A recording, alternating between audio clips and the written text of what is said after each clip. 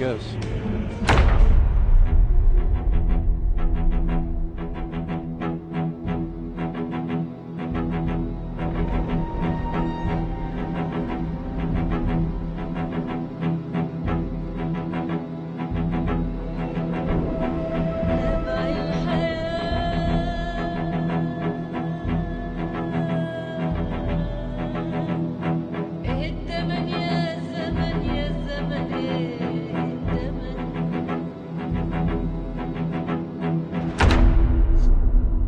Install a new hard drive this morning.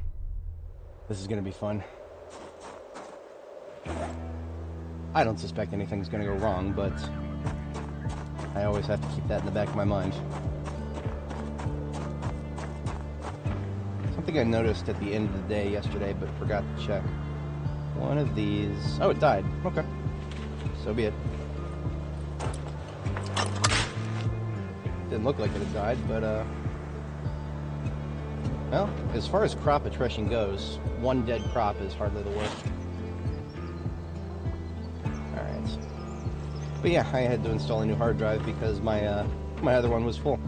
As of the end of last stream, I ran out of space to put any more footage on my hard drives. We're gonna need a shipment of lumber today.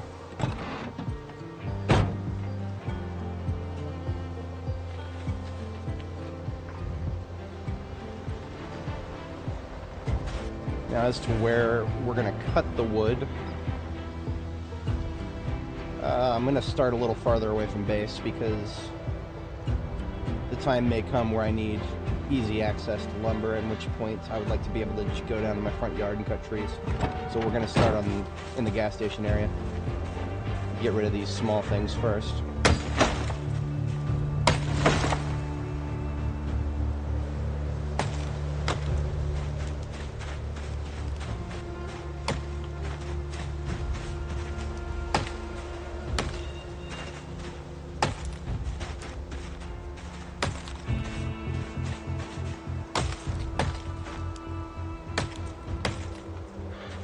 Hey there, how's it going?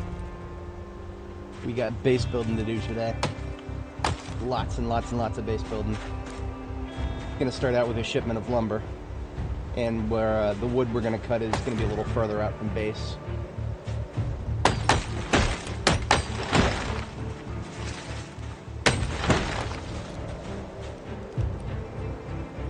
Now, if we get all of our base infrastructure up and running, and we still have time afterwards, we'll probably hit Jametown. But I am not sure how that'll play out. We'll see if we'll see how efficient I've become at base building. I have an actual design in mind this time, so I don't expect I'll have to stand around too long and figure out what I want things to look like. Famous last words, possibly. Alright, I need to check around the corner here before I start cutting. Make sure we don't have any uninvited guests that are gonna pull up when I try to start. This is half the reason I'm going in this direction, is because I want to make it easier to patrol this particular area. So this is where we cut wood first.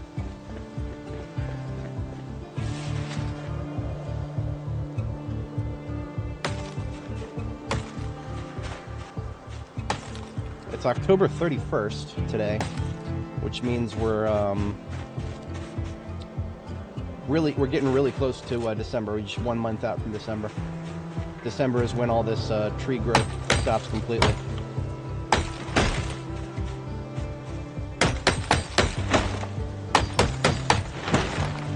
All right, let's give her a break.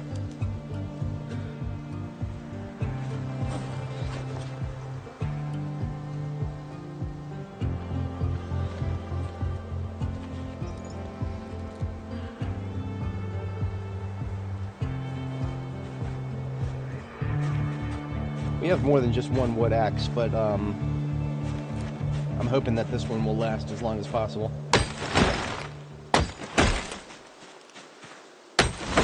Now, a firefighter axe would probably be more stamina efficient. I think at some point wood axes become more efficient than firefighter axes, but I don't know if I've ever actually gotten to that point. I'm not even axe level 5 yet. I'm just a few points away from it. I think Annie only got to axe level 5. I don't think she ever got any higher. You know what? Since I'm so close to axe level 5, I'm going to grab one of my firefighter axes and chop a couple zombies. We got a volunteer right here. Do I have a firefighter axe? I don't know. Let's just take a hatchet for the moment. Alright, let's go. Off my lot. I appreciate you volunteering.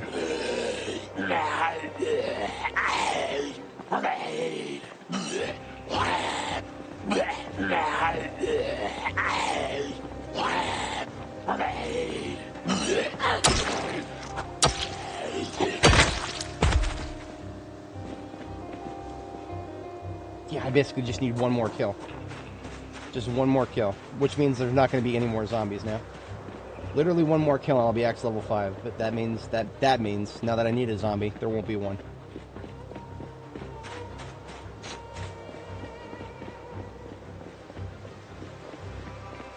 If anyone's not familiar, the your axe skill makes it easier to cut wood, but you don't actually get axe skill from cutting wood. You have to kill zombies to get axe skill.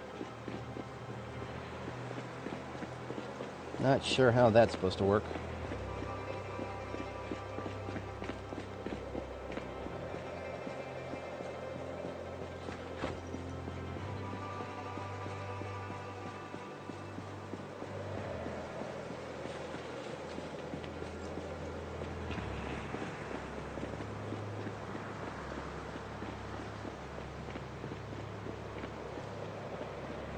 Told you. The moment I need just a single zombie to kill, not a single zombie to be found. Hopefully I'll find one by the time I hit the start of the commercial sector over here, because there is a whatchamacallit, there's a car that I've been meaning to hijack.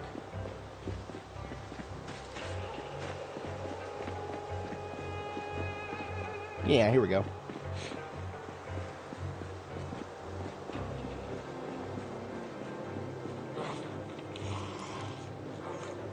Of course, there's not just one zombie, there's several. That's okay. Give me that level 5, please. Didn't even need to kill him.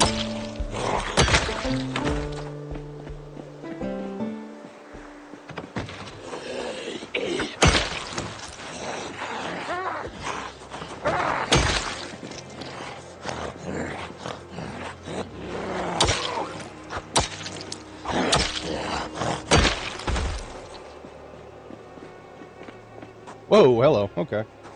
Do I have 9 right now? 3 rounds, 6 rounds, 5 rounds, no reloads. Maybe I'll just run back. It's not that I can't kill them, it's just that's a surprisingly large amount, and the weaponry I have is not going to be as efficient. Yeah, yeah, we're just going to come back. This is why you're supposed to do regular patrols, so that big groups of zombies don't appear around the corner in your own territory. That's okay. We got what we wanted. Just fall back for a moment and come back with something a little heftier. Hello.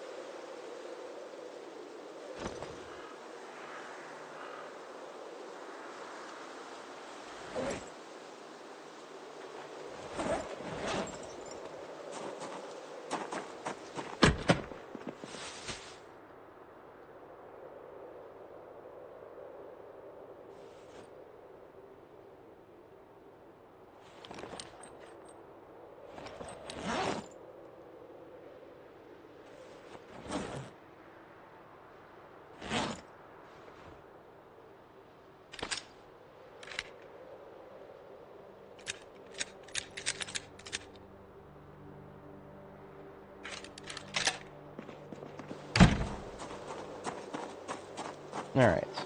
Like I said, I should not acquiesce those zombies in my territory, so I am going to go take them out. But after that, we're back to building here.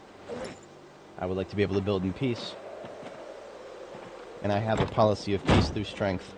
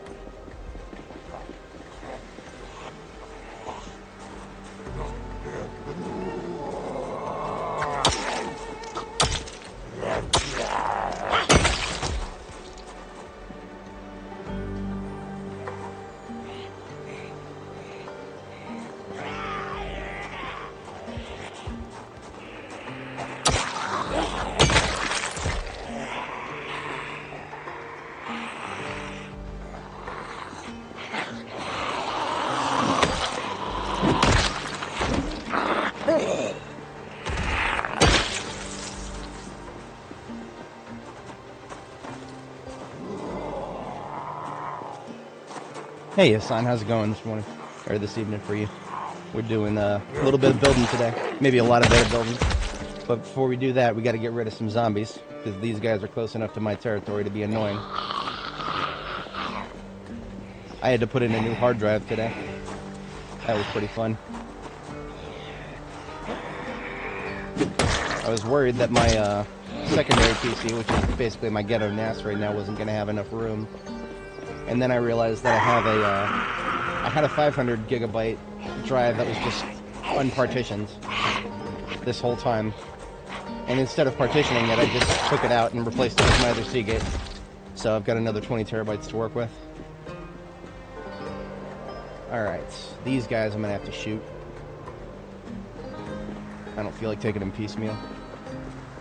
We've got 13 in the 9mm, and I need to reload it after that. Alright, there goes nothing.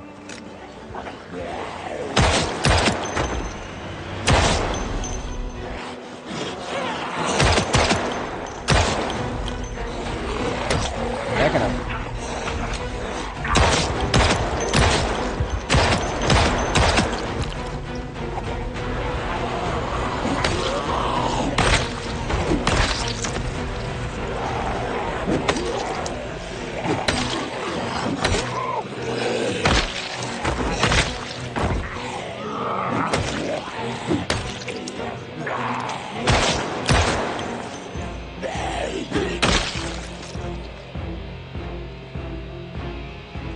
Feeling good.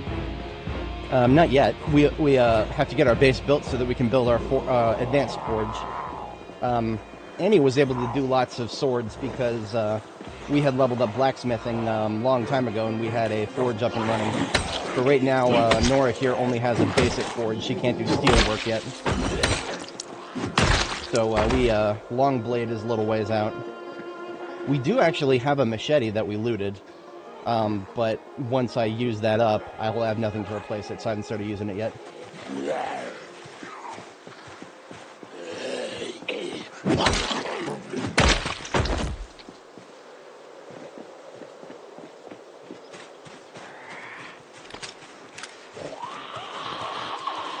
How am I on ammo? Did I...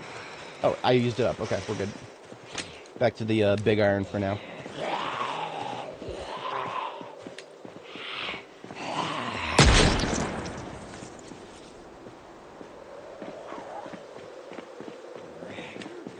I don't want to be discharging too much farther than the post office here.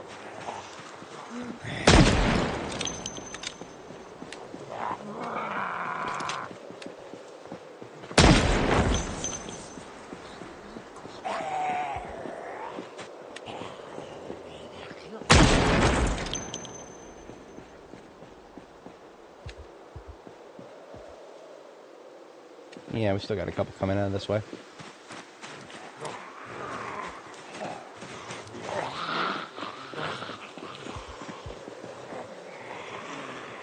Alright, hang on a second. I'm at 142 axe experience.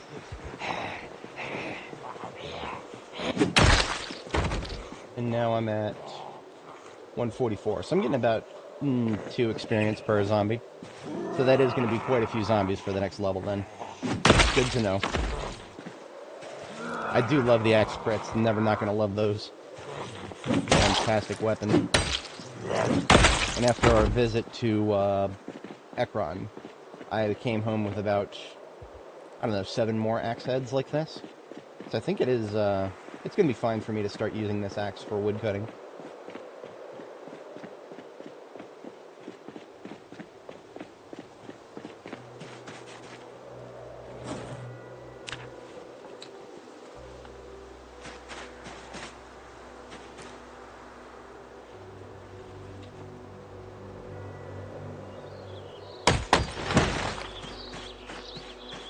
Try to keep any trees in this backyard clear so that I can, I made a hole in this fence so that I can do a patrol through this guy's backyard. It brings me to the cul-de-sac in the middle of Riverside.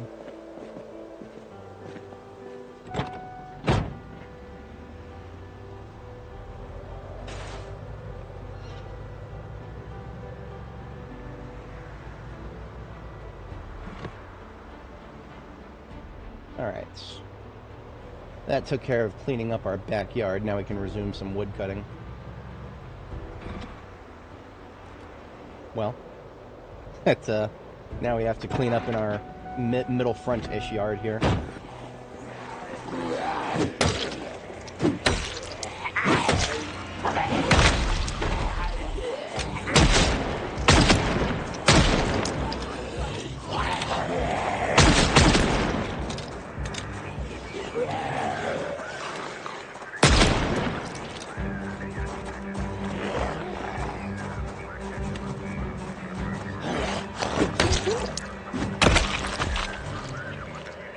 Multiple south, most likely.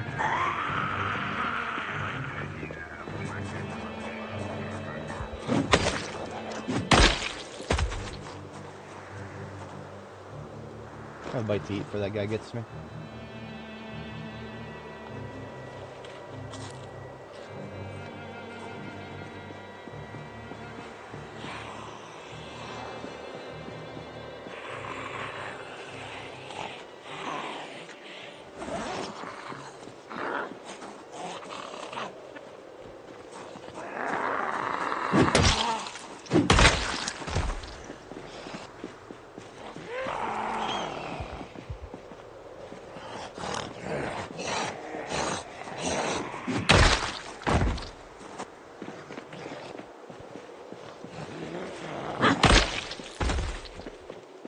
Now that we're axe level 5, we're regularly getting those one-shots because the axe crit is about 12 times damage.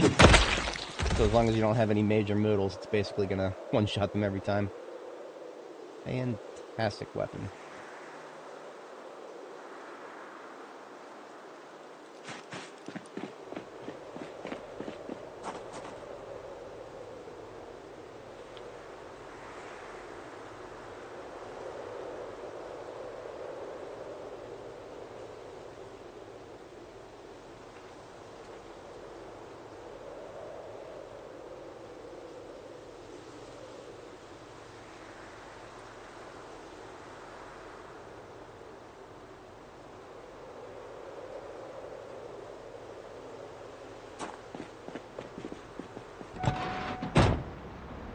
Ah, you did miss a spot.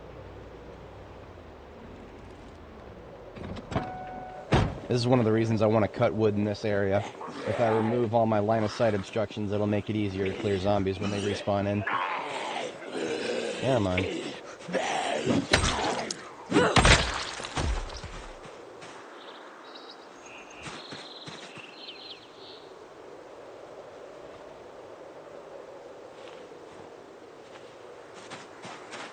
And just gather all those tailoring items I left on the floor here for the this backpack. I left it there specifically for that a while back.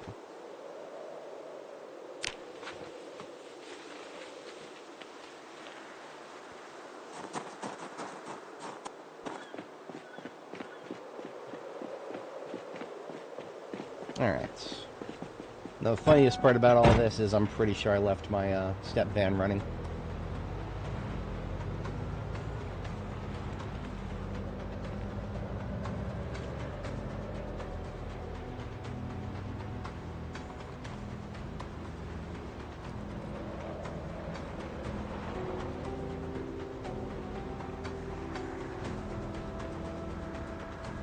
See, in the back of my mind, I thought I was going to get a number of logs and then just immediately be ready to put them into the van.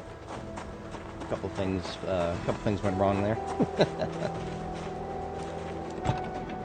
I also just have a bad habit of doing this.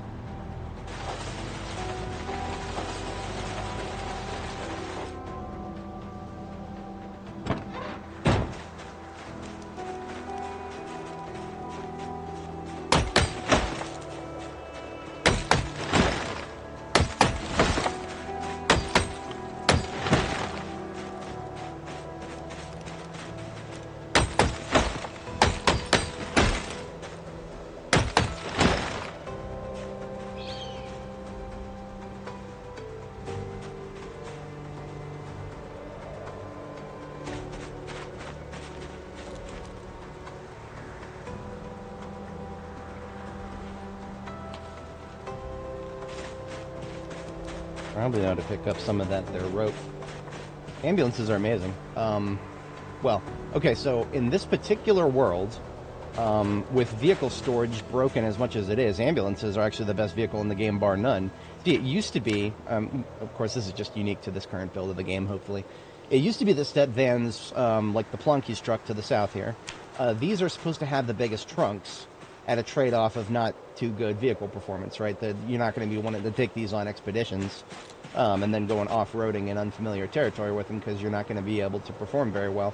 However, right now, these things don't have more storage in the trunk than an ambulance does. The ambulance was always supposed to have better engine power. You can tow better with it. You can forcefully plow through stuff off-road with it better at the cost of having a slightly lower inventory size in the trunk. But that paradigm has been completely broken with the latest build of the game. Right now, ambulances have the most storage and the most engine power of heavy-duty vehicles. So until they fix step vans, ambulances are basically step vans for me. But there is, of course, just the simple fact that ambulances have the light bar and therefore are great for herding zombies around and whatnot. I probably should grab more than just 2 pieces of rope. That's a bit of a doof.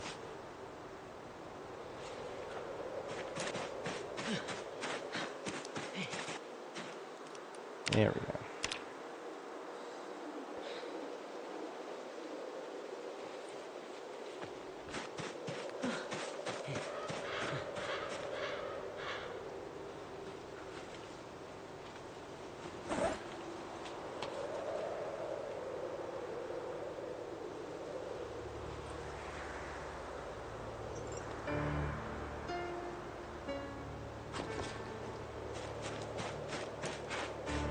SSH on local area network. Yeah.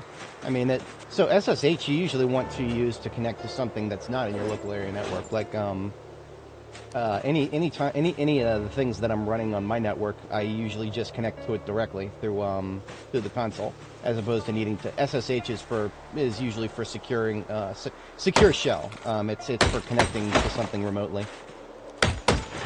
For example, I let my buddy, one of my buddies is running a Pathfinder campaign on one of my PHP hosts. So I let him, I give him a specific port, specific username, to access the back end of that. It's a Foundry VTT, yeah. And he, in order to like upload new stuff for his game.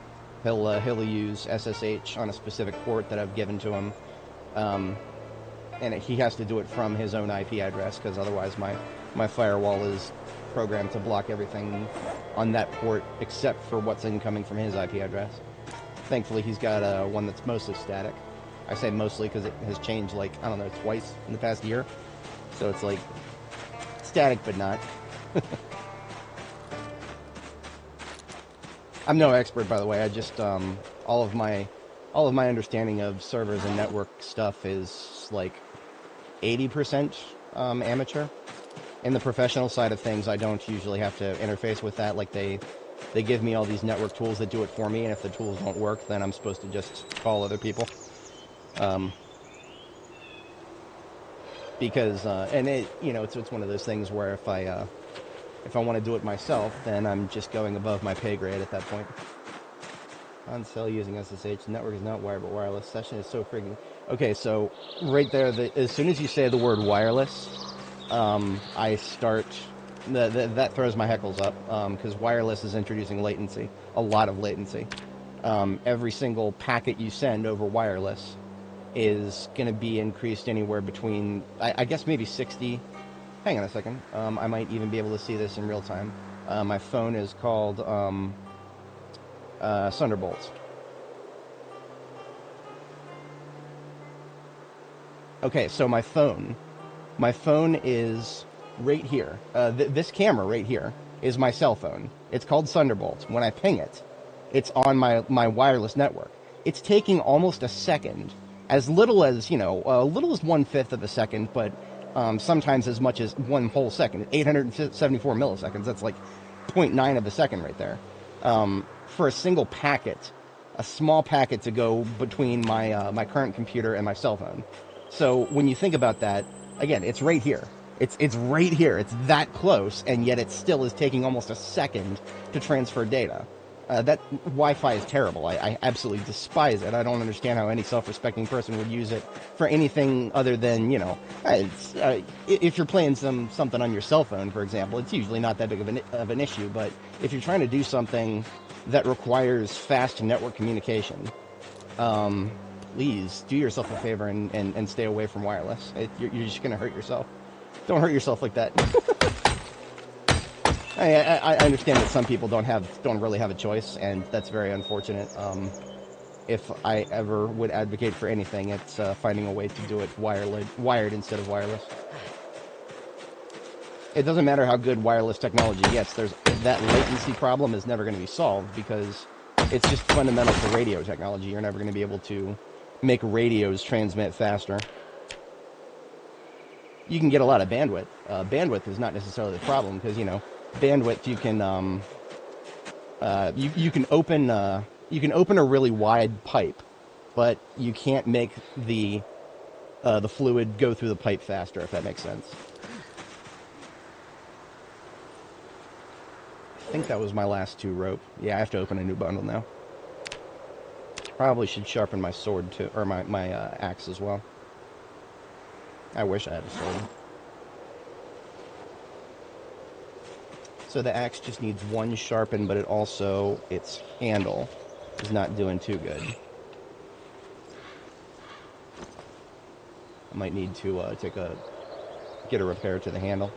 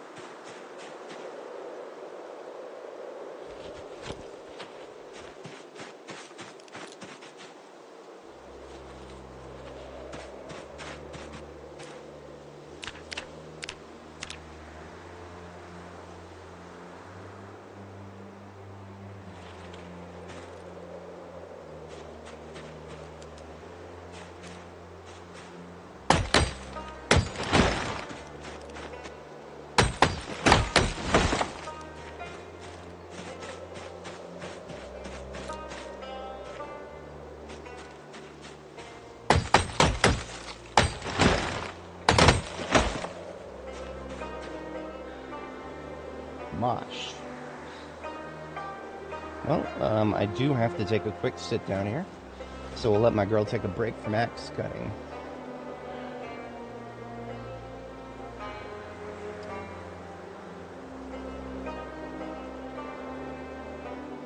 Mosh, the mobile shell. Remote terminal applications allows roaming, intermittent connectivity, intelligent local echo, line editing, user keystrokes. Replacement for interactive SSH terminals, especially over Wi-Fi, cellular long-distance links. So, I don't know anything about this, but it does sound like it's SSH specifically meant for working over wireless connections.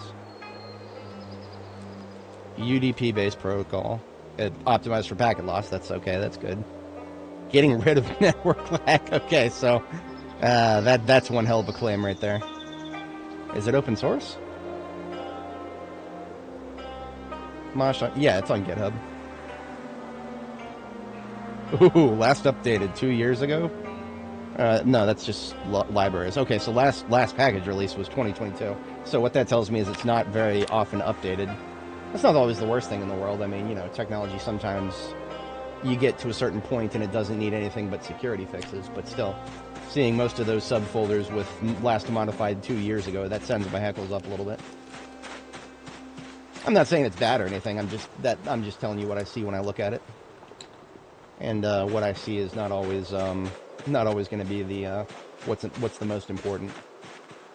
But I would say that my background is largely focused around software analysis and disassembly, a lot more so than running stuff over the network.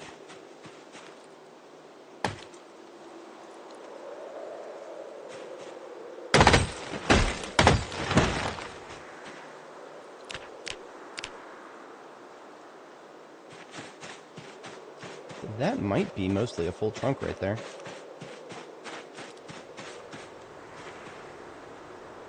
This will get it up to 107. Yeah, we got room for one more. Oh, there's one more in my backpack. And that's definitely, yeah, we have no more room after that. But I do have enough rope for another bundle of 3. So I could do 3 more stacks and then hand carry those.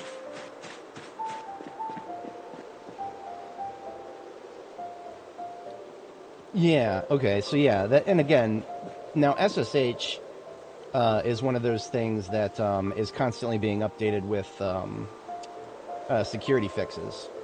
So, I mean, you know, if depending on what you're working on, right? If are you doing something that's production, that's user facing, that, you know, the open internet is going to be interacting with all the time? If so, then you've got a lot more to worry about security related than if you're just doing a project for school, for example. If you're just doing a school project, then you don't necessarily have to worry about like the long-term viability of what kind of tools you're going to be picking to put down for your internet-facing stuff.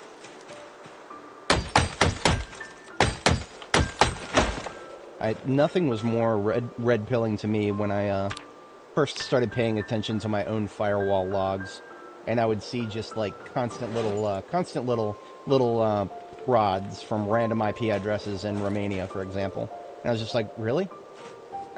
Seriously? This is happening all the time and nobody even noticed? Yeah, it is. I mean, like, there's people out there who just go octet by octet, probing every IP address on the internet to see if they can find a vulnerability. And if they find one, they start latching onto it. One of the first things I tried to do was play video games remotely from work. And I used to try to do it on a very insecure way.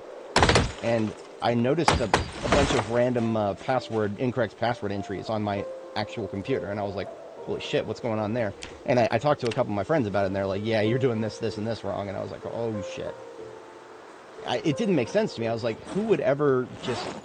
You really think someone would do that? Just go on the internet and try to hack into random computers? Yeah, they would. I was quite naive at the time. So we've got 2 stacks right now, and we've got enough rope for 1 more stack. Is our axe going to hold up? It's close to breaking. I do still have the wood axe on the floor here. I'm going to use that.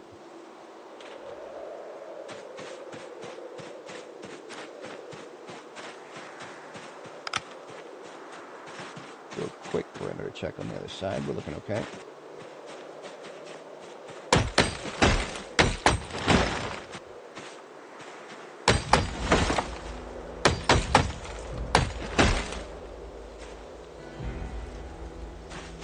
Drop a log up here. Yes, I did. Okay.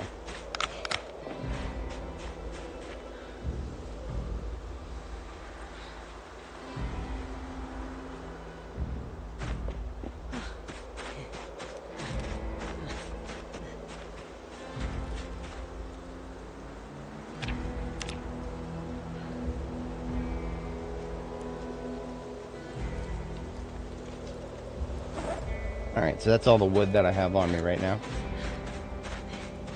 So we can go ahead and drop off this shipment of lumber, and tomorrow morning we will saw it all up and get it put down onto the building platform that we're working on. For anybody joining, welcome. As a quick recap, we're just doing some construction work, and in order to do that, we have to get a shipment of lumber. And in order to do that, we had to kill a bunch of zombies. So that was basically all we did today: patrol and harvest. But we've now got a pretty solid foundation of our river base out here. I think I've got enough room to turn around here. Yeah. Oh dear! Wow. In the end of the day, yeah. Okay, yeah. Good luck with that. Hopefully it works out. That push to prod is always a fun time. Monitor well. So what I do is just sit on the ground and use the crafting menu unstack log option, and this just unstacks everything that my character can reach, which includes both my trunk and my inventory. And next thing you know, there are a bunch of logs on the floor, and I do the same with the planks that I left in the trunk. So I can stack up the rope that got returned to me and toss all of that back into the trunk for the next shipment.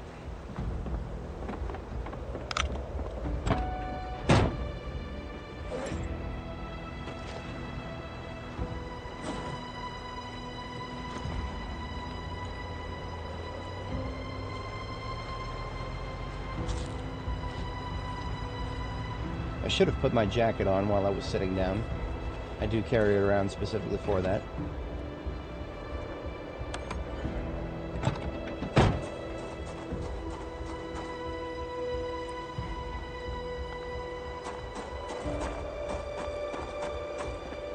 It is getting pretty close to being below zero.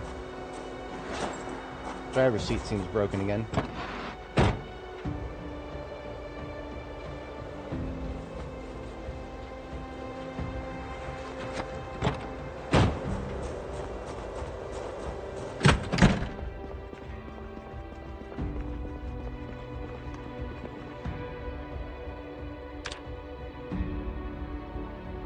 Hello.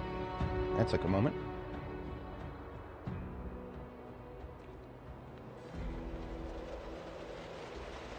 Oh dear, we got rain. And snow. Looks like it might be back and forth.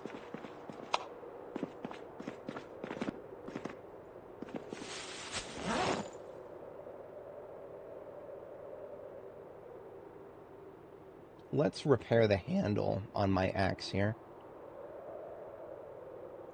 Actually, we don't need to repair handles anymore, because we no longer need a grind maintenance experience. So I'm just going to dismantle the axe completely and replace the handle with one of my own, because I can make my own handles. And that does not require me to expend any duct tape to repair it. Just got to make a new large handle by carve one of these large branches up.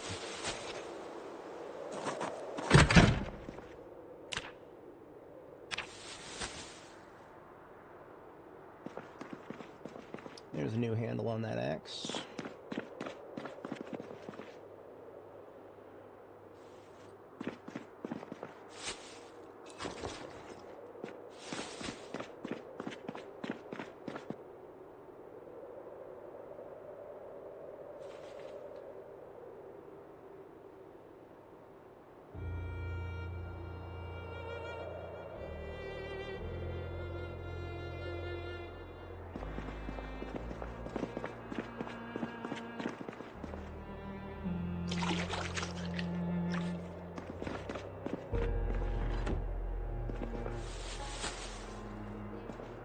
I suppose I could do a little bit more logging overnight.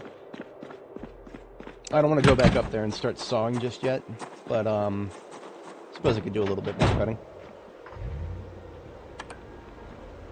Actually, I might disassemble part of the fence tonight.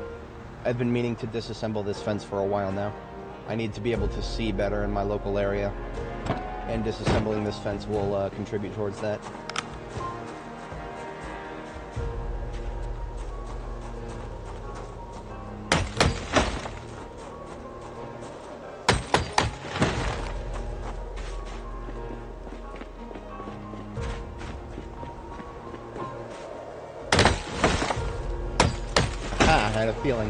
I had a feeling. Get over here.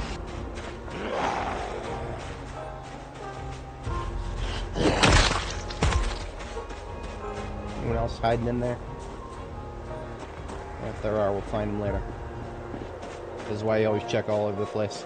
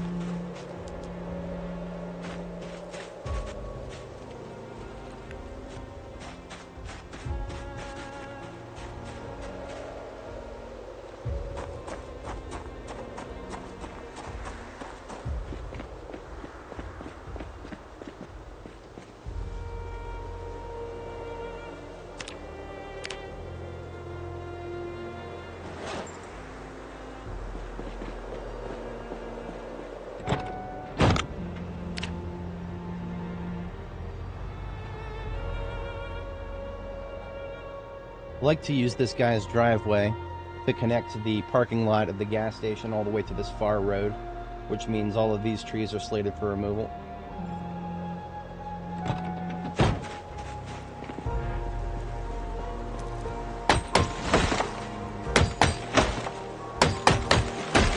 Check the other side. Make sure we ain't got no Zeds over here.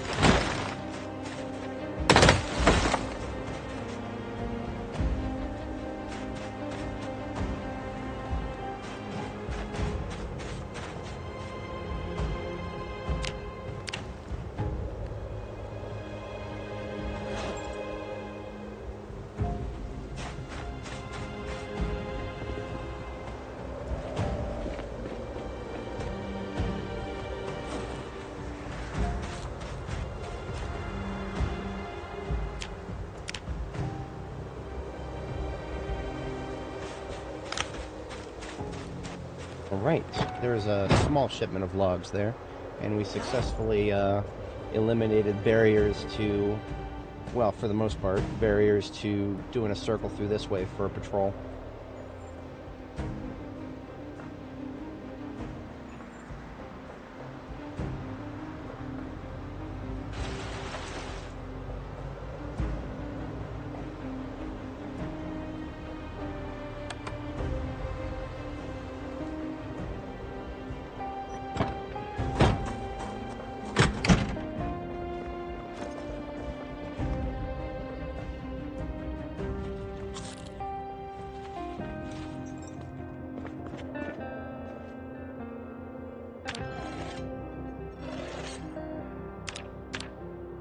Alrighty.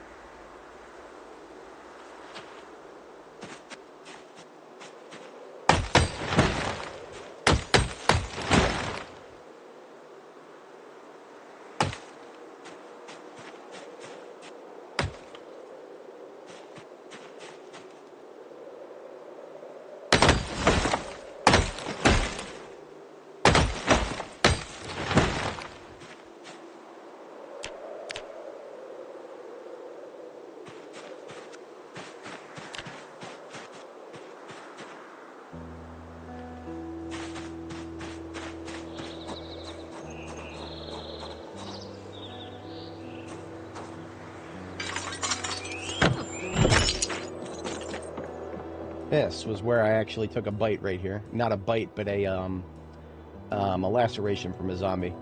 Very, very close to killing me. The zombie was in here, but I couldn't see her because of some figment of the door being at an angle here. So what happened was she came out of the bathroom, and I was coming out of the bedroom here, and she just sort of kind of came at me at a cross angle here. And that's why there's a bunch of blood on the floor right there. Some of that is my blood. Nobody makes me bleed my own blood. Very, very close to ending Nora's run prematurely there. But we survived. We got lucky.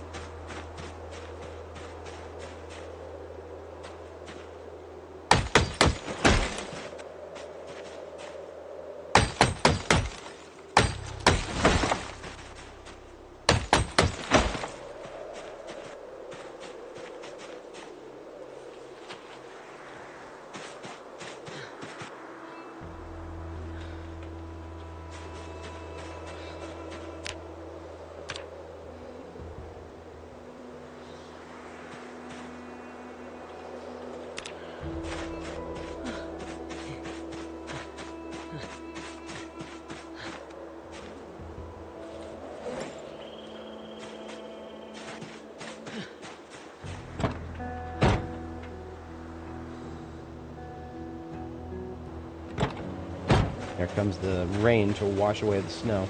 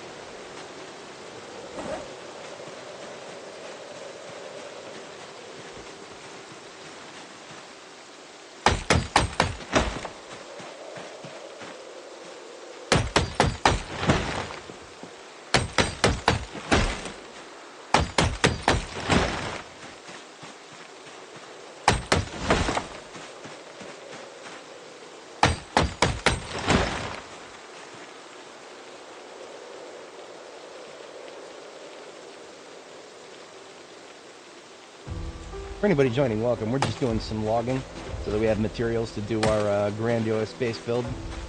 We've already done one shipment of logs. This is going to be the second one.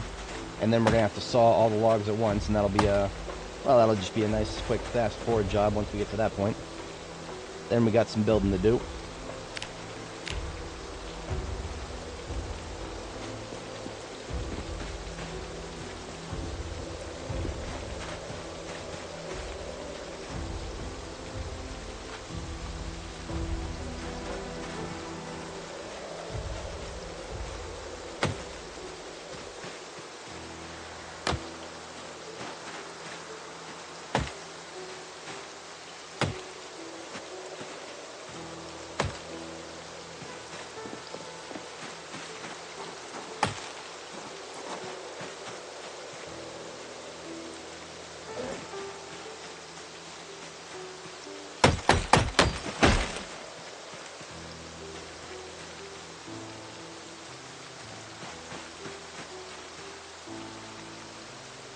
So the van is actually full already of logs.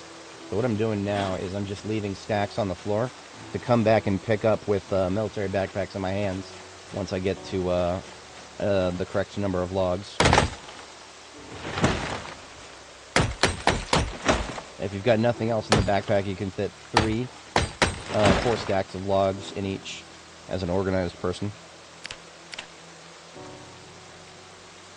So what I see now is 4 stacks of logs here. That's 1 military backpack full of logs. And she's tired, so we're going to give her a quick rest.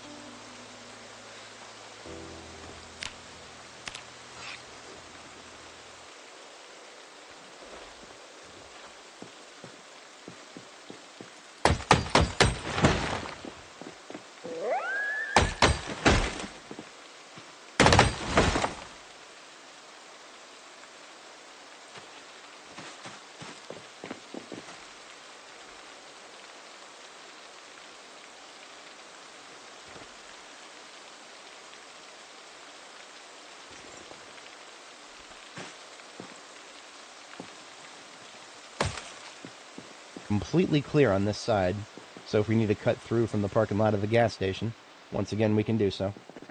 I say once again because we were able to do so at the beginning, but then the overgrowth started.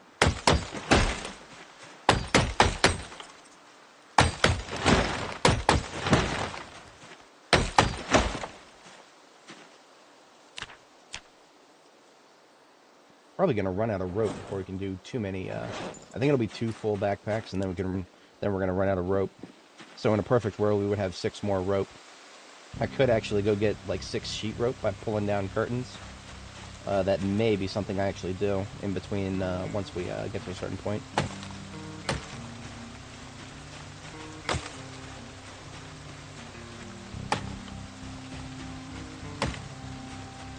I'm gonna perimeter check around this house before going too nuts.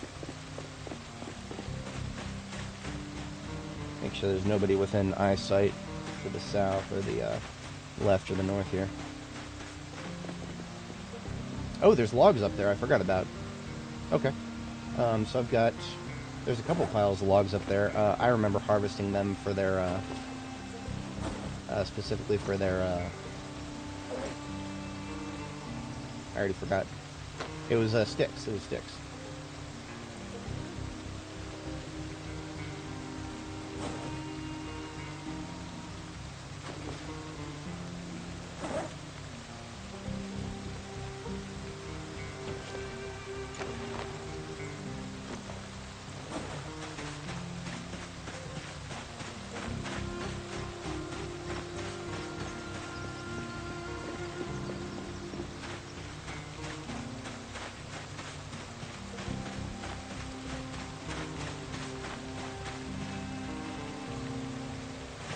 So what I'm going to do actually is put away my 38 special ammo.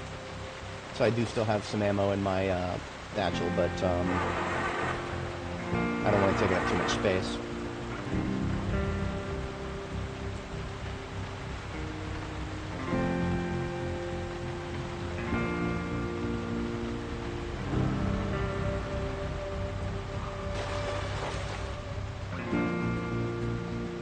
So if I want to grab,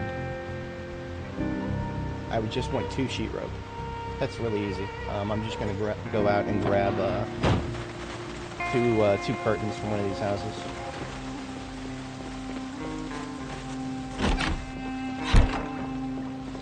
Yeah, this one might be one of the ones that doesn't have a curtain.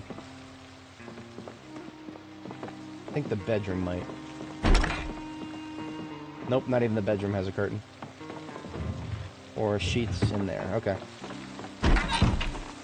Some of these houses literally don't have any curtains at all. This one might be one too, because this house only has like 2 windows. Yeah, only 2 windows in this house. This one has a couple curtains.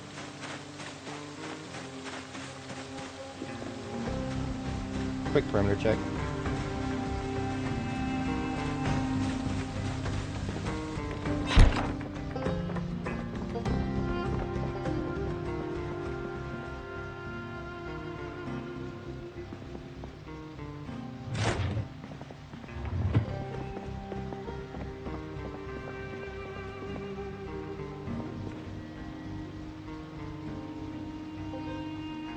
I thought this window was broken for a second, but actually there's just tree leaves clipping in front of it. So we've got 2 sheets. All we gotta do is tie that into 2 sheet rope. And there we've got another backpack's worth of log stacks.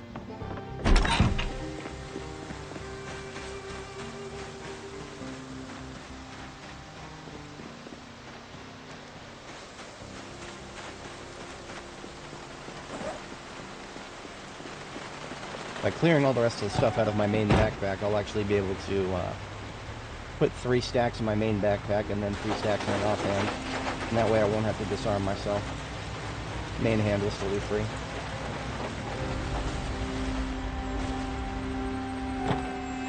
Looks like I just left 2 stacks of 4 here. Yeah.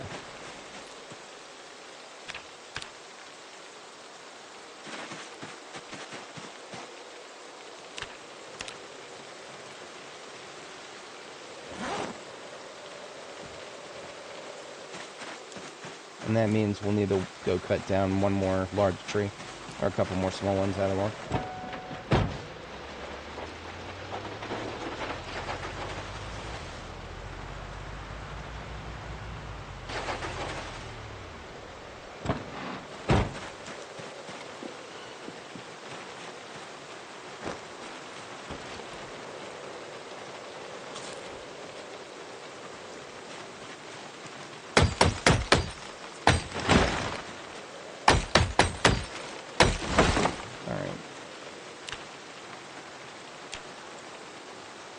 So there's the main backpack full with 3 stacks. And now we're just going to put a backpack in our offhand here.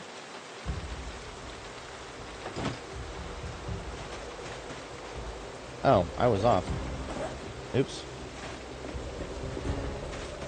I only actually needed 1. That's okay. So I've got 1 extra stack here. I'm just going to put it straight in my inventory. And then we'll take all of this up to the river and saw logs. That'll probably take the rest of the day to saw all these logs. Thankfully, we can fast forward straight through all that.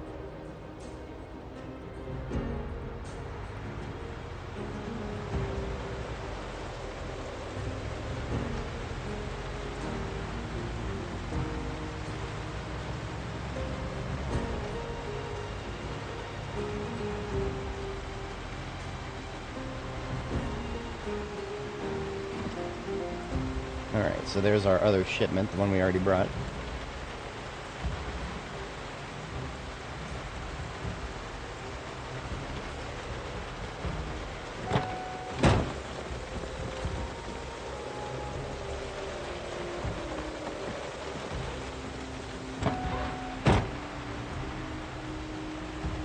Oh, I remember why. Okay. I remember why I did that. I did that because you can fit... We could have fit a couple more log stacks on the passenger seat, but that's okay. That's okay. We don't have to min-max that hard. It's not like we're going that long of a distance. So what I do is I sit on the ground and unstack all the logs that it'll let me, which is 18 stacks. And that just results in a billion more logs appearing on the ground here. I'll stack up all the rope that I got from that.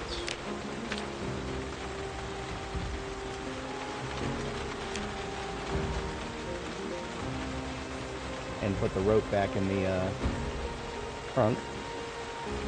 And now it is time to saw. 100 logs. It's probably more than that.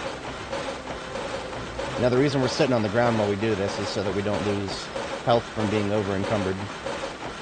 You can't die from that, but I still don't like... I just don't like it. You can get muscle strain from it and whatnot.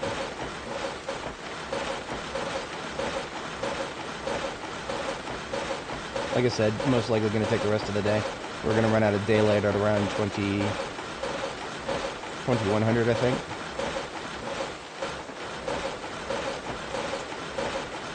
I'm just going to turn on the light now and have a bite to eat.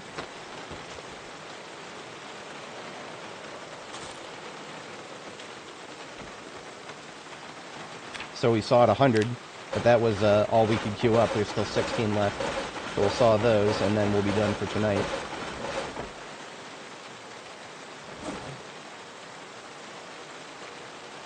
In total, there are 353 planks on the floor right now. That is 1,059 encumbrance worth of planks. It's a lot of planks. We'll probably use every single one of them and still need some more, but we will probably... I want to say that that's going to get us most of the way done with the first floor and its roof. That's at least what I want to say. But I don't know. I'm very curious if we lost another one of these crops. Because this one right here didn't grow to the next phase. Nope, it's dead. Now this is normal. In fact, I normally lose even more than that. Just for some stupid ass reason, some of them just die before they make it out of the seedling phase. It's not a disease. There's no diseases. They just die for no fucking reason. See, if there was a disease, there's a visual indicator of disease now. The crops discolor. Like, their color will turn yellowish green, and then brownish green, and then they actually die. But as you can see, all these are nice, pretty bright green. There's no diseases. Some of them just fucking die for some reason when they're trying to get out of the seedling phase and into the young crop phase. And I don't know what causes that, but whatever. Nothing I can do about it. On the bright side, we're perfect on our sleep schedule here. It's 22:10 and our sleep time is 22:30.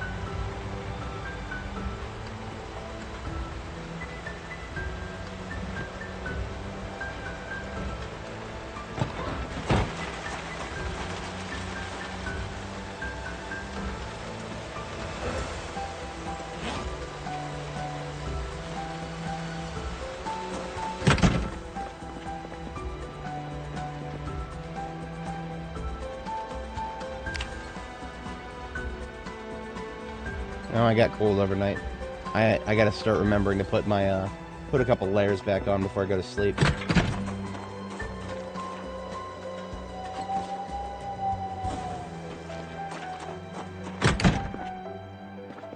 I probably need to cook tonight too.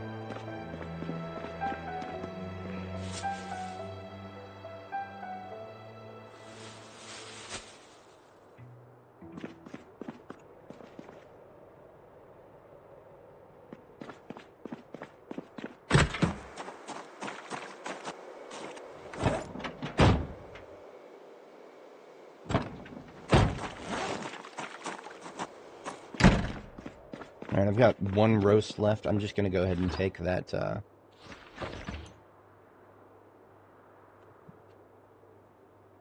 6 for 3 roasts.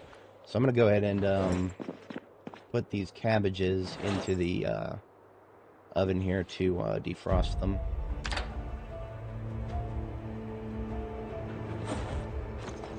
And preemptively eat the last of this roast here from the other day.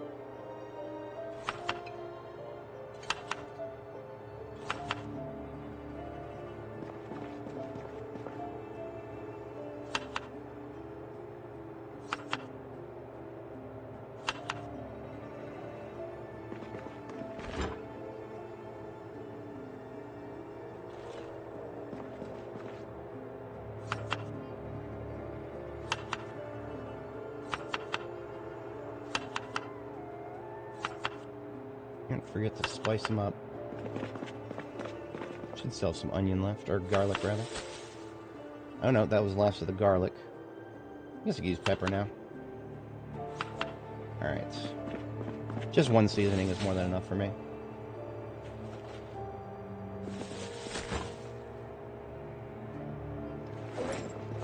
And these 3 roasts will last me pretty much 3 days, because each of them comes out to 60 hunger, and 60 hunger is what you degrade in 1 day.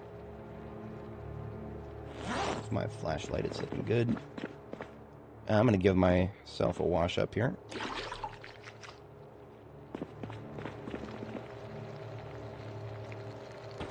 Unfortunately, we don't have any reading material that I'm aware of. I suppose we could read Cooking Volume 3, if we have it. We don't. We have Cooking 2, 4, and 5. That is... I need to update my list. I really do. I'm missing books that I didn't think I was missing. So I need Cooking 3.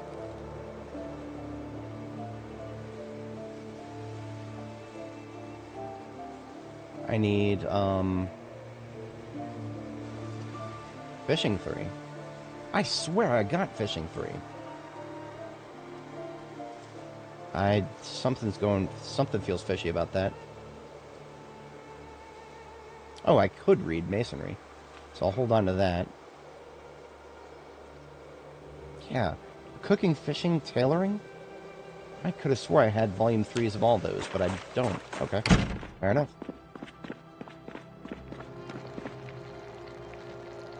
Bit late now, but for future reference. It'll give me something to read while I'm in between log cuttings. So each of these has come out to a 60 roast, because it reduces 60 hunger.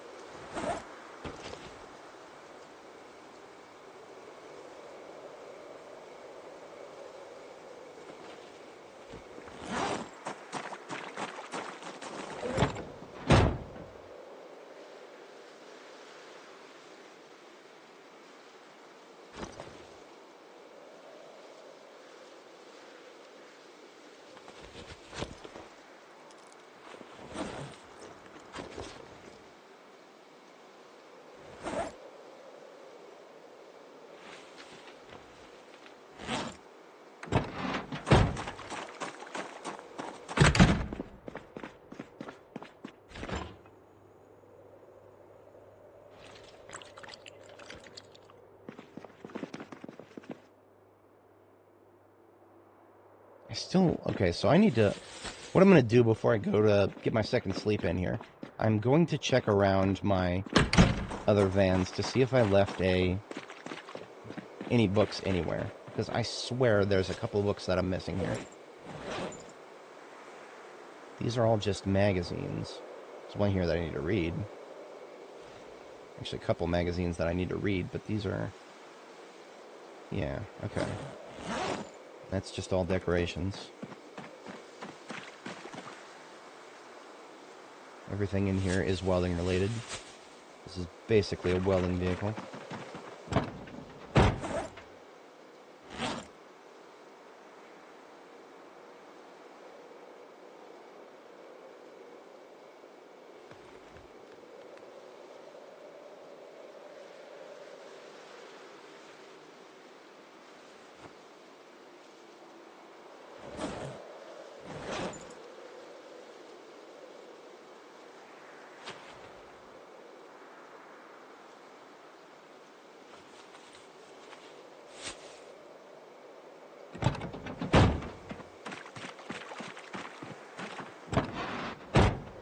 This is my vehicle kit, but yeah, I didn't leave any books in this. It wouldn't have made its way into any of those vehicles. And this one has been updated recently. It's my construction materials carrier. All animal parts. The Corvette trucks, nah. Started putting some construction materials in the trunk of this ambulance, but other than that...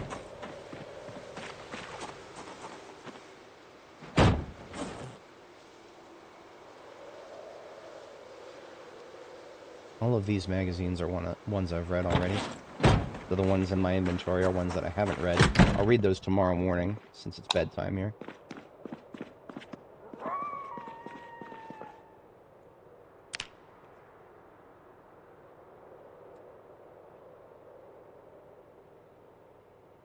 Alright, just read through these magazines.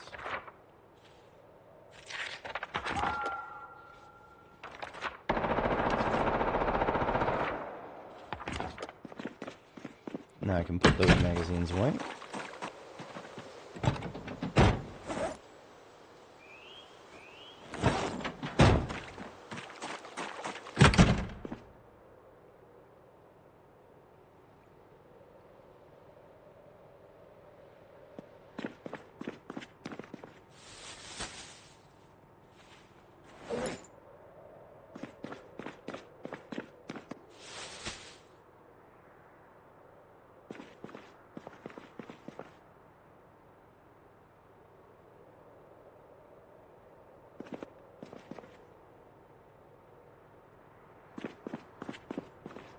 Some duplicate books over here.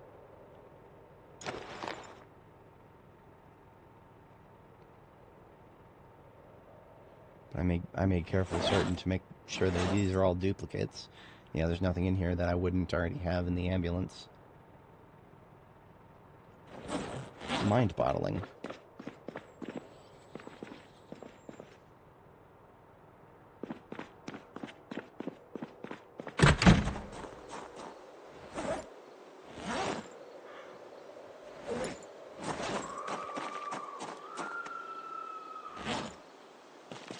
Okay. Well, we've got all the log sawing done, so that means we've got some building to do back up at the main base. Off we go.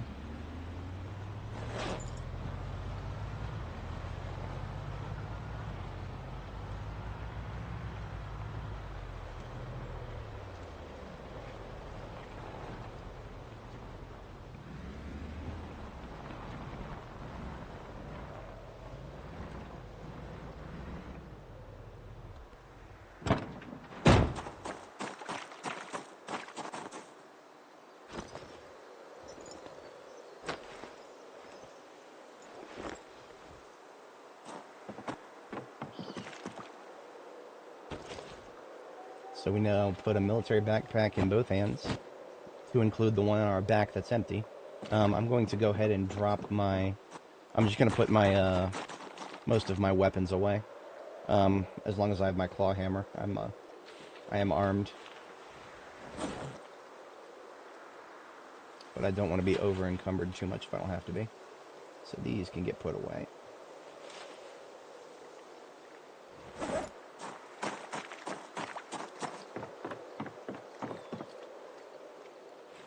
So 12 planks in each of these backpacks.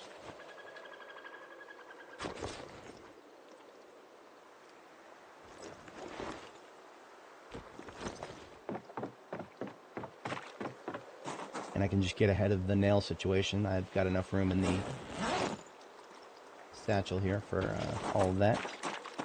And I'm going to go ahead and take the jacket off because we're going to be generating a lot of body heat from this. We'll just get sweaty if we leave it on at this rate.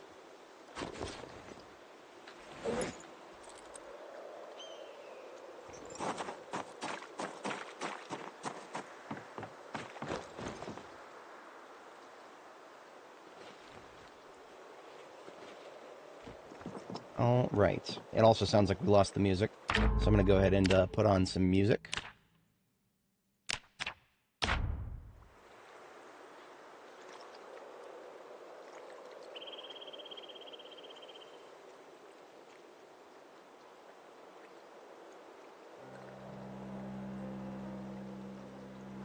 My new hard drive seems to be holding up well.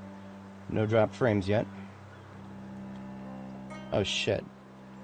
Damn it, I think my, okay, so I am recording to, so the destination for my footage, or what I'm recording right now, is supposed to go to my new hard drive, but it's still caching on my old one. Shit. Because, I just checked and it's losing more and more storage space still. Let me try... This is going to be a simultaneous read-write, so it's not going to be the best. I'm going to try copying one of my other series over to the other drive while we're doing this.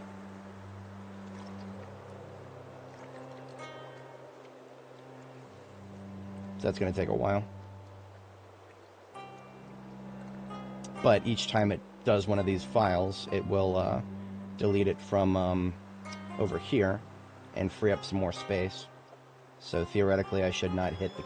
I'm just worried about running out of storage space for my while I'm recording. I knew I should have changed the temporary directory. All right, here goes nothing.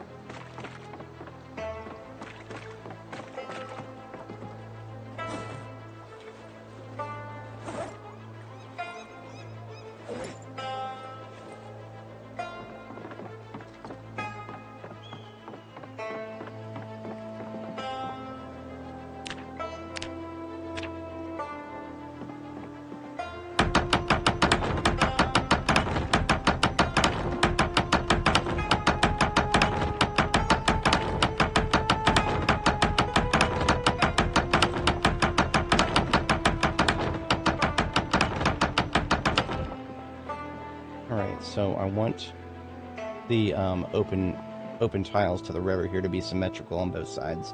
I don't know if I'm going to stick with that, but once you put down a floor on top of a river tile, the river tile is gone forever. So if you're going to leave a couple tiles exposed, it's better to leave more rather than less, because you can always build on top of them later if you decide to do. Okay, so that's going to be 2 in from the outside, so we can do 2 right here.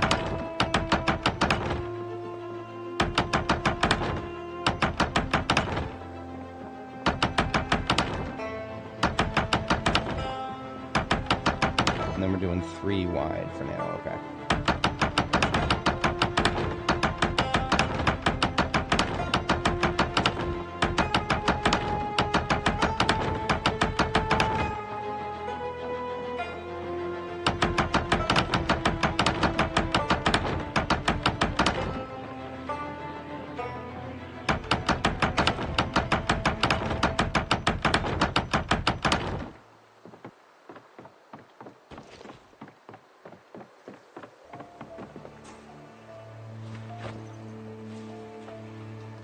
My hammer is still holding up great.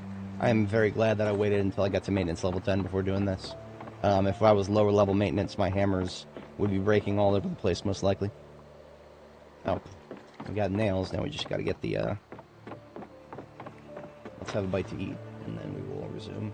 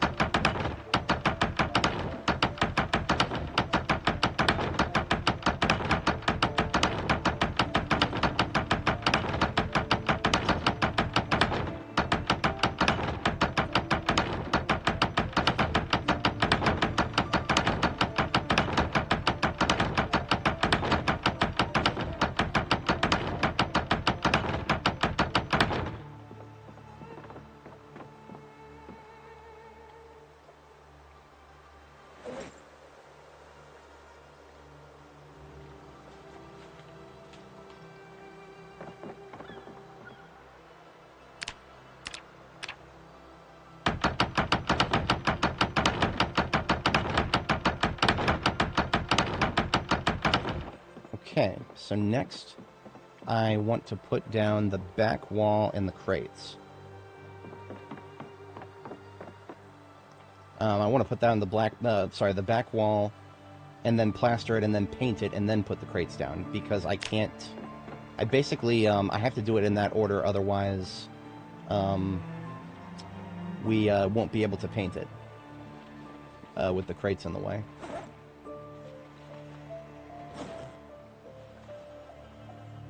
I think we found enough black paint for that to be an easy task.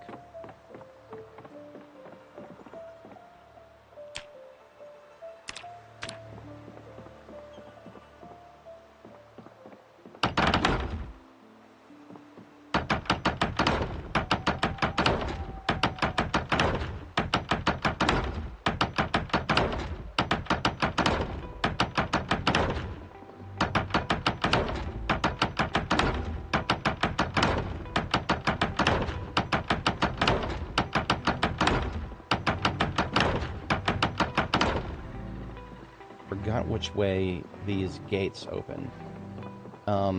There's only 2 directions of gates in this game. I actually am gonna have to check some of my footage really quick.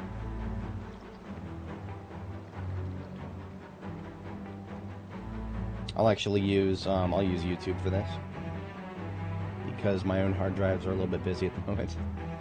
I need to look at when Annie was working with the gates at Jericho.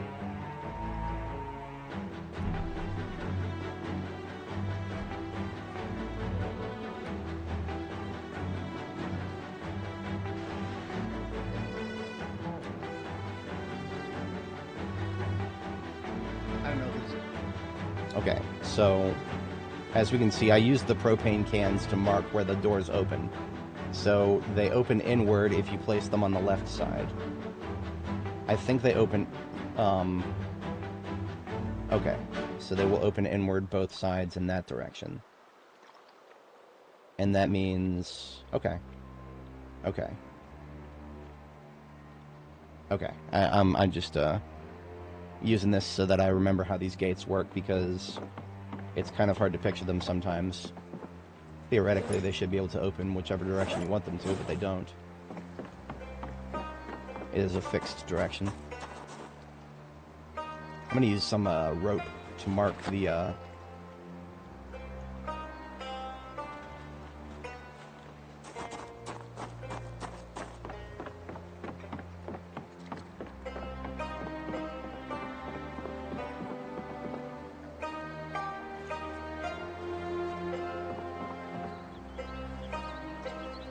Okay, so these rope, just imagine these rope are tracing the outer edges of a fence that is opening inward.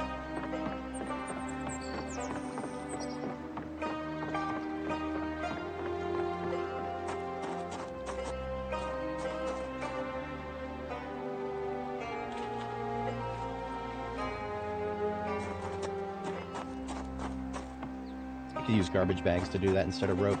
I might need to do another shipment of logs. Should have some garbage bags somewhere here.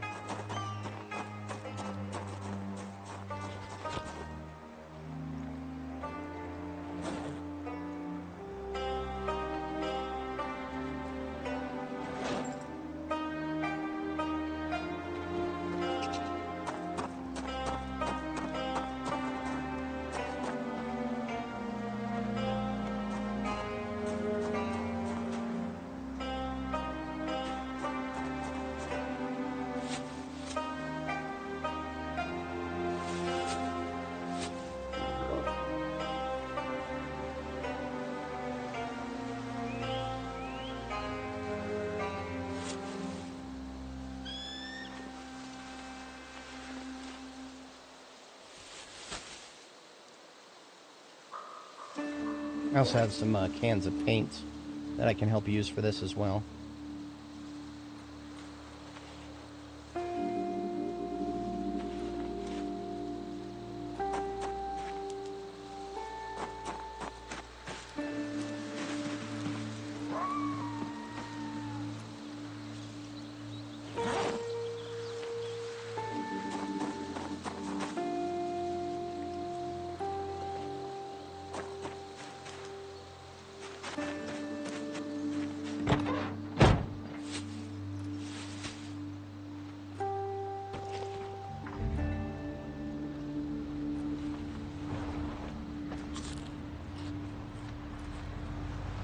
Oh, because of the wacky parking job here, I can't actually fit through that. Oops.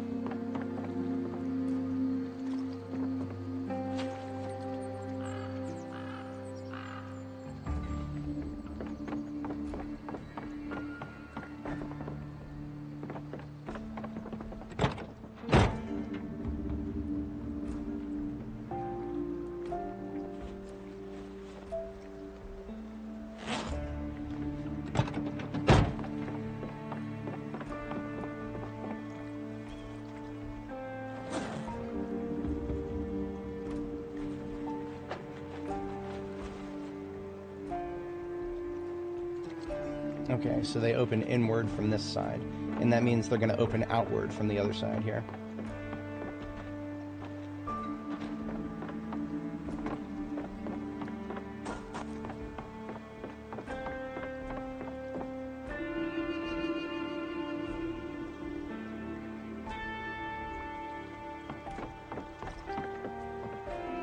So what that means is I want them to... I don't want them opening out into the gravel lot. I don't want that. So what I need to do is build them on the inside. Like actually have the wall do a bit of an inset.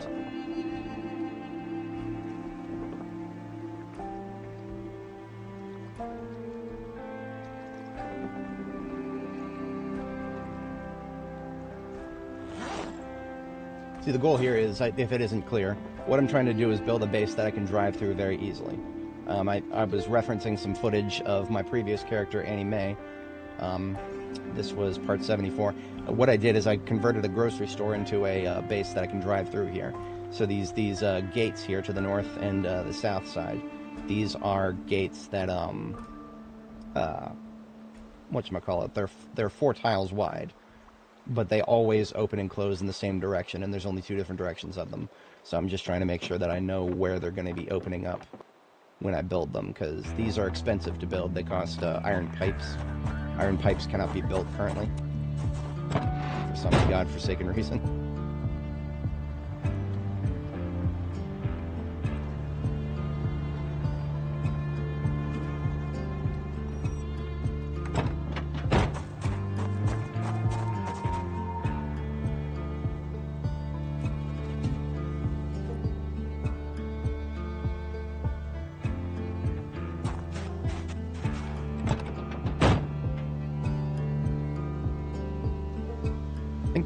This one's got enough stuff. I'm just going to take the whole thing up.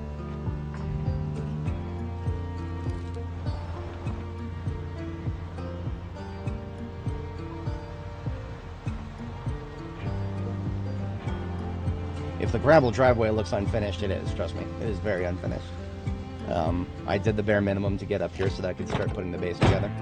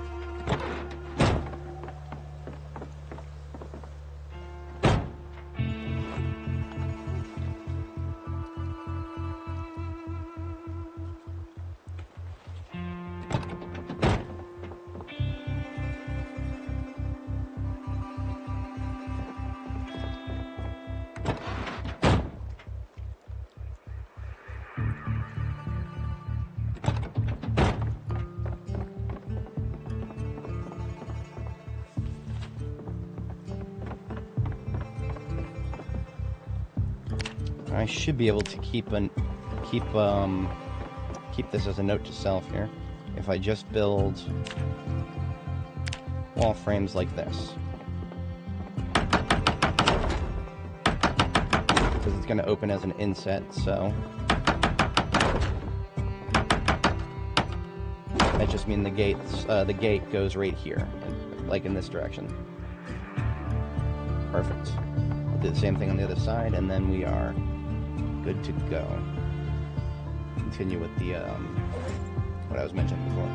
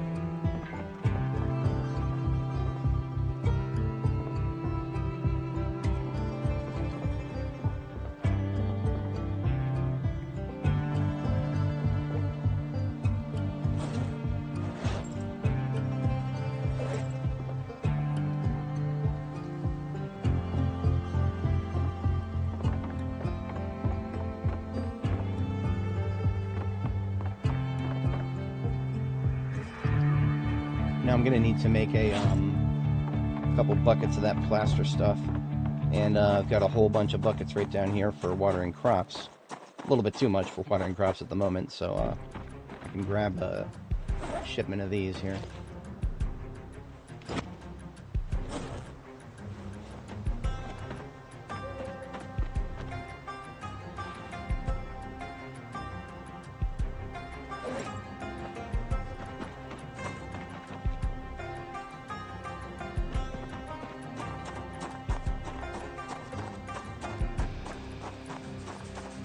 So I've got 6 buckets of water that I'll go ahead and fire up 6 buckets of plaster powder here.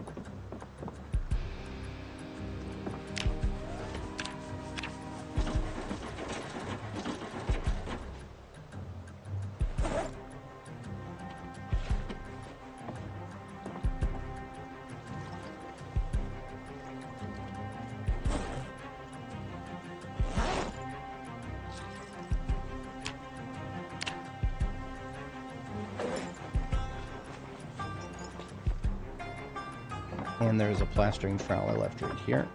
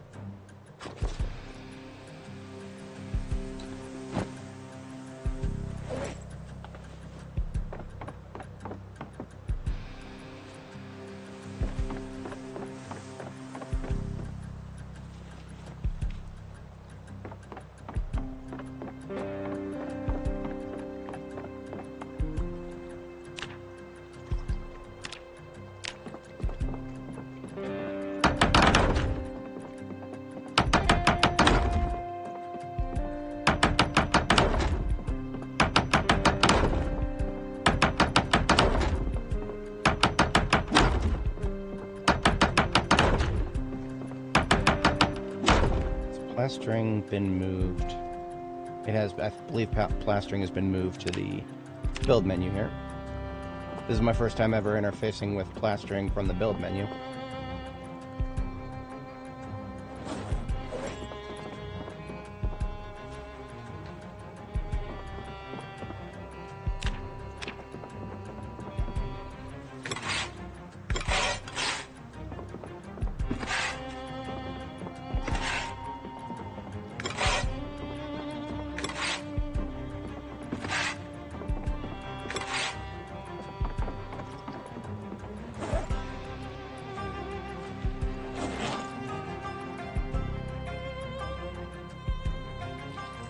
Alright, I'll do the rest of that wall tomorrow. It is bedtime now.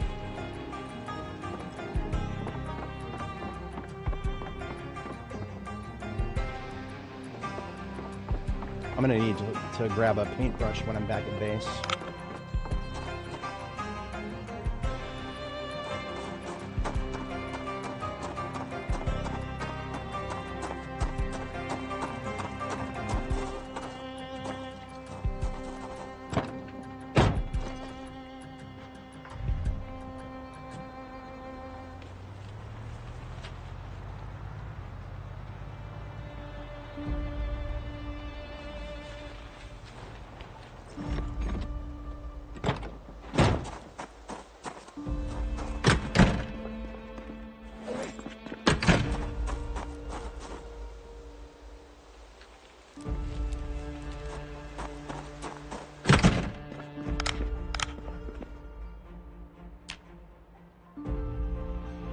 Alrighty.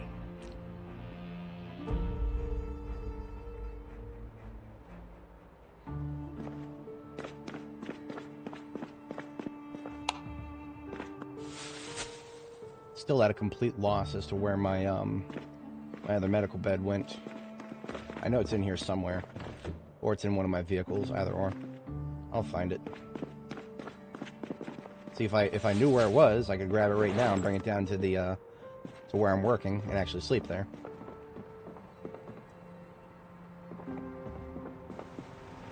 Check the generator while I'm up here.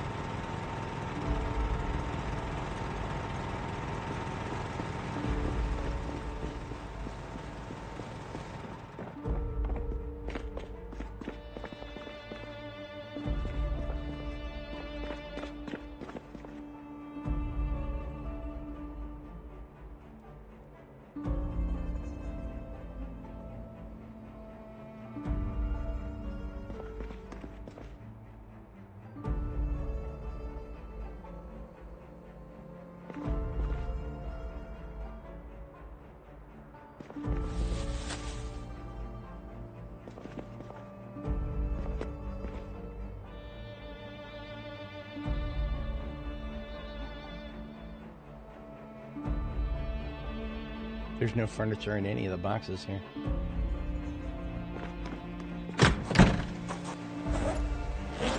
There is a possibility that I just left it at the warehouse and never picked it up. That is possible. I feel like I wouldn't have done that, but maybe.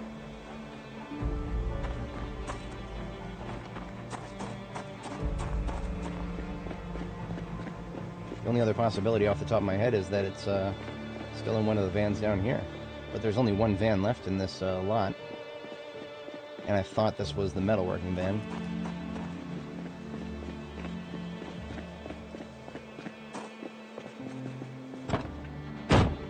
Actually, no, this is just a variety van with basically nothing important in it. There's a paintbrush. I did need a paintbrush, so I got that.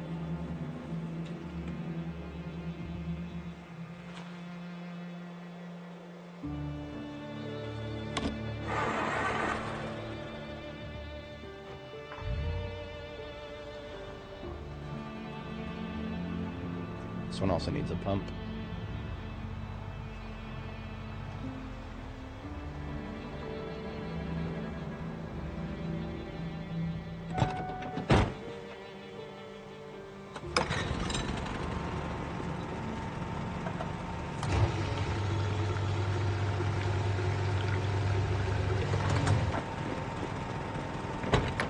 Engine. It does need an engine touch up. Yeah.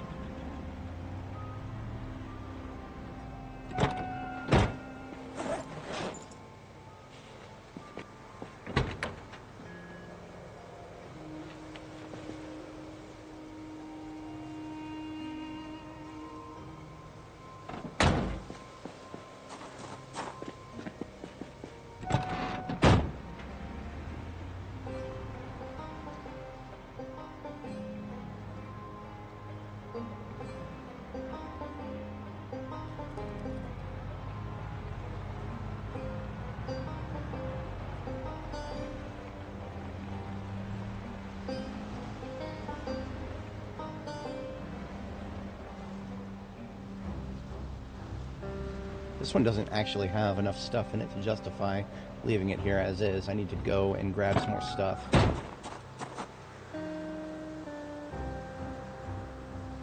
Unless I have a lot of paint up here. I don't know how much paint I have. I should consolidate all of my paint into one.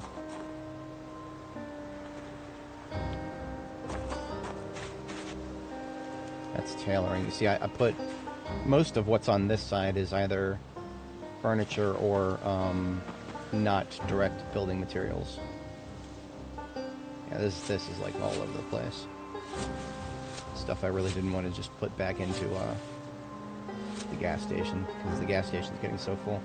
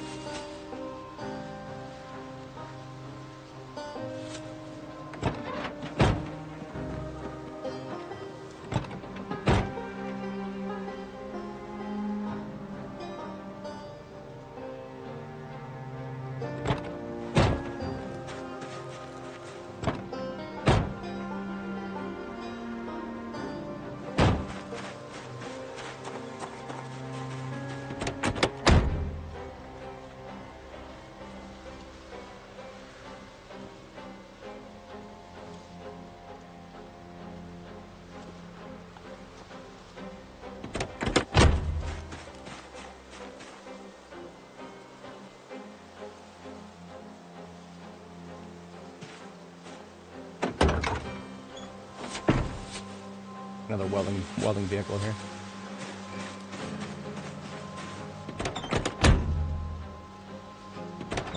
Okay, so all the paint is consolidated.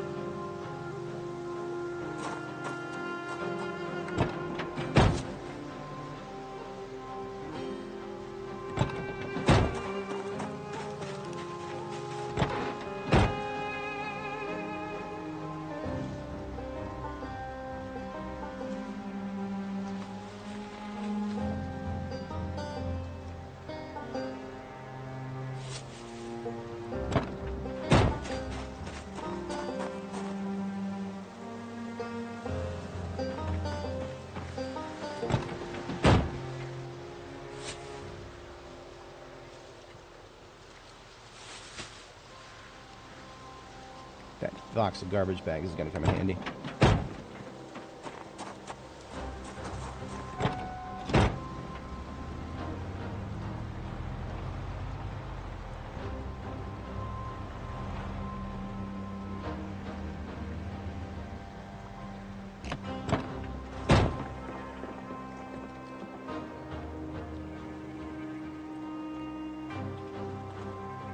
Perfect.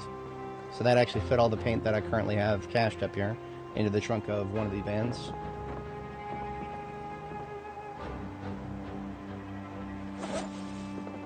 Maybe leave the paintbrush there too with it. Okay. Alright, now we have to sprint back.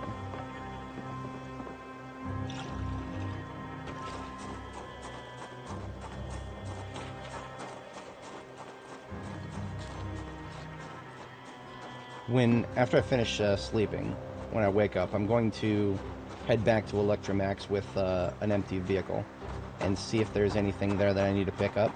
Specifically, I'm hoping to find the, I should have left the medical bed there. Since I can't seem to find it anywhere else, that's the only place that would make sense right now. That doesn't guarantee that it's there. It might not be. I might have just lost track of the damn thing. It is very possible.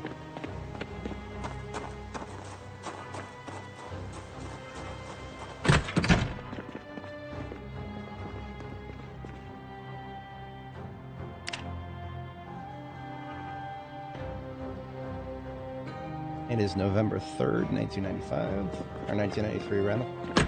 That was, 95 was Annie Mae. We're just getting started here on Nora Robles, aka Nora the Explora.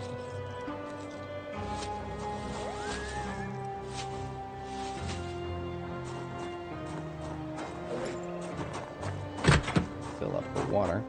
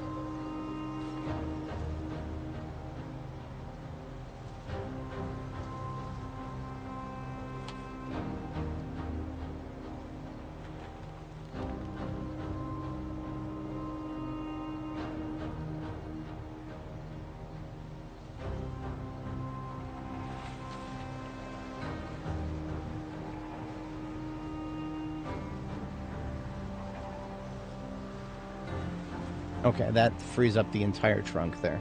Perfect. I almost feel morally obligated to, if I'm going to go in this direction, I might also pick up one of the cows, and then I can leave her in the temporary zone there that I've got for the sheep and the chickens. Assuming one of the Holsteins is pregnant, at least one should be. I mean, they're all producing milk, so they theoretically all should be, but I've seen weird stuff in that regard.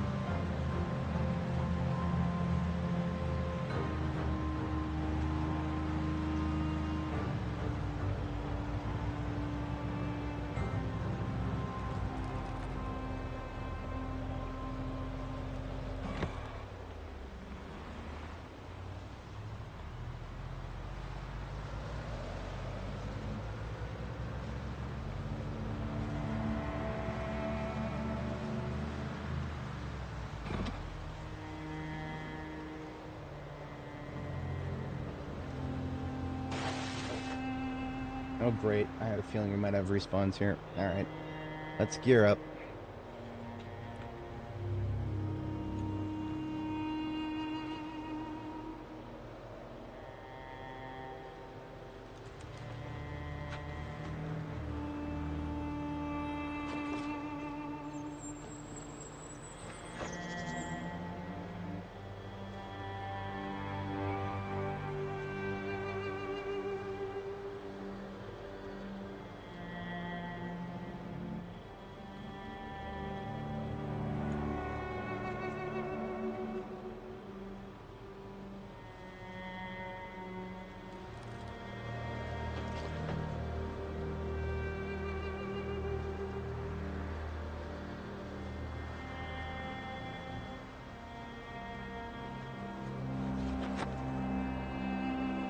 Alright, didn't really want to have to gear up, but yeah, that's enough Zeds right there. We have no choice. We've got to kill these guys.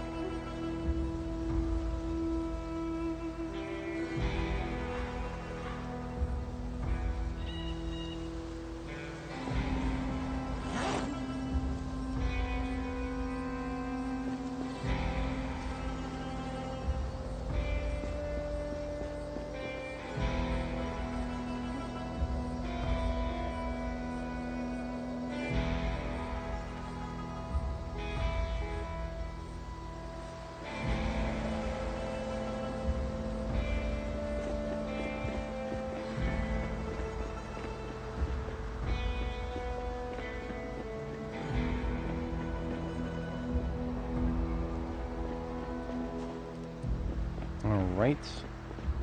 Dealt with that. Let's see if what I actually came here for is actually here. And it's not. Of course it isn't. I have no idea what I did with it then. I just lost the fucking bed. Whatever.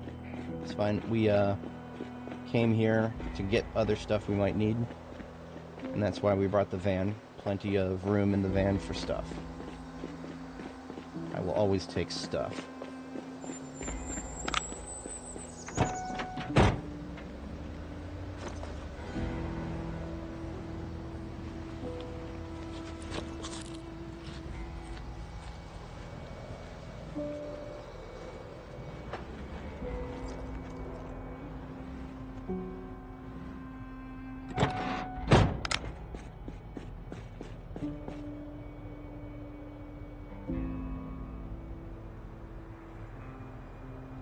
We've got paint all over the place. Honestly, actually picking stuff here is going to be harder than initially anticipated. We'll start with nails and planks. That's easy.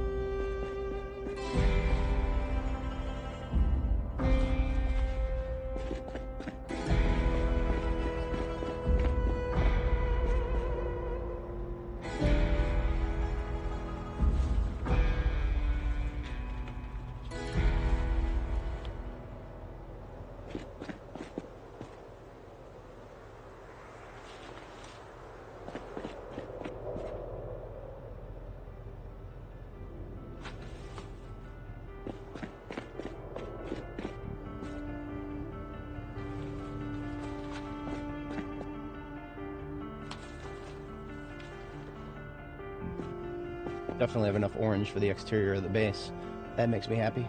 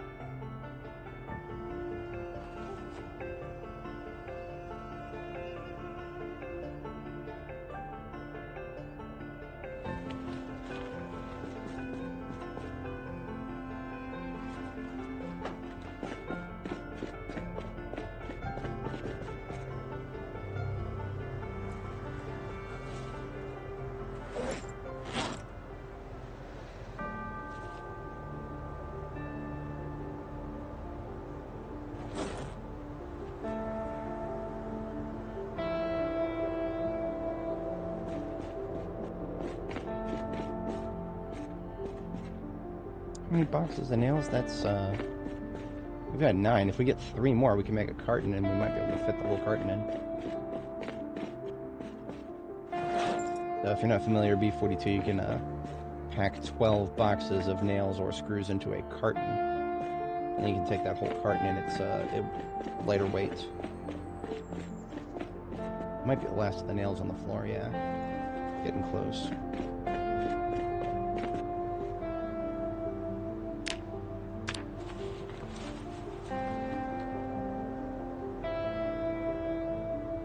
Yep, we can fit exactly that carton. Beautiful.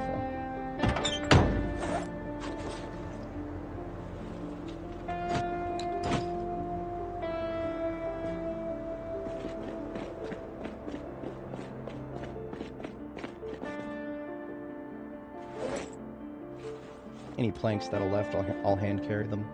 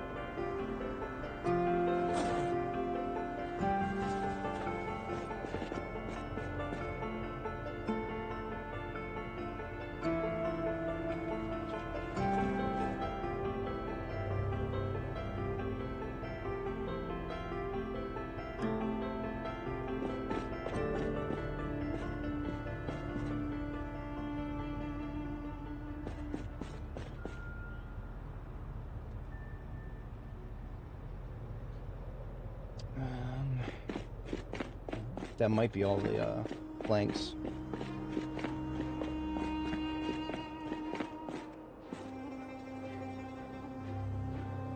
Alright then.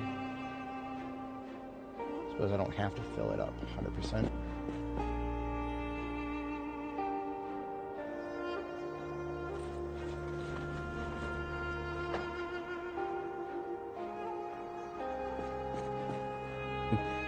He says as he goes to try to fill things up further.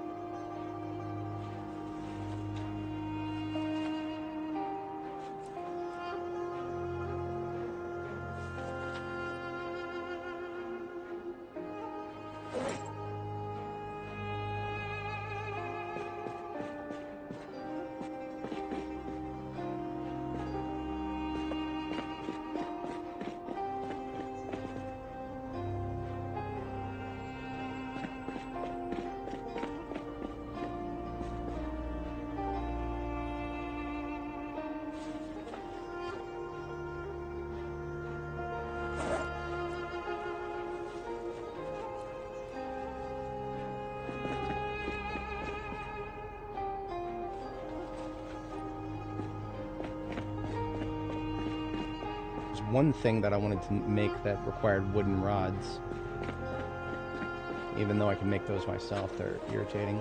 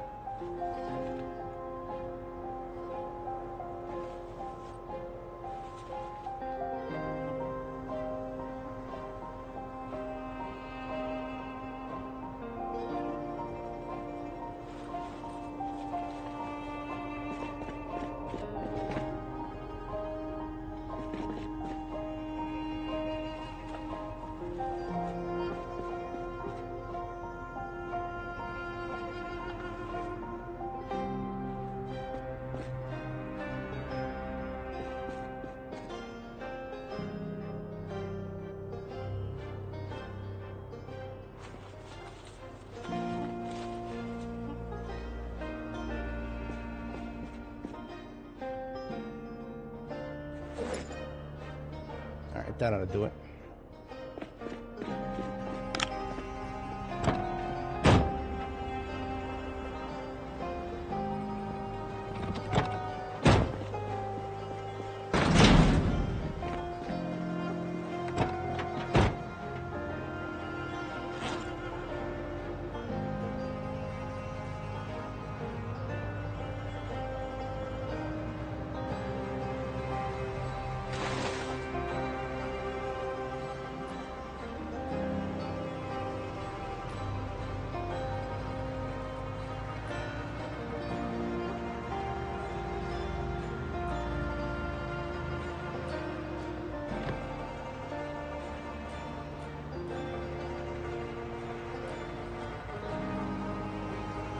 For anybody joining, welcome. We're just doing some building here.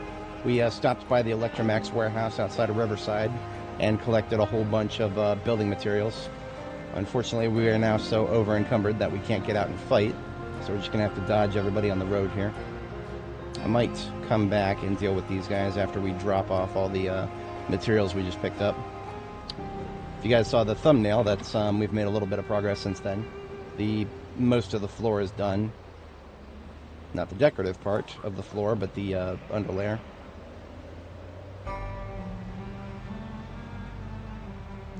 So this is the gas station where we're using as a staging ground.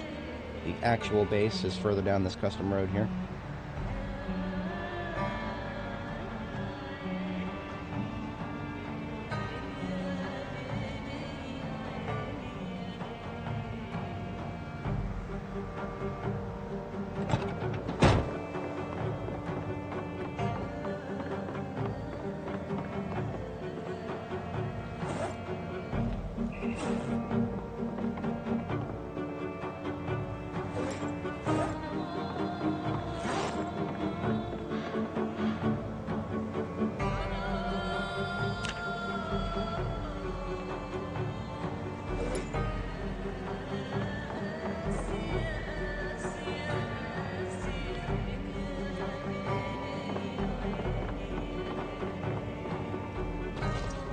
Upgrade these walls as soon as we get some food in us.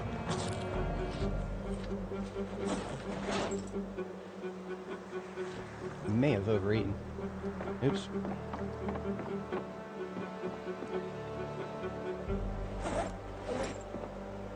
That's 2, 4, 6, 8, 10, 12. We need 2 more, or 4 more rather.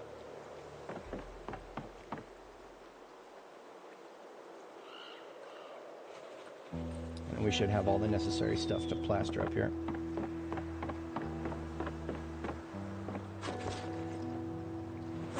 Or I left the nails on the floor somewhere.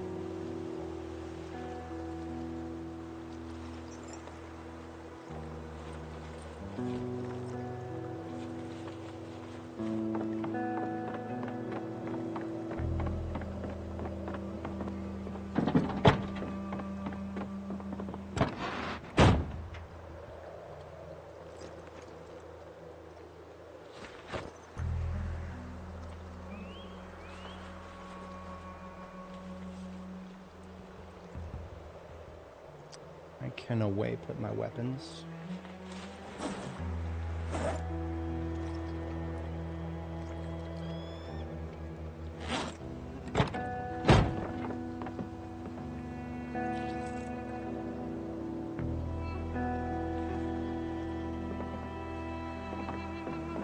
Should have enough nails. Maybe not actually. Let's open up another. Because the making walls costs more nails than floors do. I'm forgetting floors is a 1-to-1 ratio.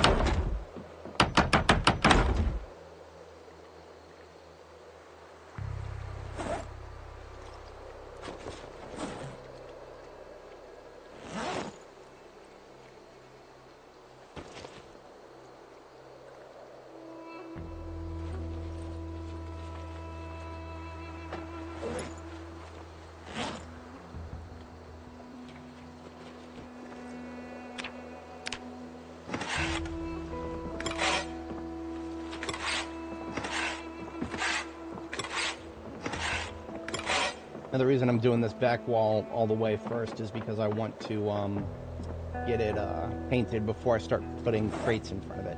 Because when I put crates in front of it, then it'll be harder to paint. I think it's still possible actually, but historically speaking, it's been a lot harder to paint once you have crates in front of the wall. I'm just gonna take 3 cans of this here black paint. That should be more than enough, I think. We may need 1 more. Yeah, because it's gonna be 10 walls each. So 2 ought to be enough. Yeah, there's total 16 walls that I gotta paint right now.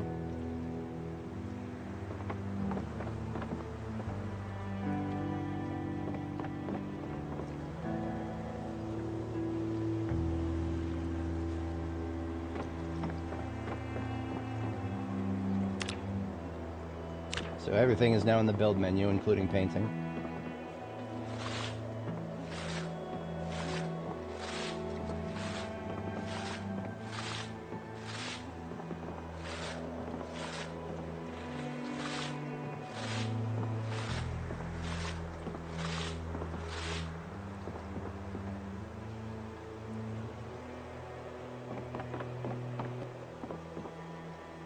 Should probably also do the next 2 walls in that corner too, just to make my life easier. So that would be 4, 8 planks. Oh, there's actually, hang on a second. There's 12 in here.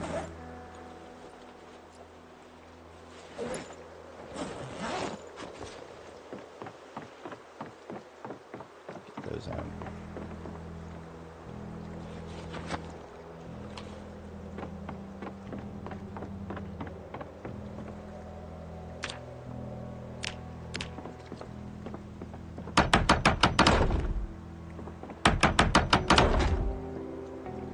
I think I was going to do a window 3 walls in.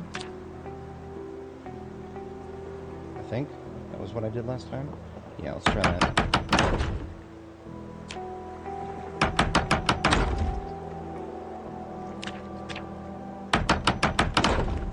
Lets in a fair amount of natural light. And we ran out of planks. Of course we did.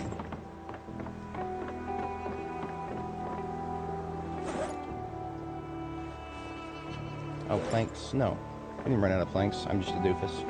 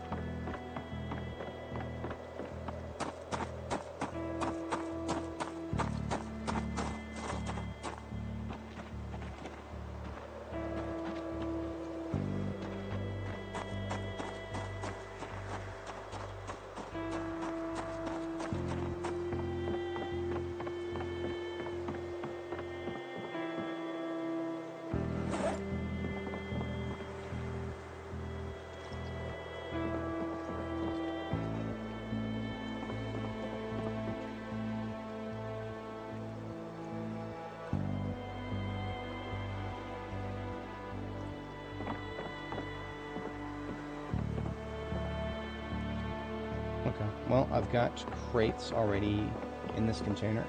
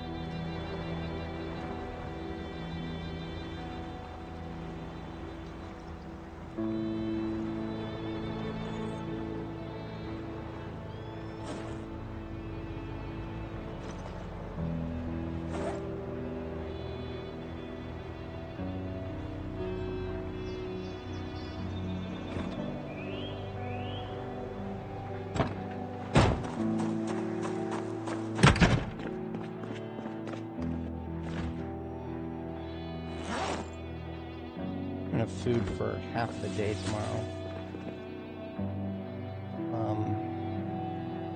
I don't need to cook just yet.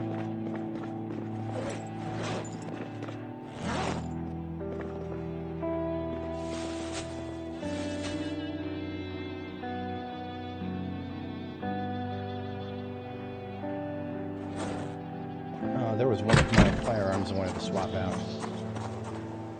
I wanted to get a bed up and running at the new location.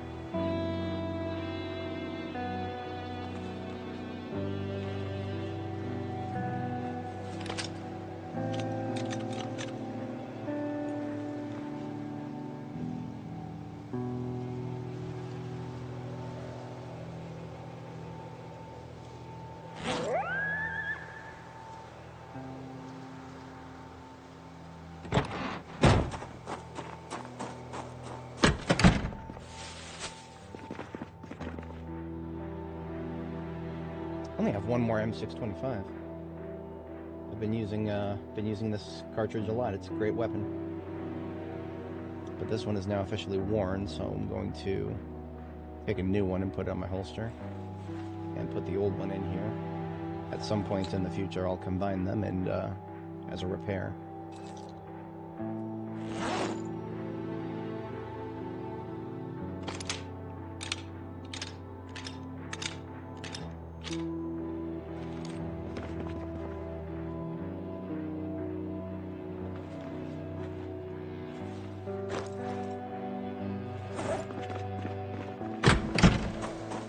My combat ambulance should be, well, it should be the first one to stack here, but they're kind of mixed and match at the moment. I'll probably have a vehicle or a bag in this vehicle called Gunzo. Take that with me. That belongs to my combat ambulance up here. I can fill up these 9mm magazines with a bunch of ammo.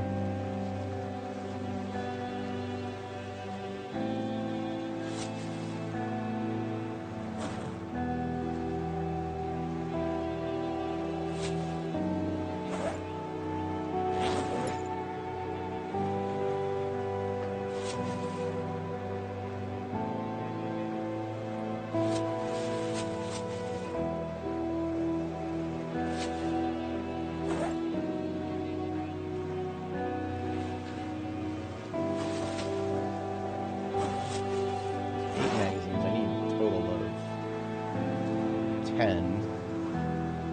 there should be another empty magazine kicking around the place somewhere.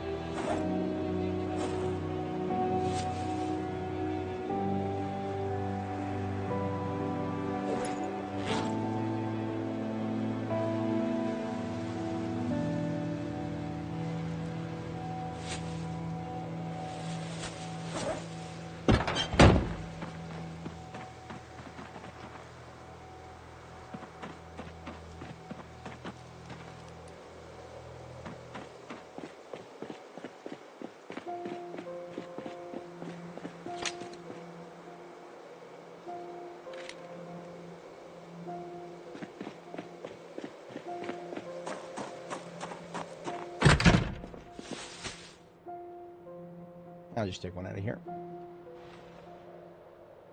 So there's a total of 10 M9 magazines and 3 boxes of 9mm.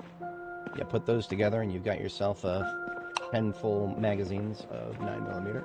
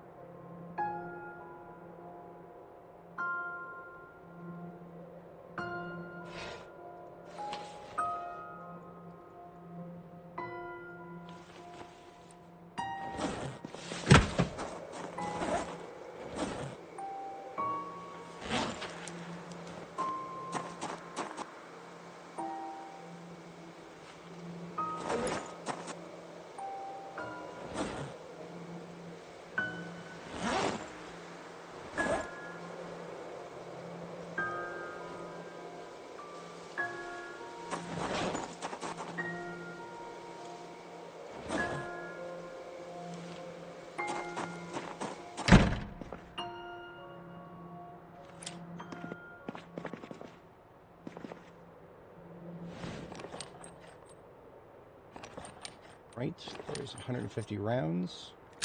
Lots of clicking to do this, unfortunately.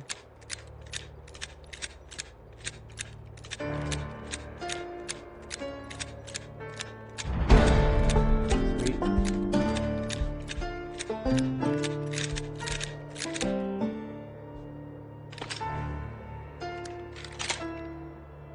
Alright, so we've got a full one in the 9mm. I'll put 2 free magazines into my Alice kit, and the remaining 6 can stay in my ambulance for now.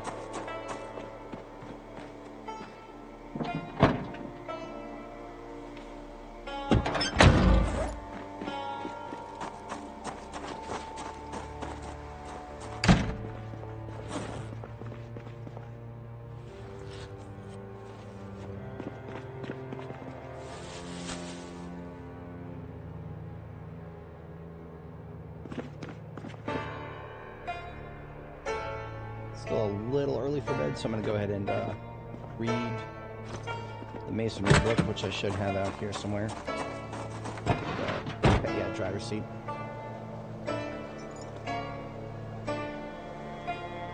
I also need to make one more piece of rope. Should have some twine here, or hemp dog bane, yeah. So I found some hemp dog bane while forging at one point, and I just kind of stuck it there for later.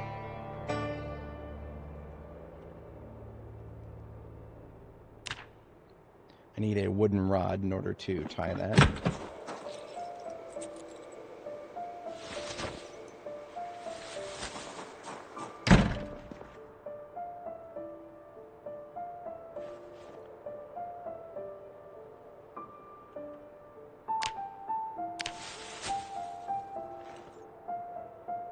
Alright, so between the 2 rope in my backpack and the 10 in the trunk here, I can now make another stack. Oh, it's not in the trunk. Driver's seat.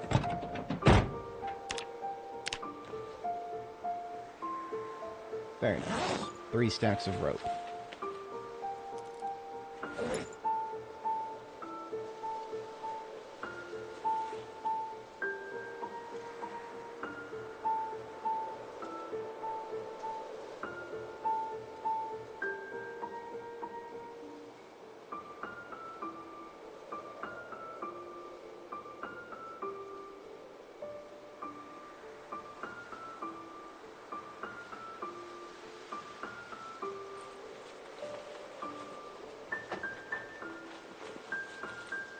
Alright.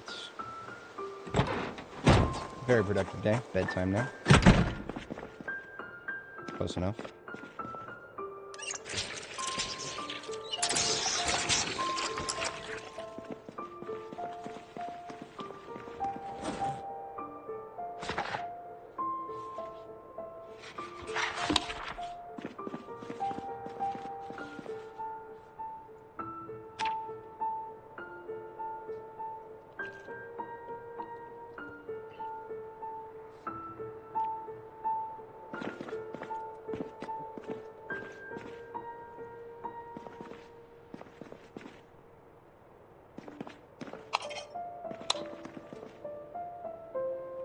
Just gonna read through the night here.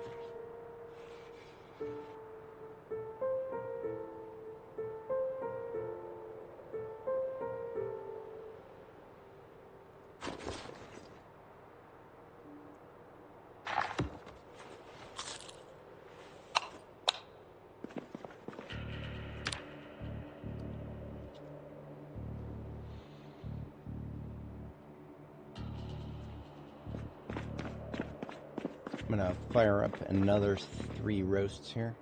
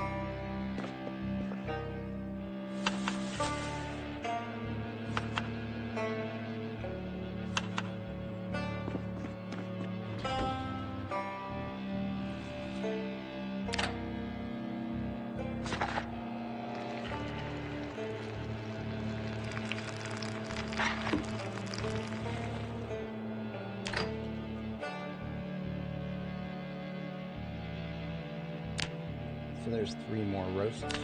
These, one full cabbage and 3 full eggs. Makes a pretty good roast. I like it a lot.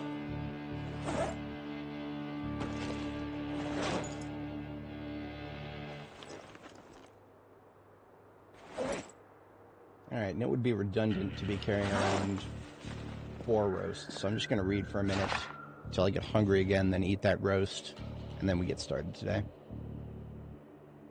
Boom.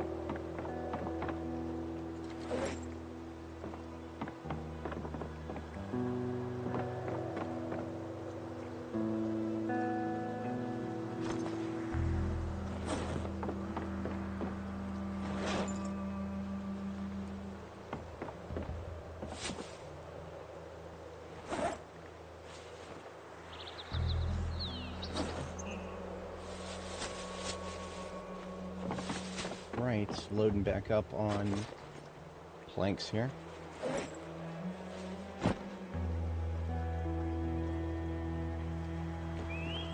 Most of the nails back into my satchel.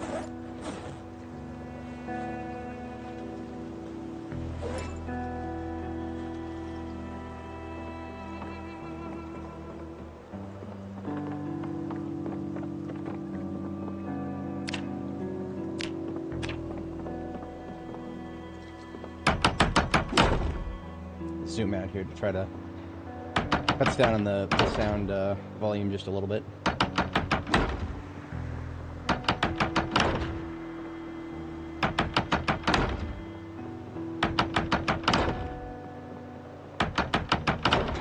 Ooh, wrong side. There we go.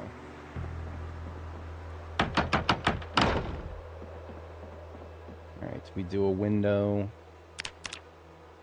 1, 2, 3 in from this side.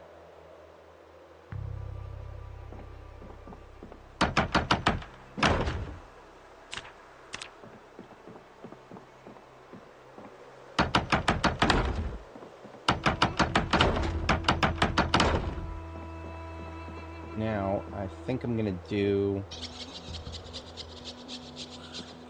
If I do my windows 3 apart each, then there will be a window right next to the gate, and that doesn't feel right. So maybe I'll do...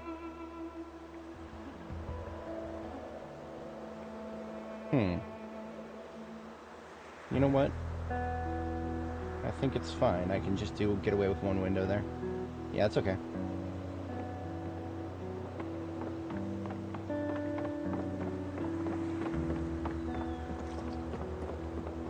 I might give up on the indoor river tiles because it cuts severely cuts down the amount of space that I can drive around inside.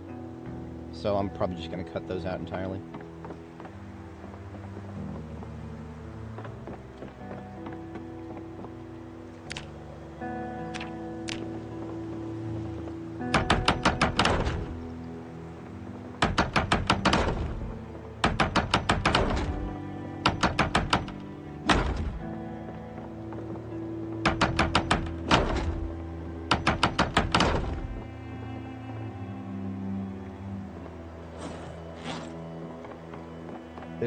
This is my final base, the actual base. I've built many temporary bases so far in this character's run, but this is her actual formal base.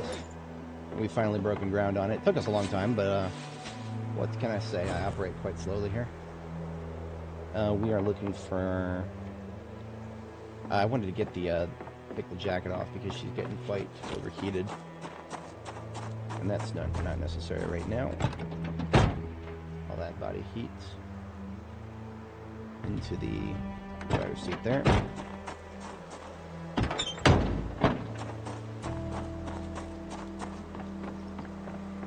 We may need another shipment of planks. We'll see how this plays out. We've got about 90 on the floor here and then 36 on us now. Yeah, we'll probably... yeah, okay.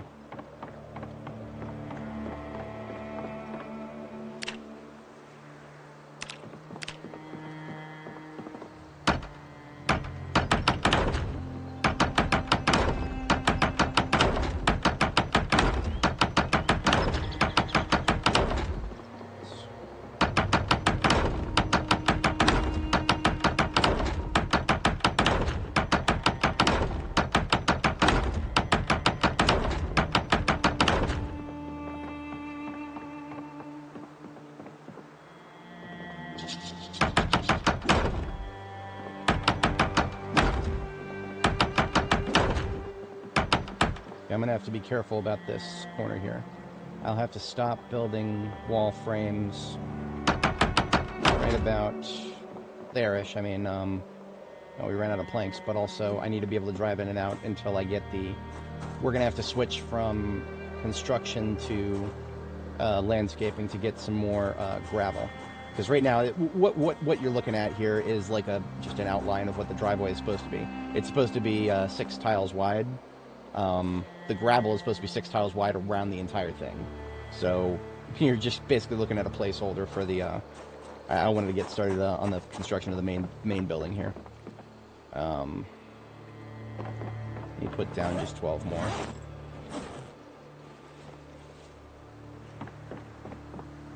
That's just 6 on this side.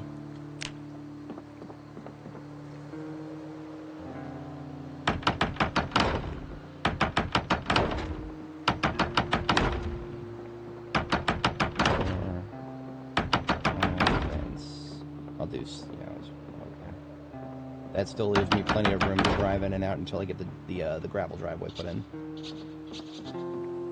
That being said, one of the reasons I wanted to get the walls up is so that I can visualize where I want to put the stairs, which is an open question at the moment.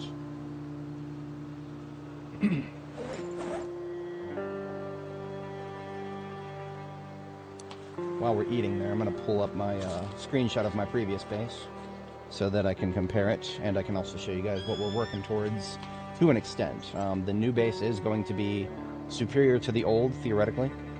I say theoretically because I don't... This is my first time ever doing a custom base with double wide tall fences.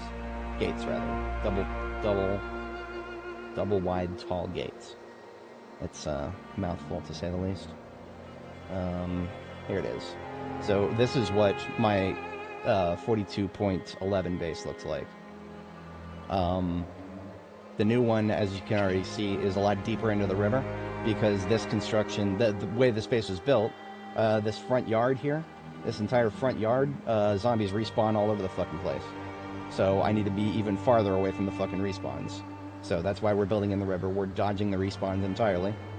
I know, the same thing would be just play with respawns off, but we play all default settings here, so you guys can see exactly how fucking miserable the default settings are, if you weren't already sure. But yeah, we're building a little far into the river. Now, the actual layout of the base, though, in place of these lone steel doors on each corner, in place of those steel doors on each corner, we're doing gates, double tall wide gates. Double wide tall, whatever the fuck, I don't... The 4 tile fences. We're doing those. You can see it in the top corner here. We're doing those because I want to be able to see through them, and I also want to be able to drive through them. And that combination is only available with the welding-based fences. This is I called this Jericho base. This was a grocery store in Louisville that I converted into a base, and I got great results with this design there. That being said, I don't know if it's going to work properly here, because this place was always considered indoors. If you've ever tried to build a custom base in Project Zomboid, you'll probably be familiar with how finicky this game can be when it comes to considering places indoors, quote-unquote indoors. It's somewhat arbitrary. Oh yeah, here's an interior shot of what the base looks like. So the bottom quadrant here, basically just decorative, you know, clinic, a salon, restroom, and then bedroom in the far corner. The kitchen, I've done red for several versions of the game now for my kitchen. I'm going to go with green this time, I think. I'm going to do a green kitchen. It's going to be an interesting challenge. I don't think I'm going to do much different about the wardrobe on the right there. The wardrobe is basically where I store all my clothes. Also the armory. The armory, that's firearms storage behind the clothing there on the far back wall. And then these steel cabinets are dyeing station for hair dye, clothing dye, and paint. And then, of course, the workshop to the top there. The workshop is not too much about that's going to change. In fact, I've already gotten started with the storage wall for the backside there. So you guys can see a little bit of what I'm working towards here. I think one of these I have published on Steam. I can actually show you guys a screenshot if you would like to see it of your own volition. I'll just post that in chat. One moment. I need to go to my profile under content, and then here we go. Copy this link, and then paste that in chat.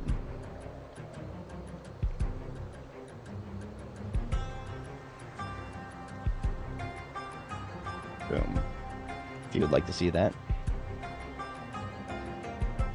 And I say kinda because it's going to be the same kind of general layout, but there's going to be a few key differences. Up to and including, of course, the ability to drive through it, which is going to be new for this design. Alright, so we should be... Yeah, we're going to have to work on the driveway next. My only question is, do I want to extend the wooden floor a little bit outwards from the entrance? That might be something I'll do.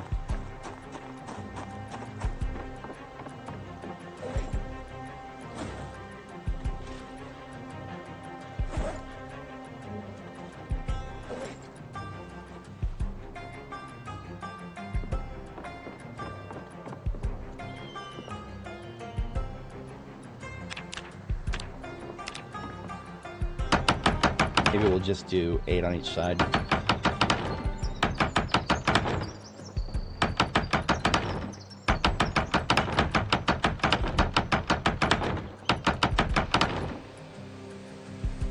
Oh, I could do 12.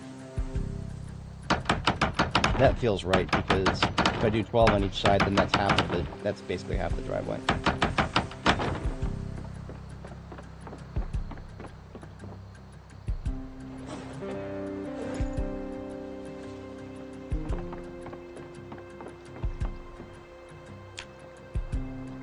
Now, of course, these are not going to stay wooden floors. Probably going to put something like a white tile, large white tiles, like what you'll see if you go to the post office here in Riverside.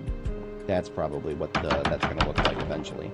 But you've got to have a regular floor under it first.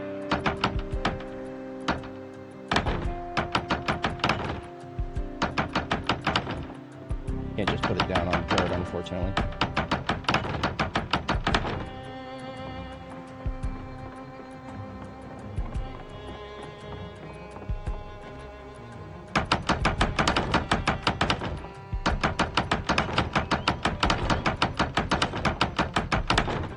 one of the reasons that I've decided to go for a green kitchen is whenever I think about a kitchen, I always think about what is an appropriate color that I can find both cookware, you know, like the oven and the fridge, and like floor tiles and walls, for example.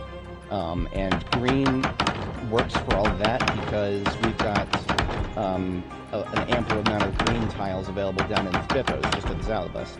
And we've got some green cabinets we can go find somewhere. Still got the planks, but I need one more box of nails. Ran out of nails. Alright.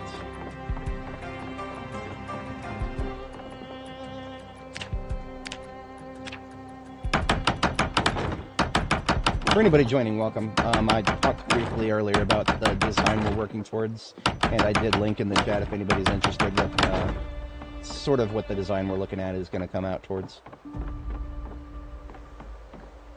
That leaves us with only about 30 planks. I feel like I should go ahead and expend these planks completely, and then I can come back here with a shipment of construction materials and then a shipment of lumber after that.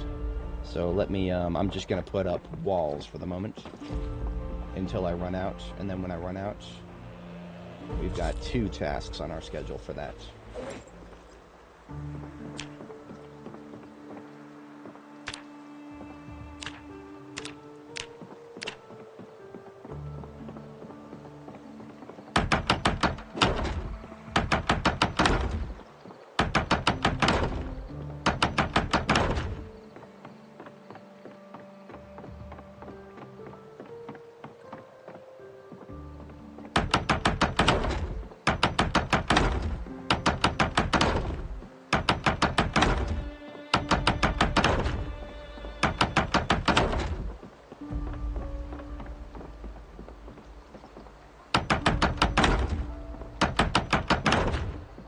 Hey Richard, how's it going? We're doing all right today.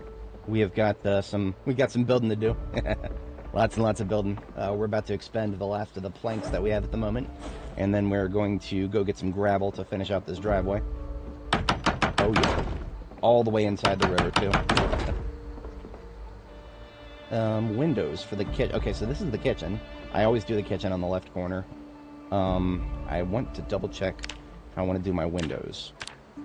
On this side I did just 3 in from there. You know what? I think that's gonna be fine. Yeah, that ought to do the trick. Everything else can be walls because we'll get plenty of natural light from using. We're gonna use metal gates, welded gates for the interregnum there on each side, so that we can drive straight through the base as needed.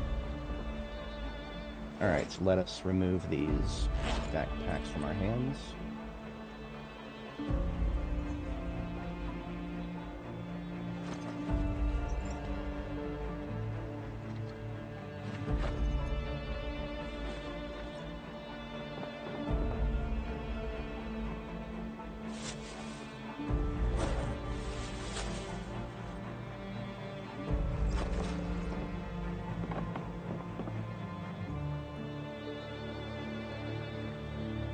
I'm thinking about doing the exterior orange.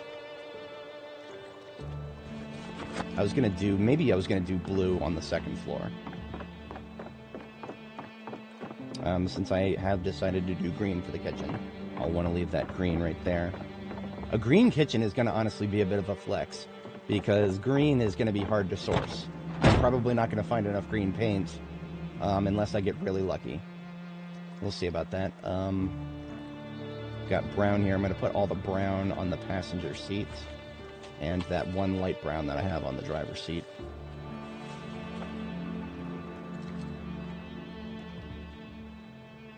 And I might be able to fit the rest of the blue and orange in now. One of the reasons I decided to do orange on the exterior is because I'll need a lot for the upper levels. And that is good because I have a lot to work with.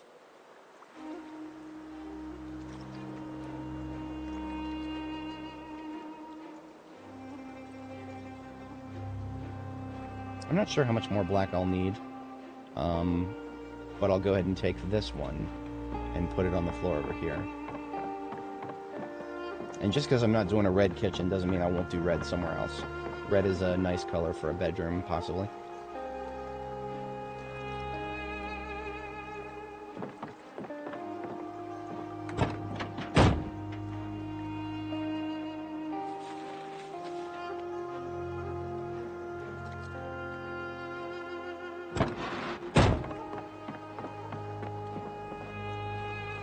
Now if I take the paintbrush out, now I can fit it, I think.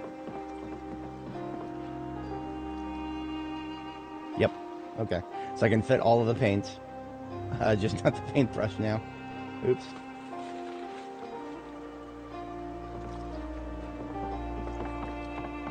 Whatever, I'll just leave this last can of red paint somewhere else.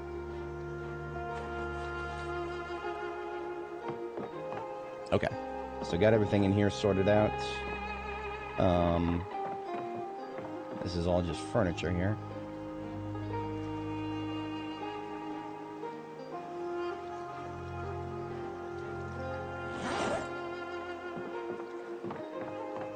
Now I do actually have to step away briefly IRL, probably just 5 or so minutes, well, less than that, probably just 2.5 minutes, something like that, and I am just checking to see if there's anything else that I need to grab, because I'm gonna take her down to the gas station base, probably park her there. I could leave her up here. We do have the book on us that we can read.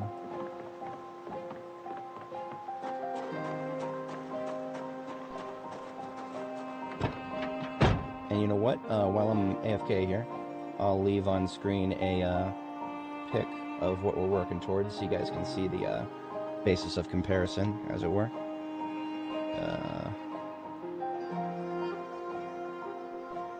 There it is.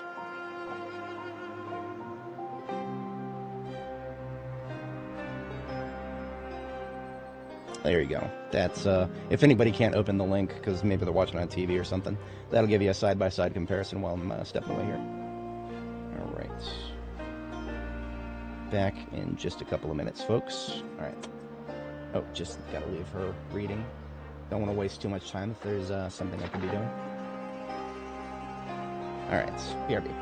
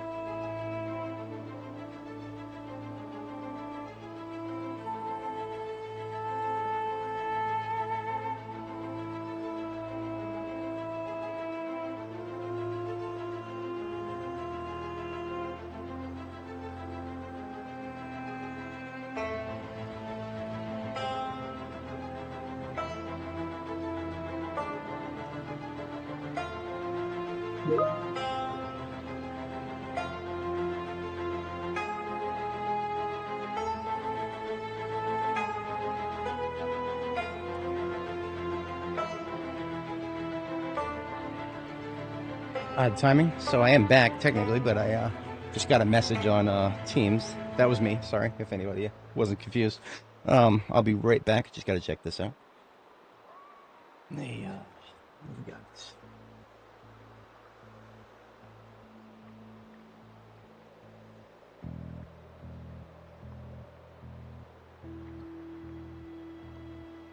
It's a little early for that.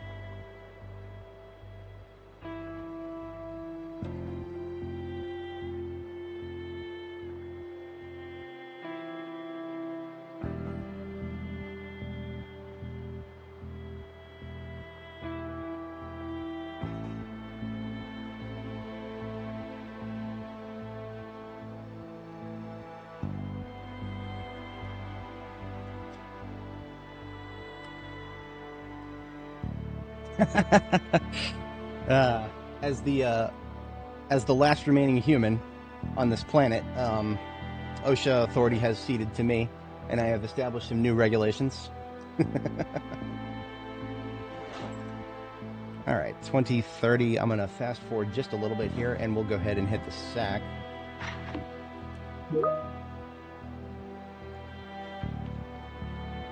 PMs are nice to me, even when I do stupid things like forget to update my sheet.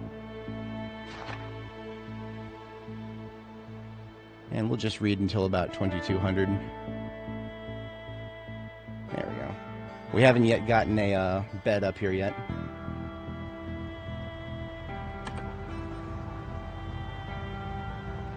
No, we're putting cover sheets on all of our TPS reports. I'm going to go ahead and get you another copy of that memo.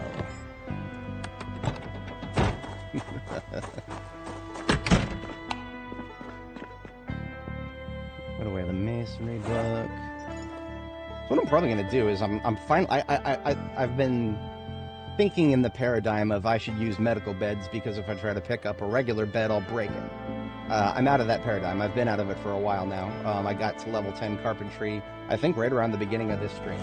So I actually can take the medical bed up to our new base location and sleep up there now. I just need to replace the medical bed here with something that will enable me to sleep here in the gas station going forward.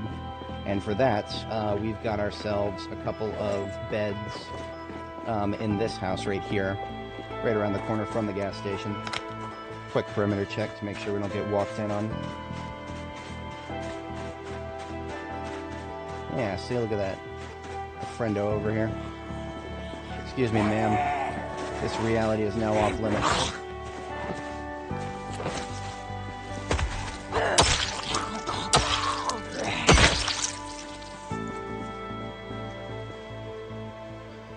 Take that stuff you're wearing, though. Thank you.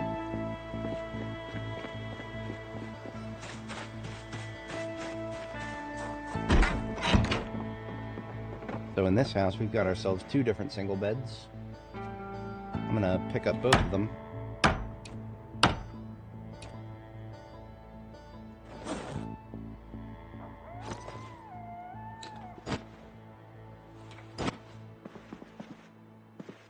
Now, although each of these parts weigh 20, I can put 1 in each backpack. And then I'll still have enough inventory space to just straight up pick up another part, so I can take all 4 parts. This is a little hack that I like to use whenever I'm trying to move a large bed, but it also works on 2 single beds.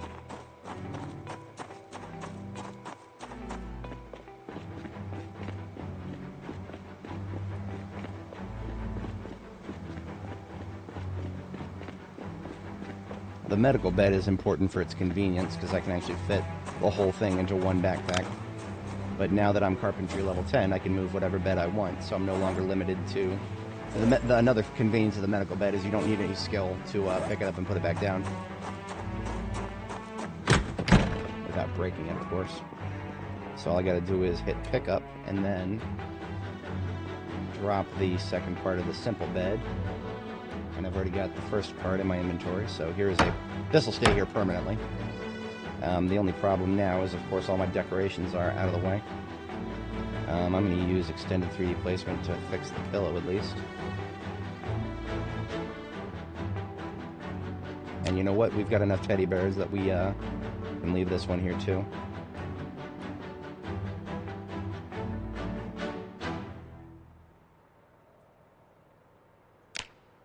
And pretty much everything else will come with us.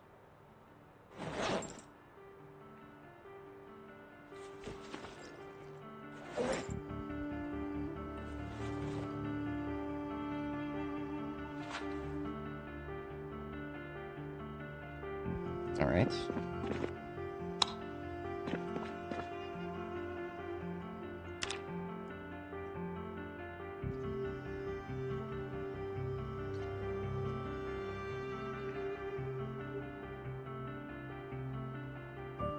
Unfortunately, I do have to do a task really quick. So I'm going to set our girl to read a book here. And while she's doing that, fire this up here on my other monitor.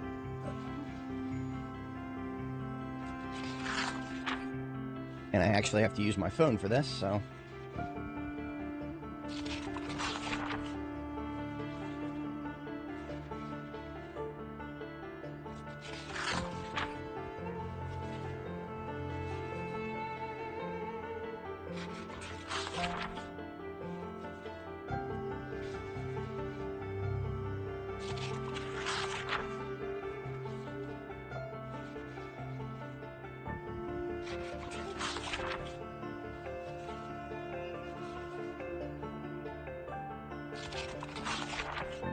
that ought to do the trick.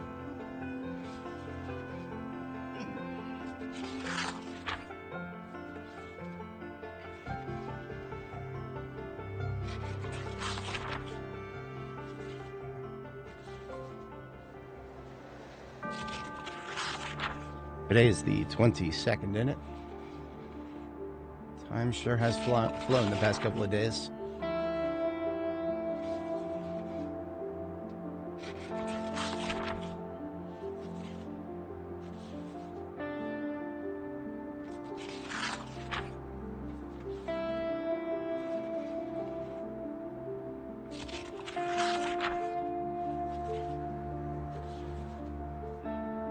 Can't wait to be contacted about numbers charged during the holiday hours, because that's the life that I'm living. I work the holiday hours so other people don't have to. All because I volunteered to do it once a long time ago, and then nobody else ever has since. And now I get to be the bad guy if I decide to stop doing it. That right there is called digging yourself into a corporate hole.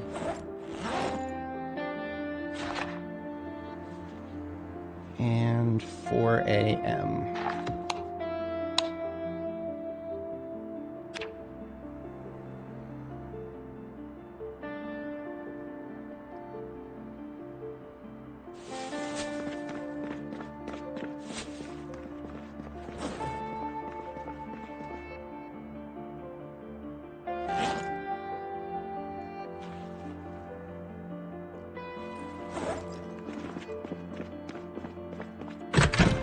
The medical bed is going to stay in this ambulance for now, because it is meant to be a mobile bed that I can take with me wherever I need to go with it. That is now its primary purpose.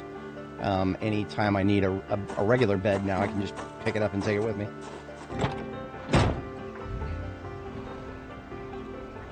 And I've got a regular bed in the trunk of this vehicle.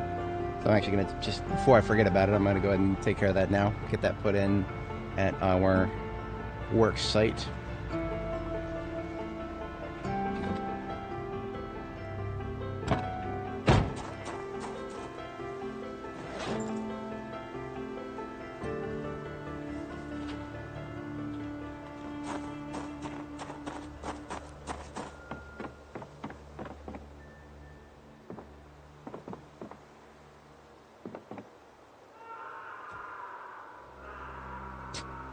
Sounds like somebody's dying on the other side of the river there.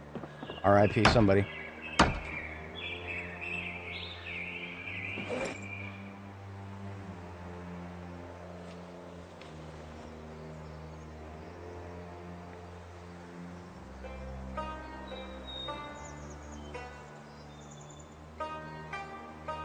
I found one of these smiley face pillows somewhere, and I am ever beholden to have it on my main bed going forward.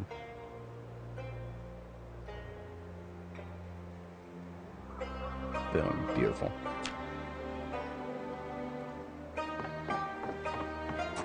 Is it going to get rained on? Yeah. Does that matter? No. So actually, this one's going to be a little bit smaller. The other Riverside base was so big that I ran into a lot of problems getting the game to consider it to be indoors. I might still run into those problems, but at least this way, if I do run into those problems, troubleshooting it will be much more simplistic. And I'm going to more copiously use upper levels this time, so it is going to be a little bit taller instead of wider. I just ran into so many problems with making it as wide as it was last time, so it is about... what was it, 26 was the total width last time, and now it is down to 20. So it's about, yeah, a fifth or so smaller.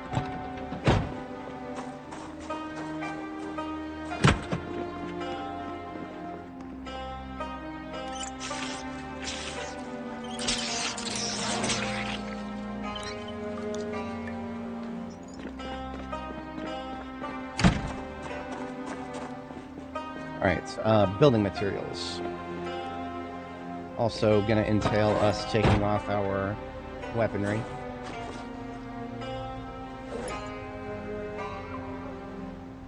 Everything except for the M9. I'll hold on to the M9.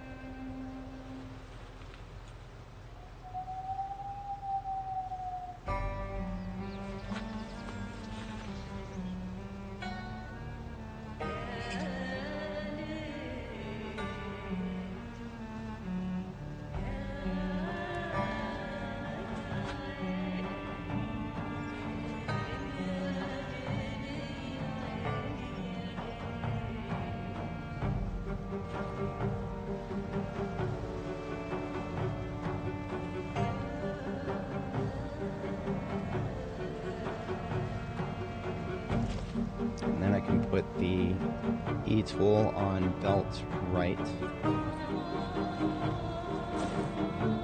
Now what I need to do is grab the containers full of sacks from Spiffo here.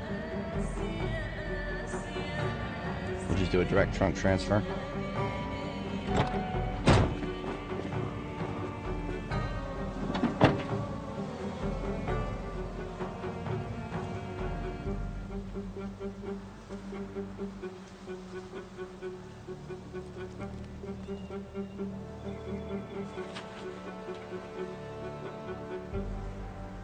Okay. So what did we just take out of Spiffo's van? We took 4 garbage bags full of 18 sacks, and then 2 military backpacks full of 18 sacks.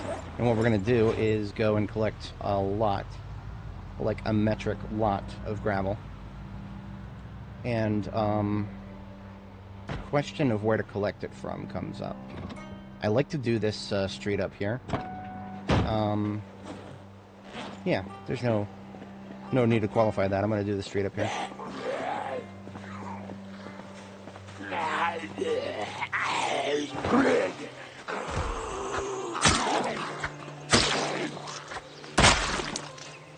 I did hear somebody tapping the wall in there, so I'm going to go ahead and tap them back.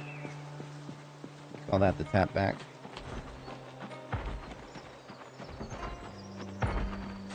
Yeah, it does take patience, especially if you want to do your own driveway.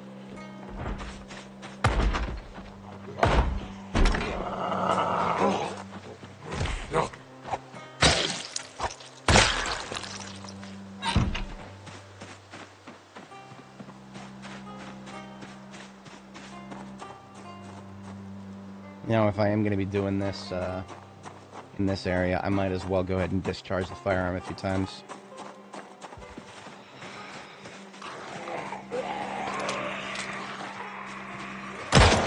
because if there are going to be other zombies in here, in this area, I would like to delete them.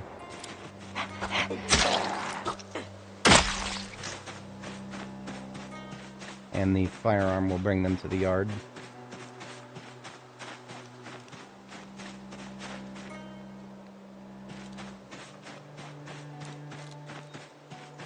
If they are here to be brought.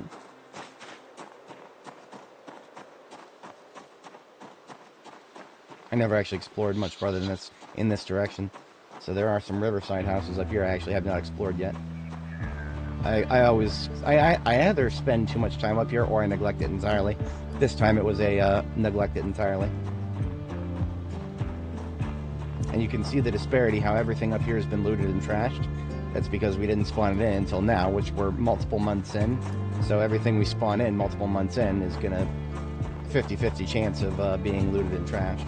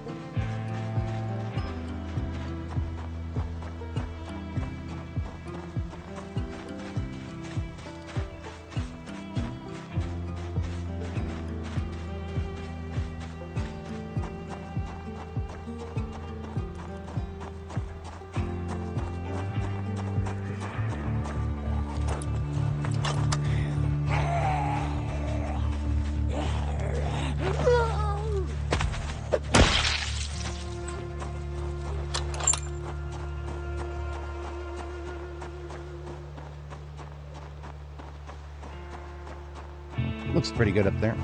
So we'll go ahead and take the van up, and I usually like to start from the opposite end. I'll go ahead and do that most likely.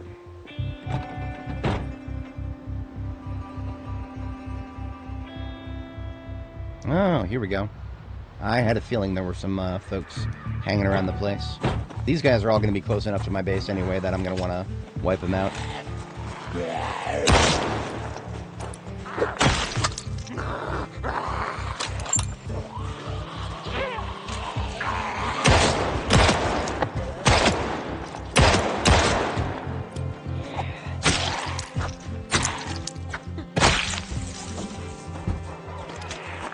For the window. Alright, this is getting annoying. At least they all went to the right place.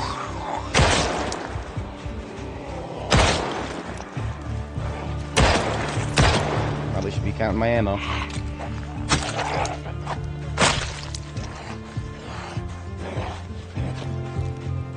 He says, as he's literally out.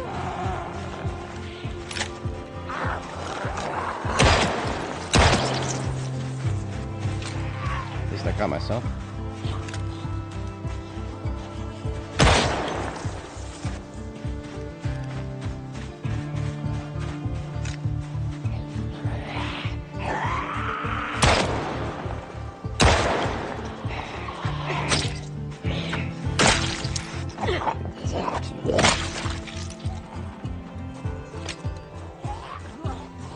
Now this is also going to serve as an experiment, because I'm pretty sure that I'm far enough away from where the animals are that I'm not going to stress them out by shooting here.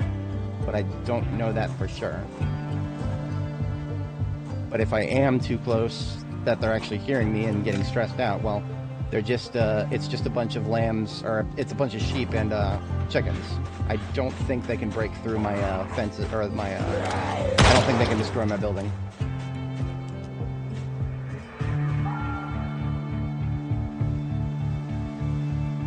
So while I'm still hoping that they won't get stressed out, I also don't, I'm not as worried as I would be if it was cows in there.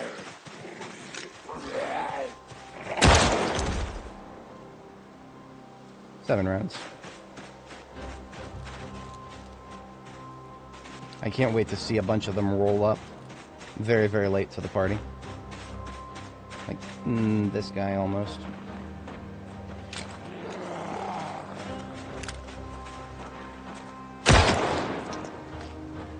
6 rounds.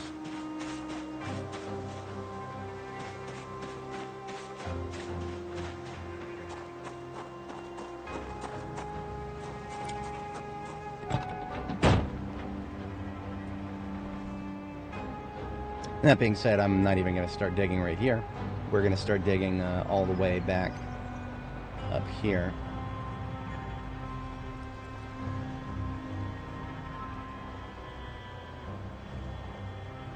There may be another congregation spot up here at the end of this road. I have noticed that many times in the past there are like a group just straight up to the north here, but it looks like that is not true in this universe.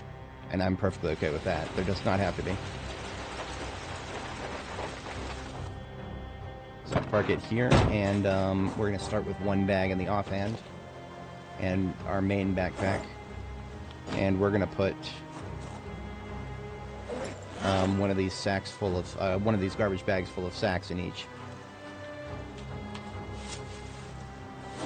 Now, why is there 18 sacks? That's because if you're organized, 18 full sacks is exactly how much you can fit into a military backpack.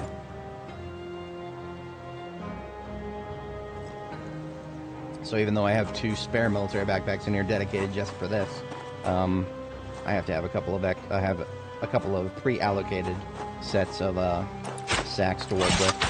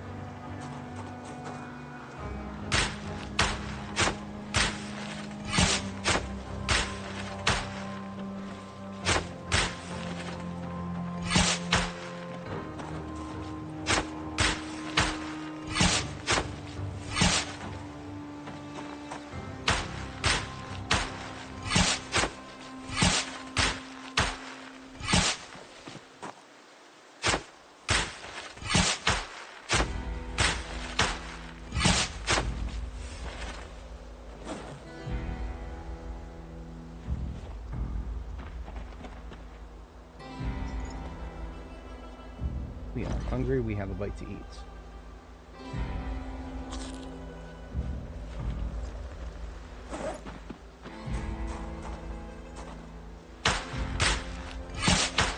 One to the south.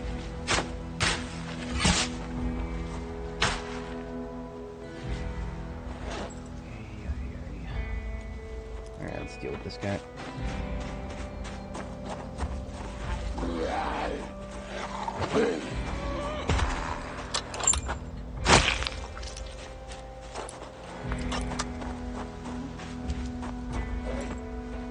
Bags.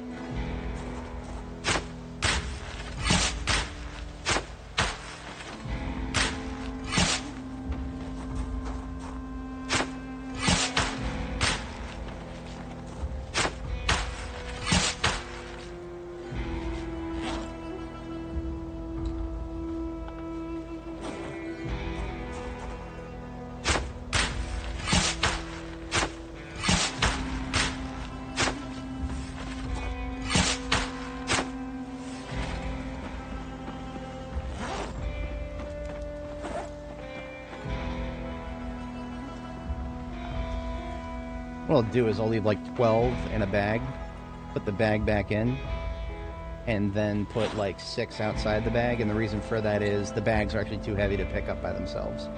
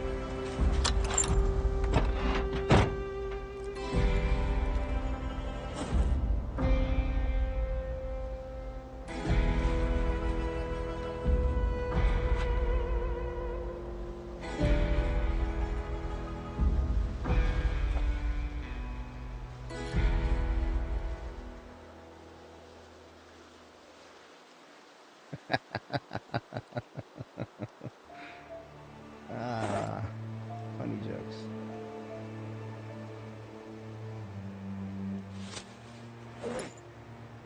I can't post what I just saw. I can't share that on screen. Damn it, Geth. I love it when my friends share spicy memes that I can't even.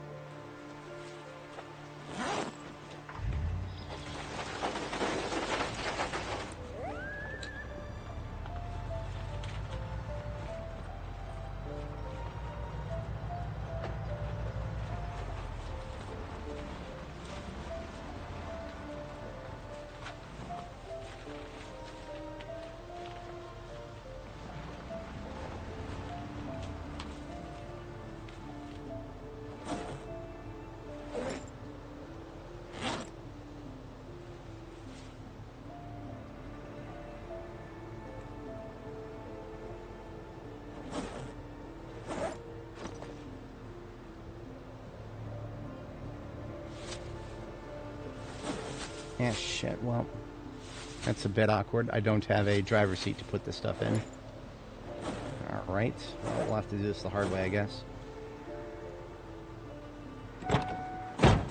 And like, I'll have to literally leave these on the floor right here and pick them up when I get back.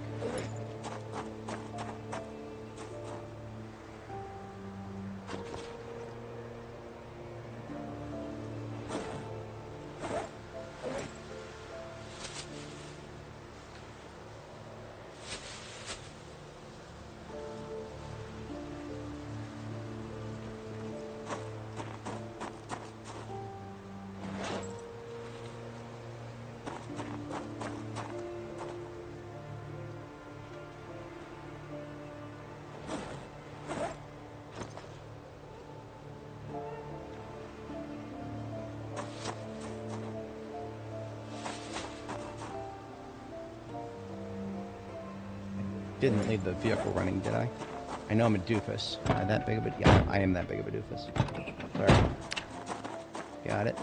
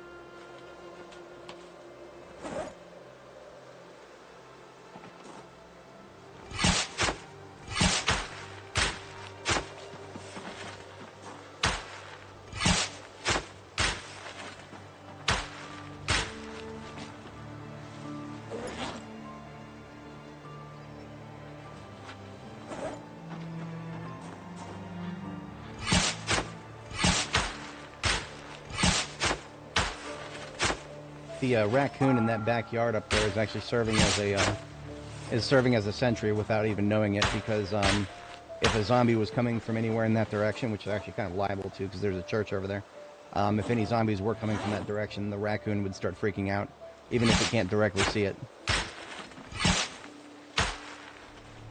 So just by keeping an eye on the raccoon, I can tell that there's no zombies coming from that direction.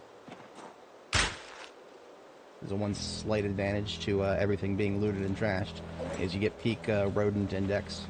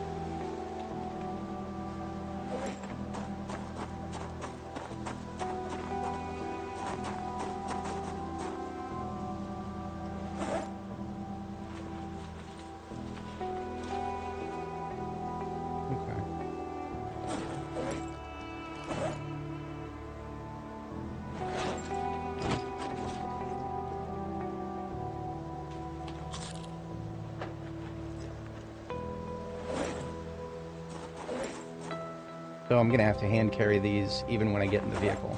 So what that means is I'm putting... I can put the rest of these back in here, yeah.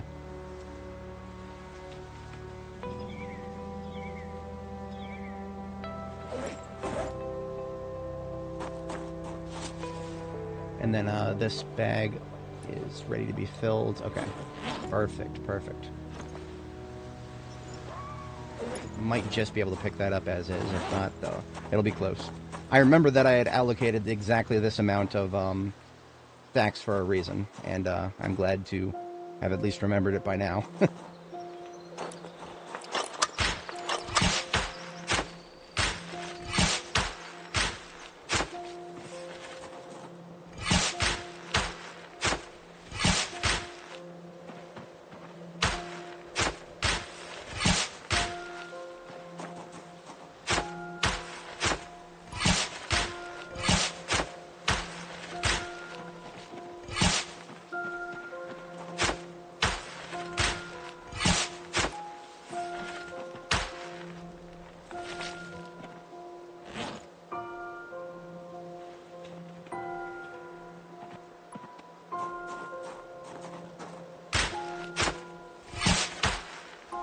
What I'm doing here is I'm actually just counting to 36 in my head every time I fill these up.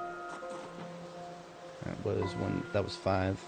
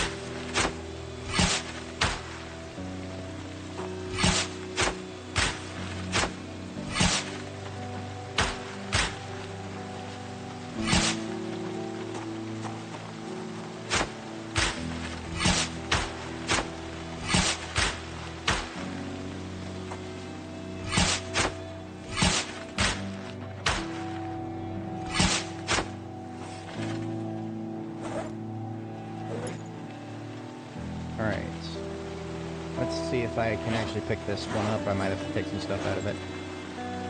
Nope, I can pick it up. Hell yeah. So I'm currently carrying 18 times 3 stacks of gravel.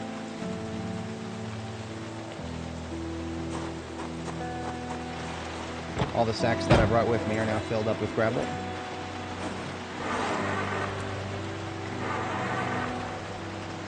%97 engine quality. 4 fucking fails to start in a row.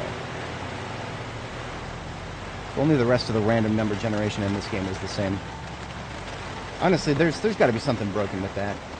There's got to be something broken with that. It's probably just doing like some stupid flat number that is the same for all vehicles. Just like they are with trunks.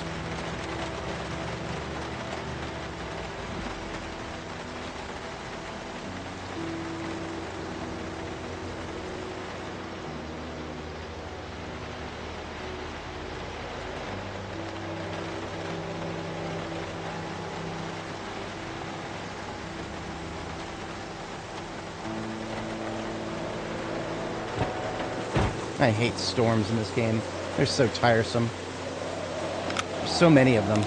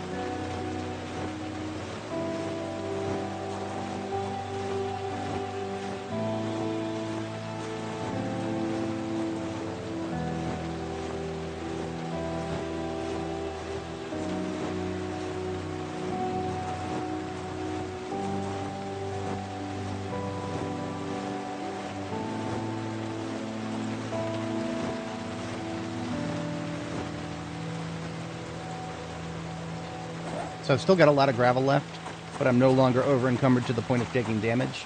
So I'm going to go ahead and call that for a night. Now I would love to sleep here, but I don't have a roof yet, and I'm not sleeping in the rain all night long. So we're going to go ahead and head back to the gas station again. Of course, the first night that I have a bed up there. Blood and pouring rain. Of course. That's how it works.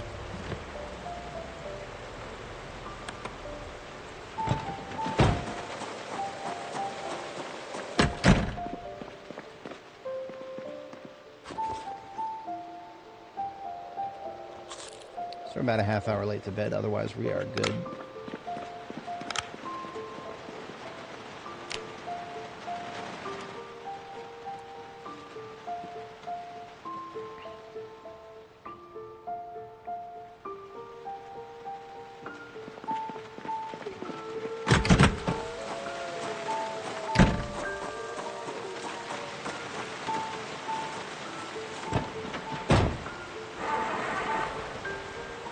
$97.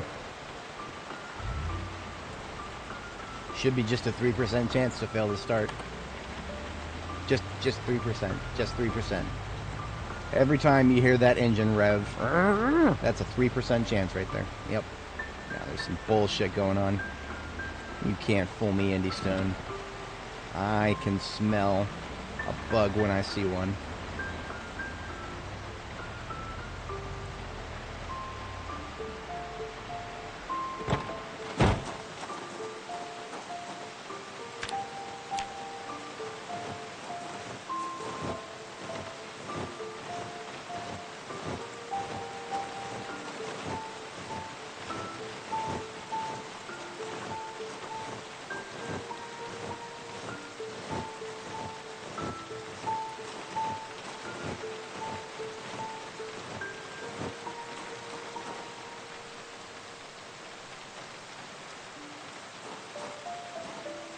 1, 2, 3, 4, 5, 6. So I need to do...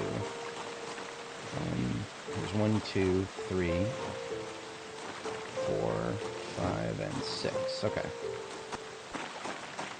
Make sure I don't go too far. At least not yet.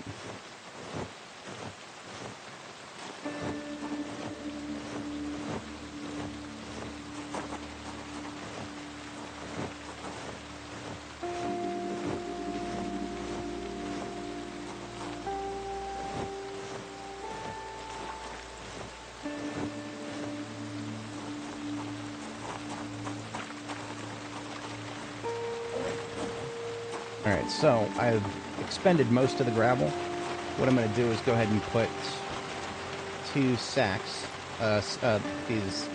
garbage bag sack 18. I'm going to put both of those back and just empty these sacks here into both of those. Except I ran out of room, because of course I did.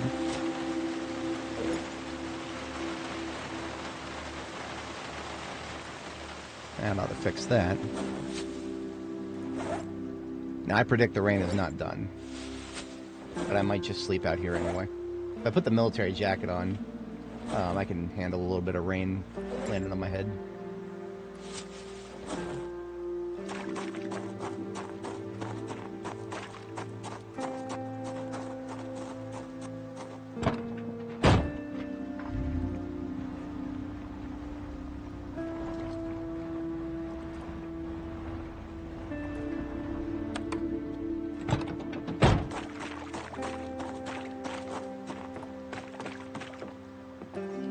Jacket on my driver's seat. Of course I did.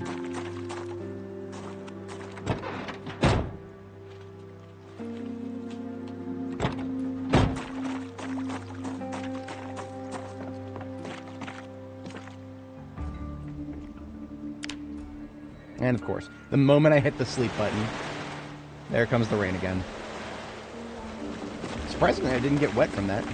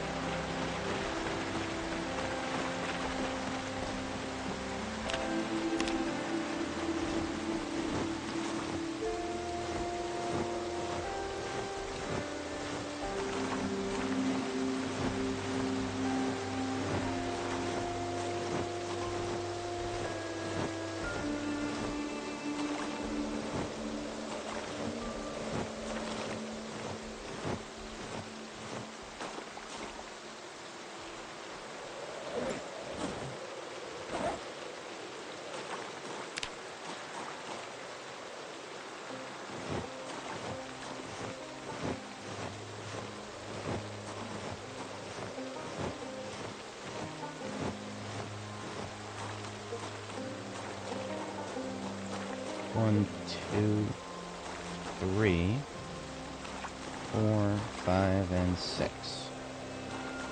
Should have enough to fill in this corner at least.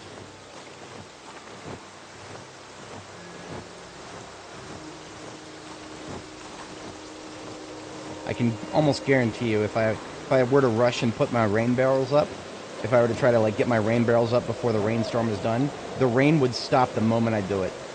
So I don't even bother trying that anymore. I've seen that happen one too many times.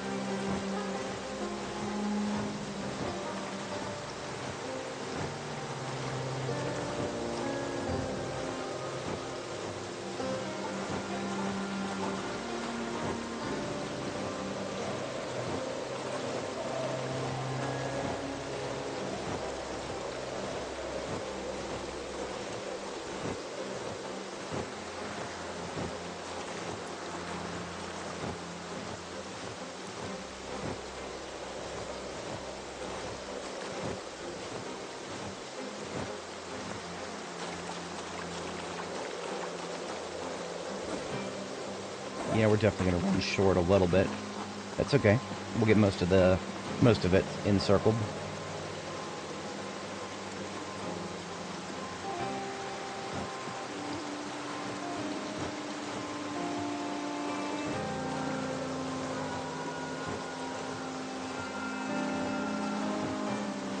Somebody died on the other side of the river again.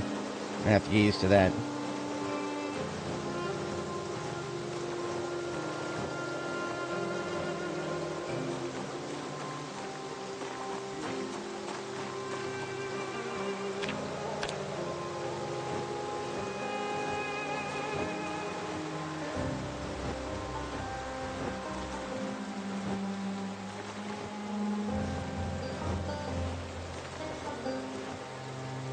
Okay, not bad. We just need 9 times 1, 2, that's 18, plus it's 20, 24, 25. 25 more gravel tiles to completely fill in the up here.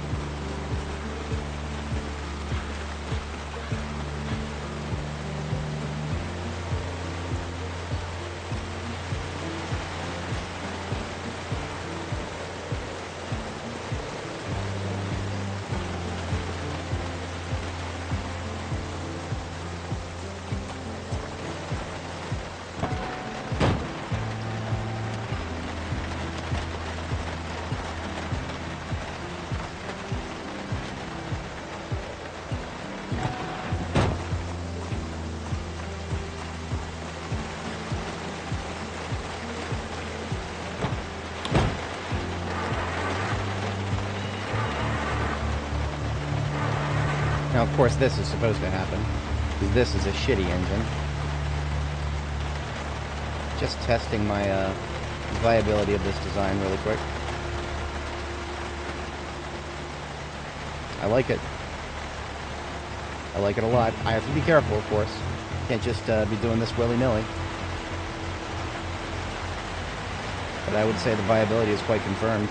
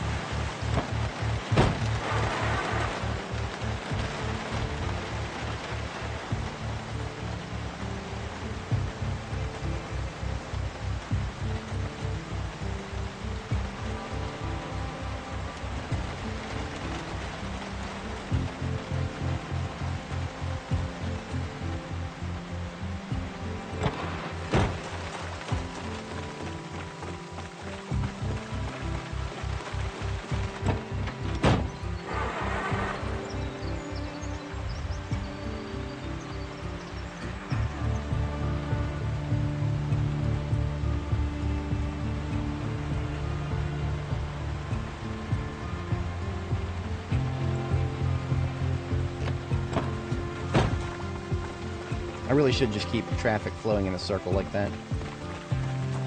So I'm going to turn this one around.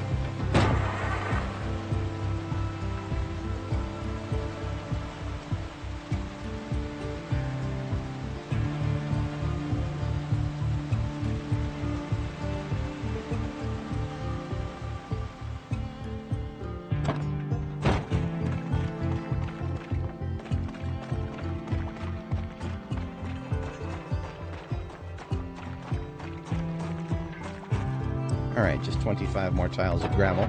That isn't even a full, I don't think that's even a full backpack.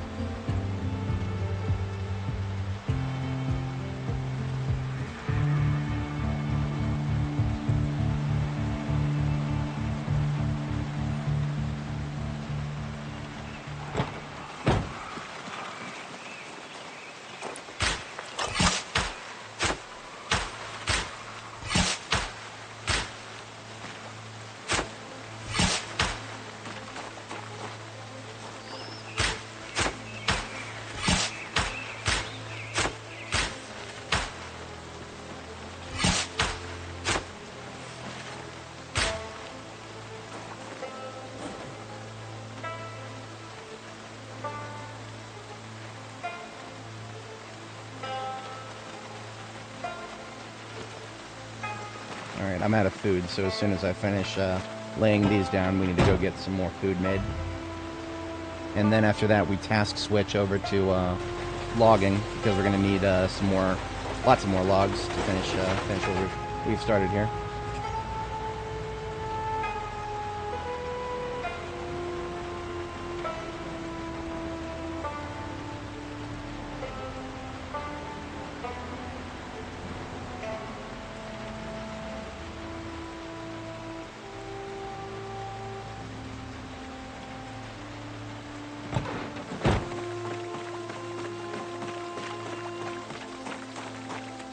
I'm gonna laugh if I was actually off on my count by like 1.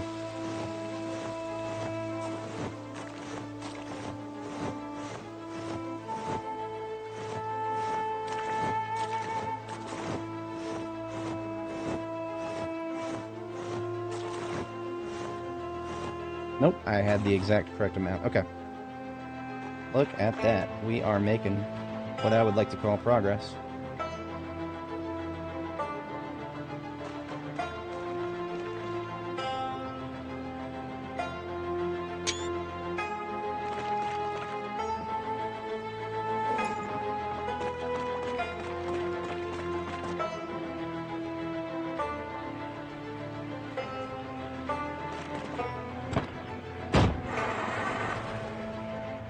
%.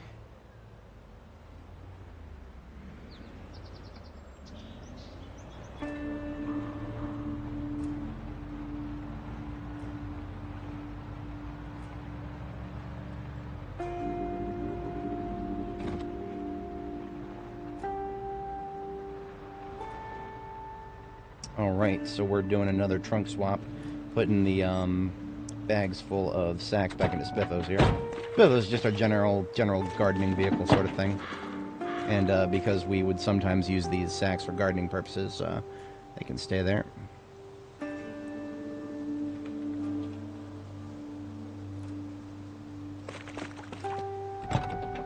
And we are now switching to lumber mode for this van.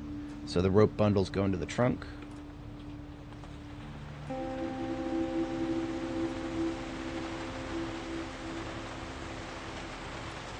And the axe goes on my back.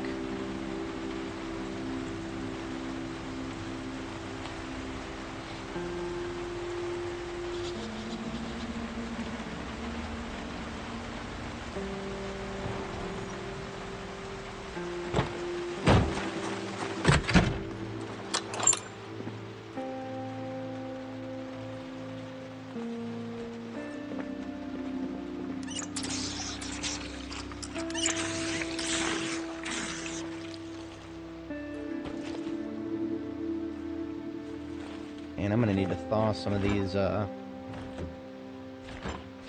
cabbages. 1, 2, 3.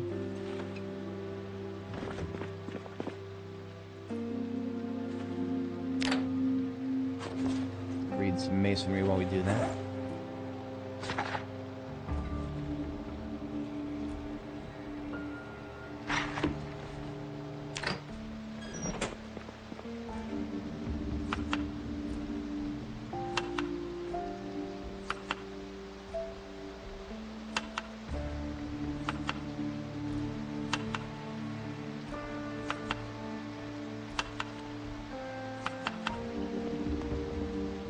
Next year, I'm definitely going to plant a lot of cabbages. These have the way they measure out in this recipe is pretty swell.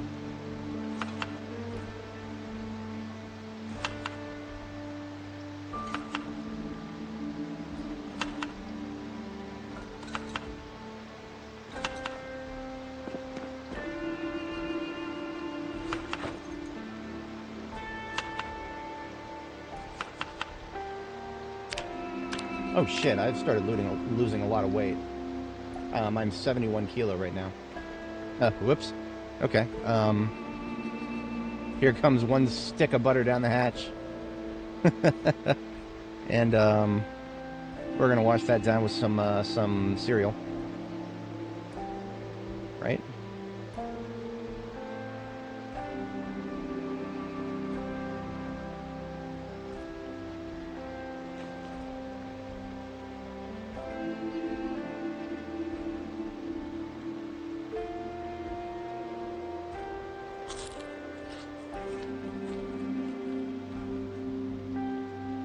Not quite enough to put us in rapid weight gain yet, but now we know that it needs to happen, so we're going to be slapping some margarine and veggie oil on this.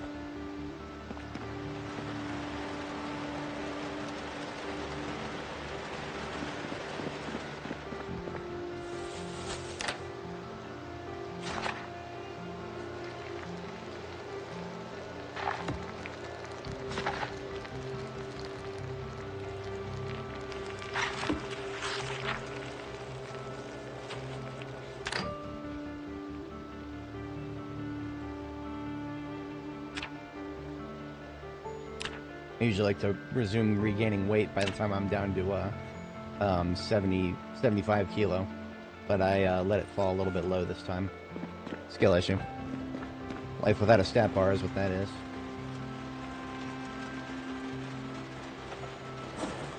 It's all just tedious busy work. But that's what this game is if you want it hard enough. Off comes the jacket for now.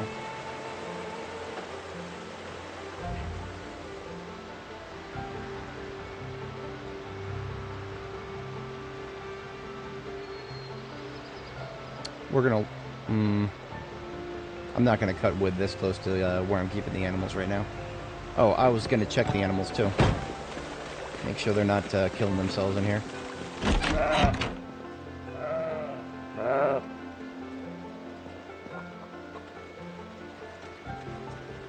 Nope, they're looking good. I really should shear them. Their wool level is abundant.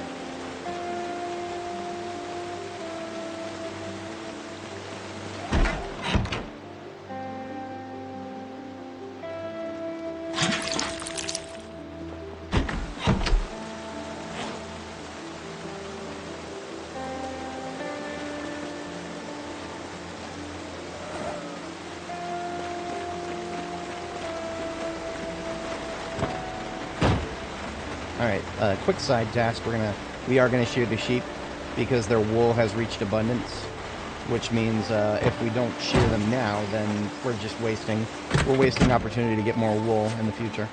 We gotta shear them now so that it will start regrowing. So we've got some electric shears here that we picked up a while ago, and we're just gonna take that around the corner here.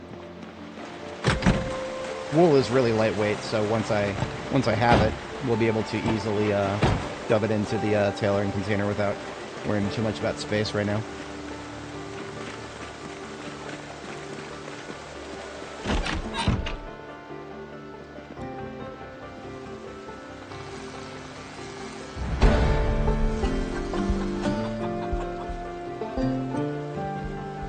This will probably take us straight to level 4 animal care, which is nice.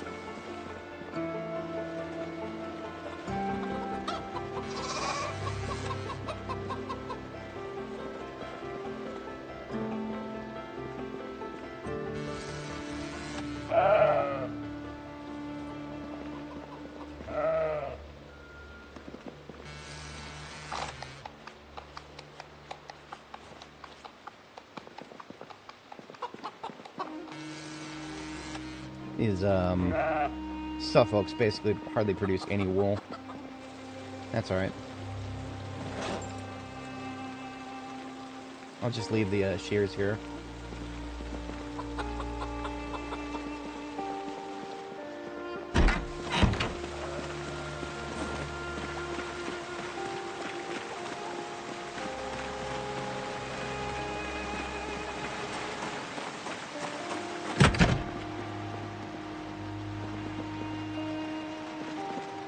Corner here. This is where the tailoring stuff goes.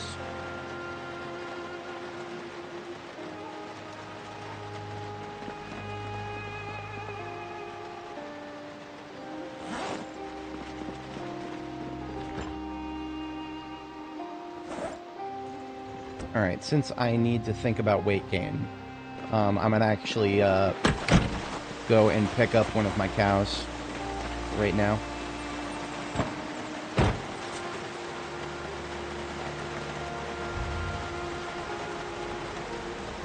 I should be taking the rancher truck.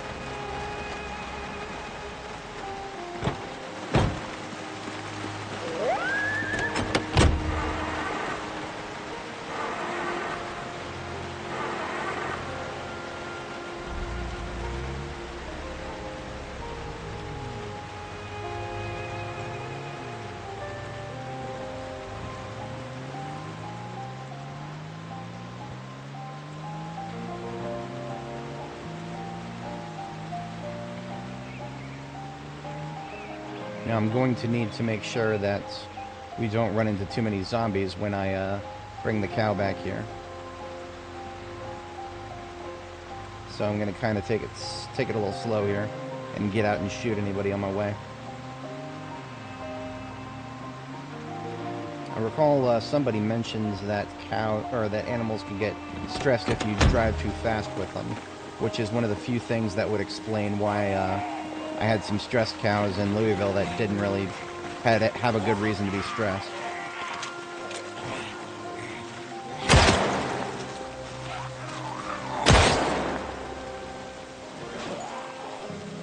Four rounds in the current mag. Don't worry about the truck. I'm right here. Bitch! I just shot a gun right behind you.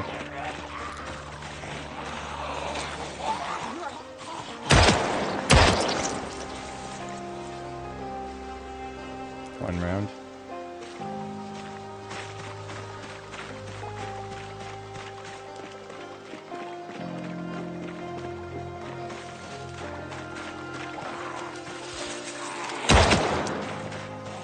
I just wanted to get that last round out.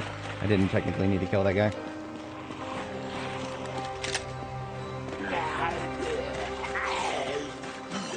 But now that I did that discharge, I gotta get my distance from that vent.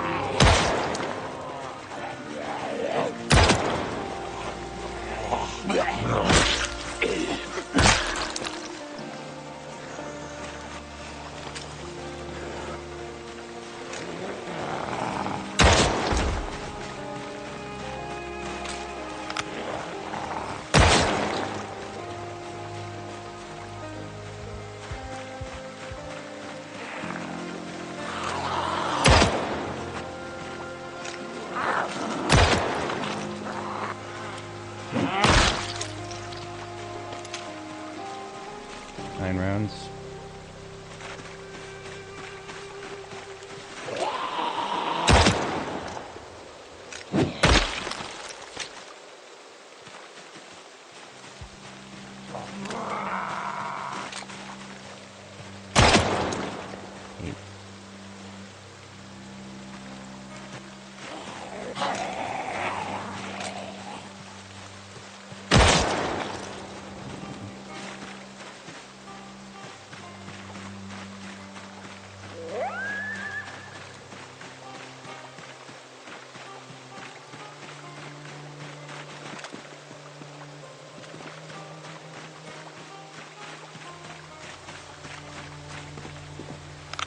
I forgot. I can actually, I can shoot at the door now. Because this is one of my vehicles doesn't have any glasswork on it, which makes it insecure if I'm getting too close to zombies. But if I'm just rolling up next to them, we can do drive-bys. I don't think I've ever done this before.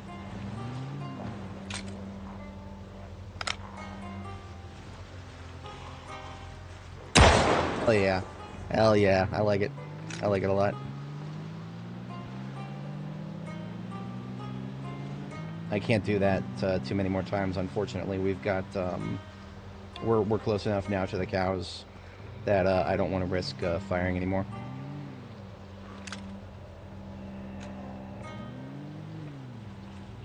So I might actually do the thing here.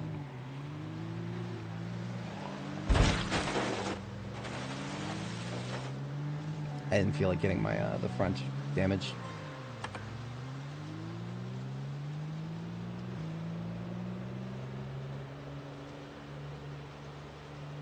Alright, so we're gonna go 40 miles an hour on cruise when we pick the animals up. So if they end up being stressed when we get to our destination, then we won't have speed to blame. We'll have to find some other bullshit ass excuse.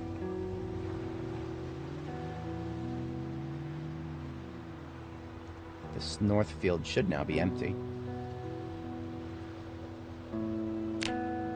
We do still have a Simmental to the south there.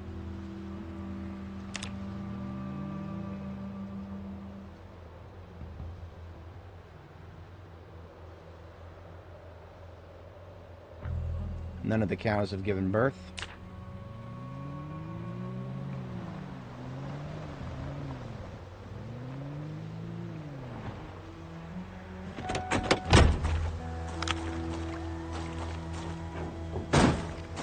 Did I leave my... I wonder. I wonder. I did not. Okay, I was wondering for a second there if I left my, medical bed here, but I, you know, wouldn't have done that. Wherever I did leave it, I'll find it someday, I'm sure.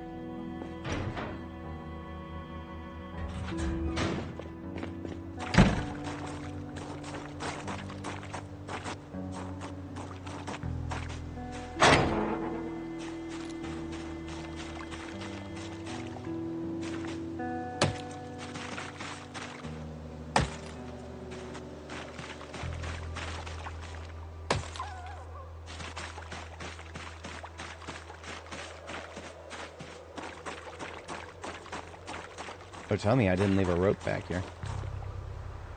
Of course I didn't. Why would I do that? That would be smart. I'm not smart.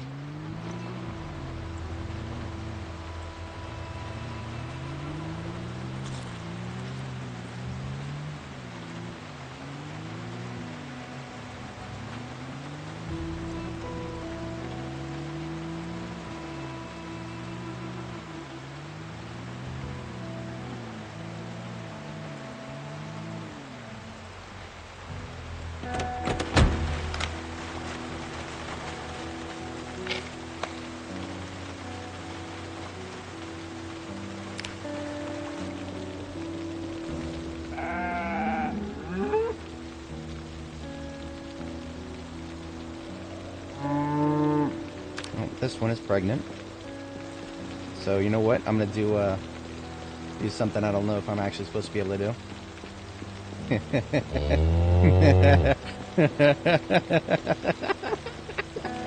If you don't have rope and you the animals don't trust you enough to yell, then just give them a push.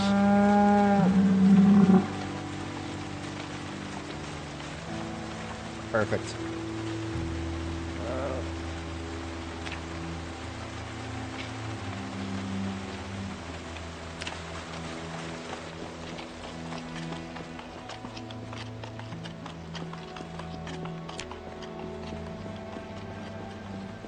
Alright, is this you knocked up?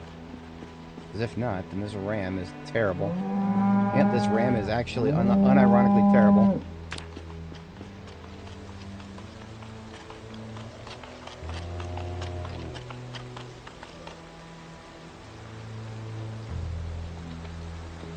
Okay, well. Gave you an opportunity to get your gene line forward, buddy. You completely fucking failed, so... I take your female. Someone who actually performs.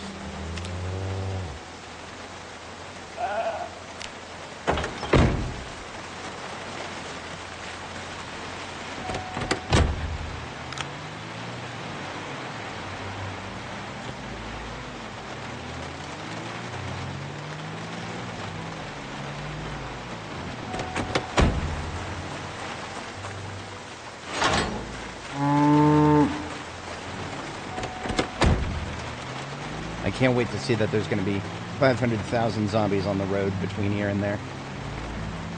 I can't wait.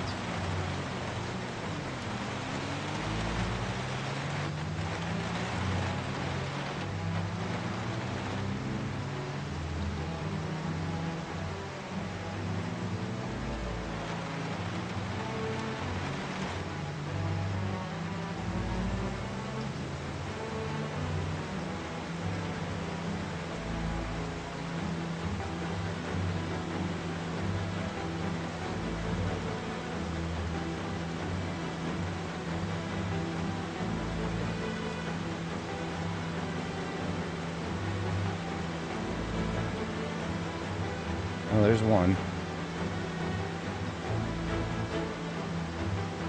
Plus 5,000 stress. Animals are now unsavable. We drove past one zombie. That's it. That's all it takes. R.I.P. That's what it felt like on my previous the event that I'm referring to was when I was on Annie Mae and I was moving my Holstein cow, just my Holstein cow by herself. And I had already cleared out all the zombies, so I was just bypassing everybody. And yet, when we got to our destination, she was stressed all straight to the breaking point, 100 out of 100. And her baby died, and all the other bullshit that happens when animals are stressed. It was knucking futz.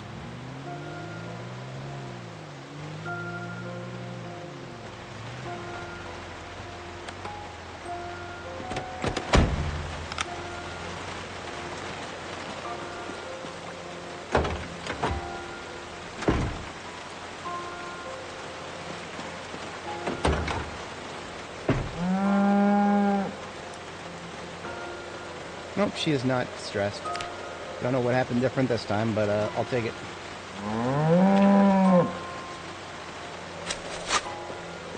Right this way, ma'am. Don't worry about the smell. It's just temporary.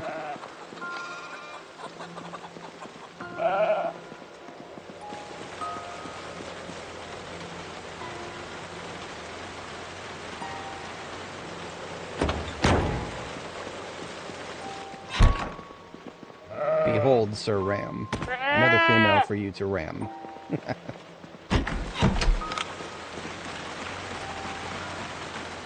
Rope goes in to this one.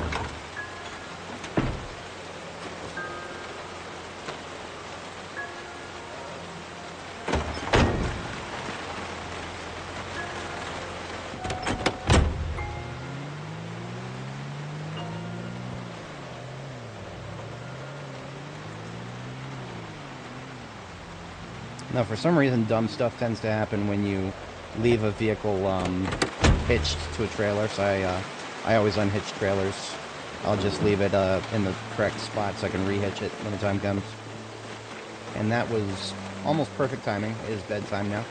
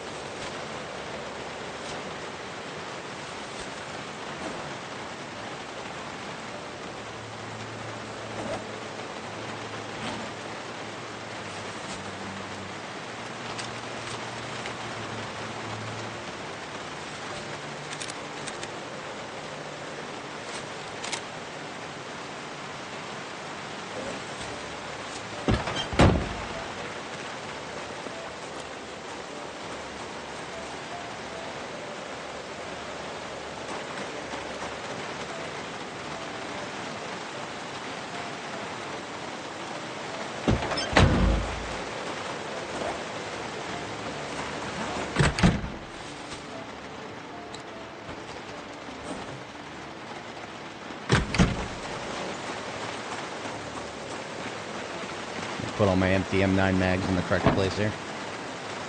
There we go.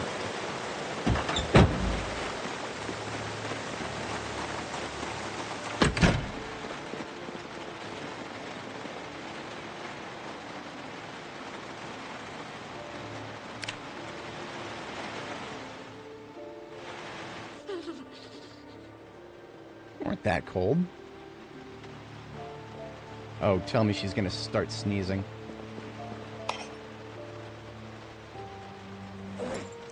Temperature got down to the mid-40s. Okay, yeah, you know what? So, please don't take any offense if I know I have some ladies who watch my content, but yeah, I know. For a lady, that's quite cold. It's simple reality.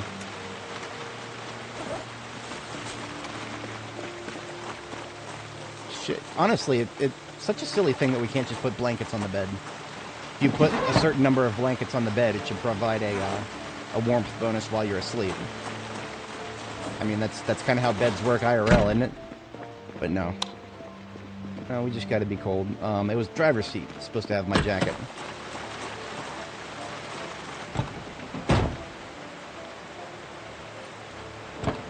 That's more like it.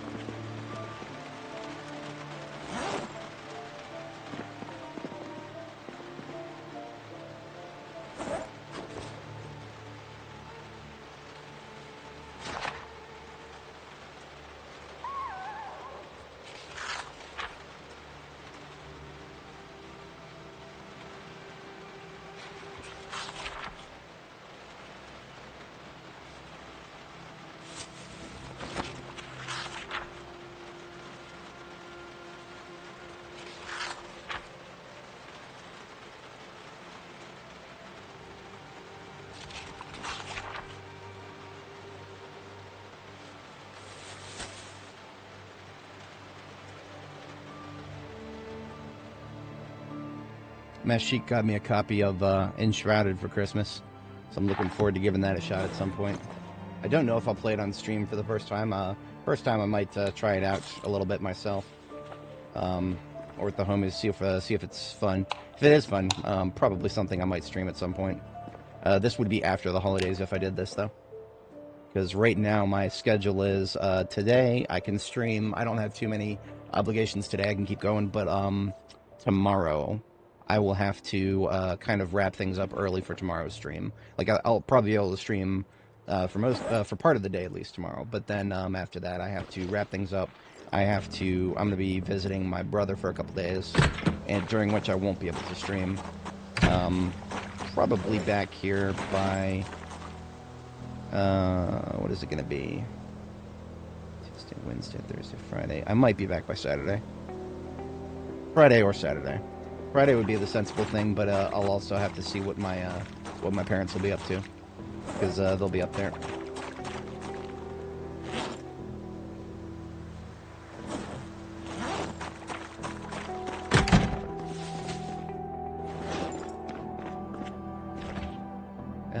I don't need food right now. Oh, I've still got 3 roasts. We cooked before we left. We're good.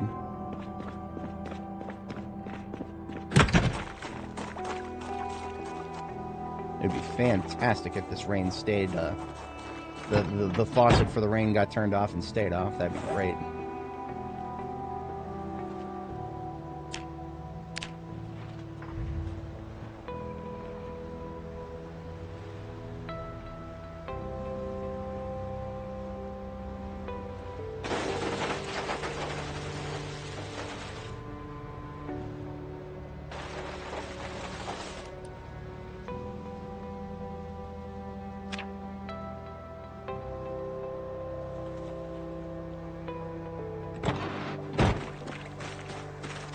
Yeah, it's pretty fun.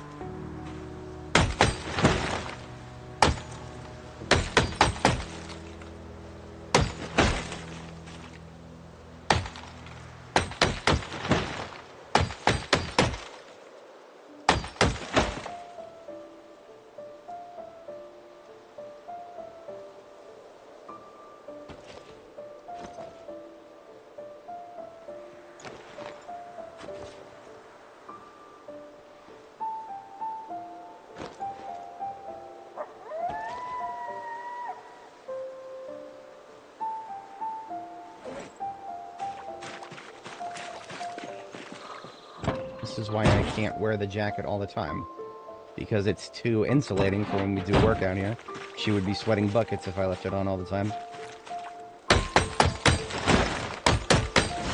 Knowing when to wear the layer and when to take it off. It's all part of the fun.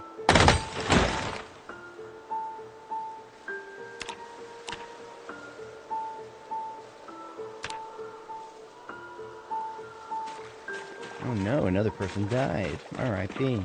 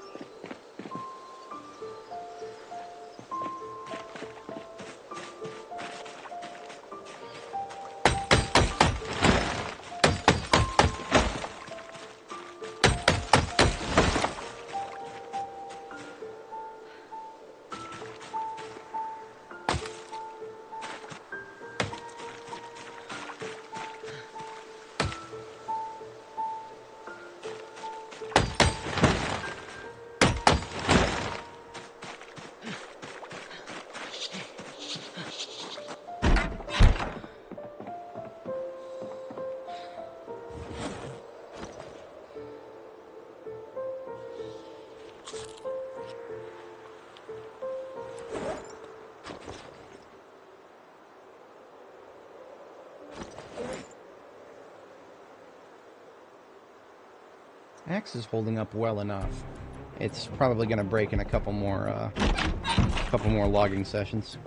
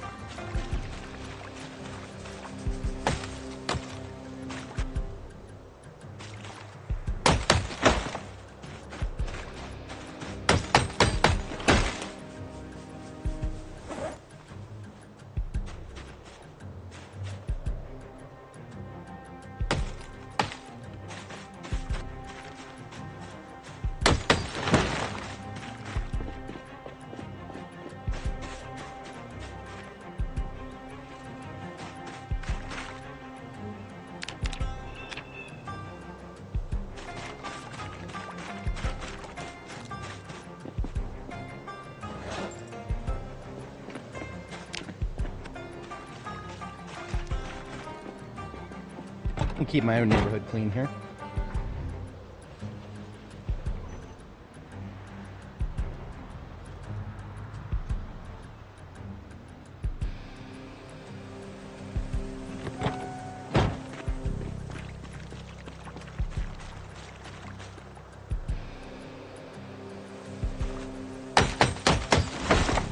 Hang on. Yeah, there's somebody.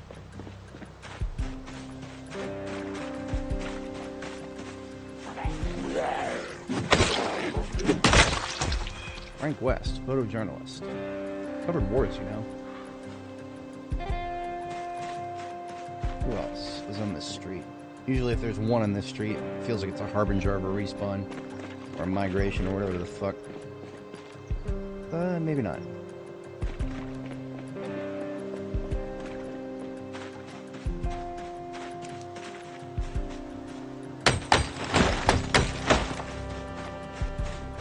We're not just getting logs here. We are also just cleaning up this area where we are part of where we live.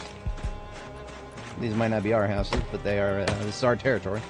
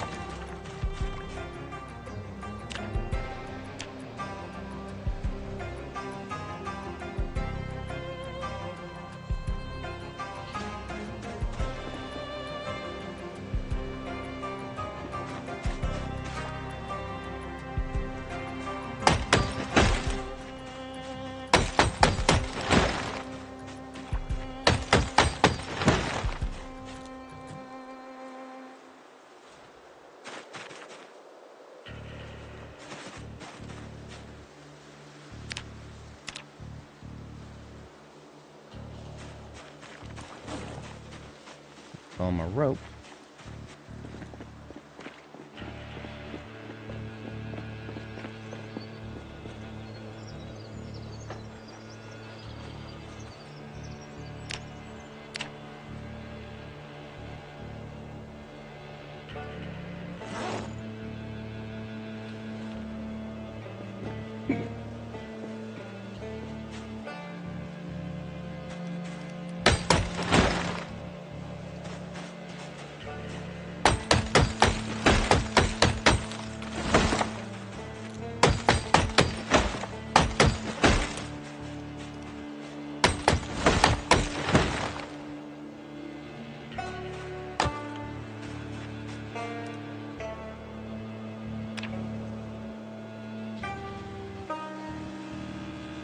They just call me with my surname. They just call me Reed.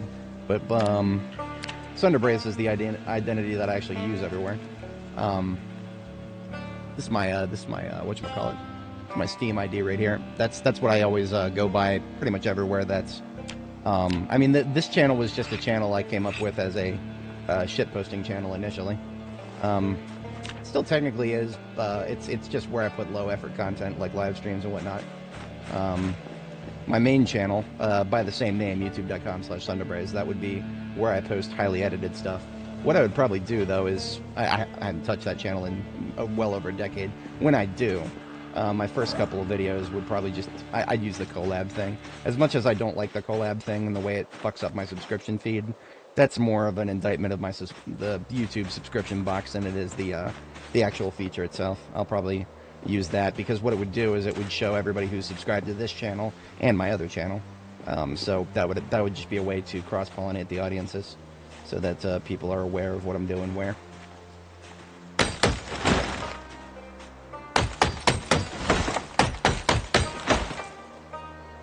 As for when I would do that, it would probably be sometime next year. I don't have a very solid, what's the right way to phrase it, studio setting here. I don't have a lot of room in my apartment to record things. I would really like to have a green screen set up. I actually own a green screen. I just don't have anywhere good to put it. My living room is, well, it's a little bit messy at the moment, but that's not the problem. Even if I were to clean it up really nicely, there just isn't enough real estate. There's just enough real estate for a proper green screen setting. You need a certain distance from the camera, especially if you want to do something like a full frontal or, God forbid, a full body shot. I'd want to do at least something like a bust shot or something like that.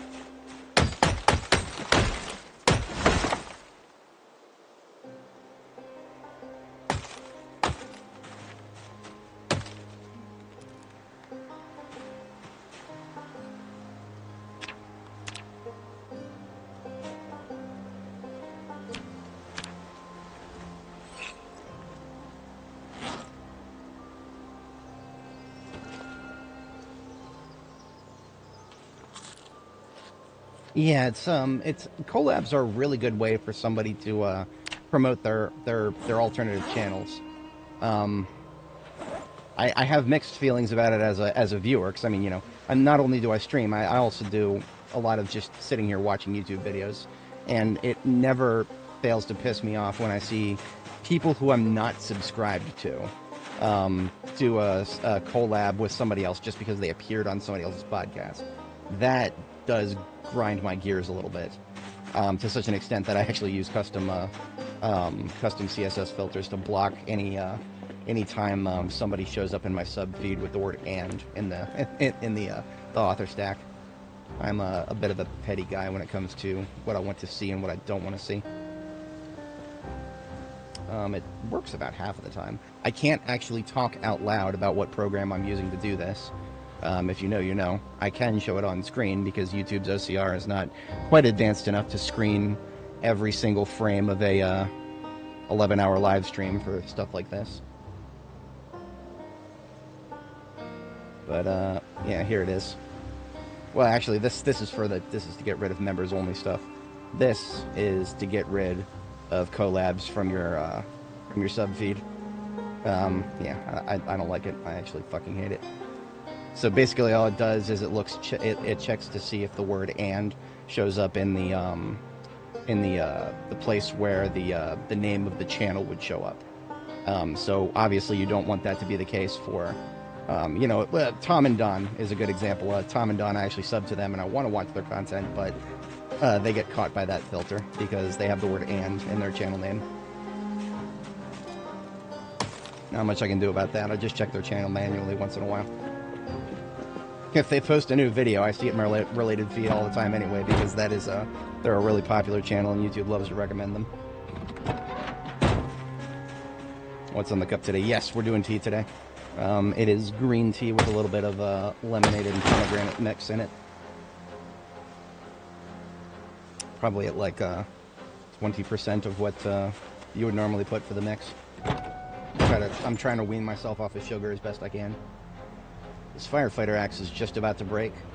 I'm going to go ahead and break it myself and get another one.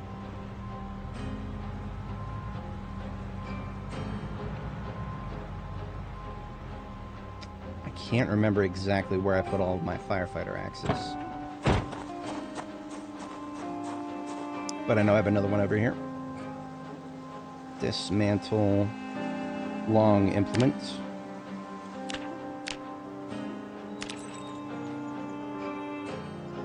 And what I'll do with that, the firefighter axe head, is just reforge it into something once I have steel forging capabilities. In the meantime, here's a fresh axe just chilling right here. I've got a bunch of axe heads I brought back from Ekron somewhere. I don't know what I did with them, though.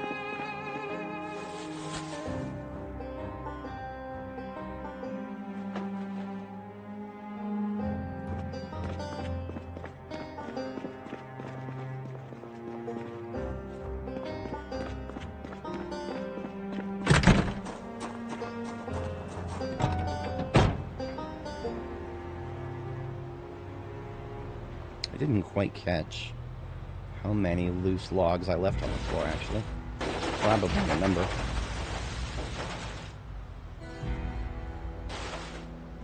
Or did I must have cleaned most of them up. Yeah, we've done a pretty good landscaping job here. Very nice and easy to drive around now. I can see zombies from much, much farther away if I'm driving around the area and I need to wipe out any respawns. I have... Oh, that's right, I have a log just chilling in my inventory. And now 3 logs in my backpack. That's okay. I picked up all the loose ones. And now there's one more loose one to make a 4-stack with.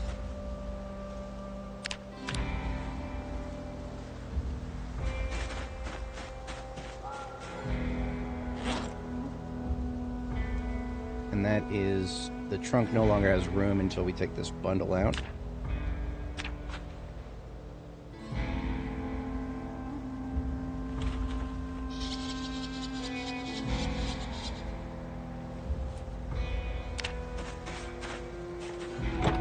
Go ahead and put 2 of those on the passenger seat.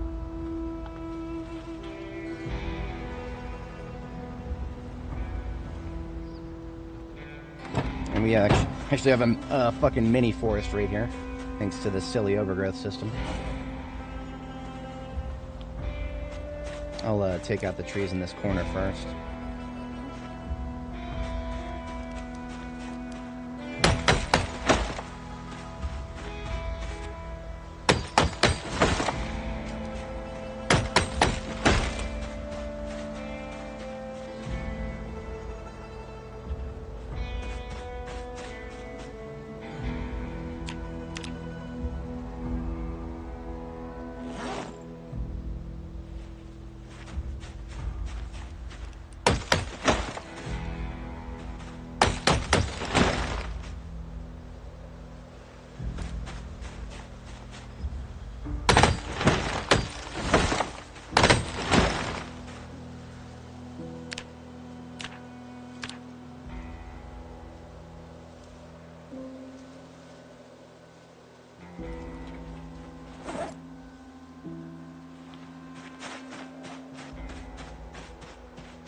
I don't think there's going to be any more major on this side, so I'm going to put that there.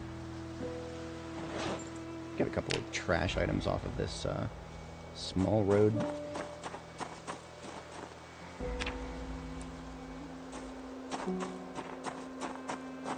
Leave them here because there's going to be a bunch anyway.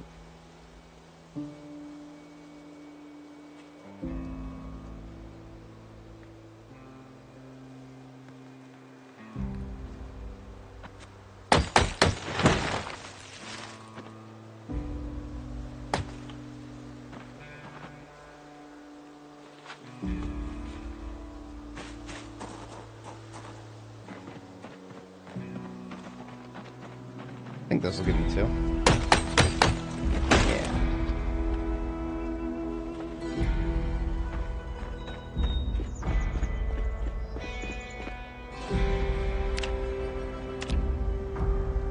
I'm just going to assume that we're going to be running out of room in the truck very soon. So I'm just going to drop this because I'm going to be driving up here anyway. Drop it right there.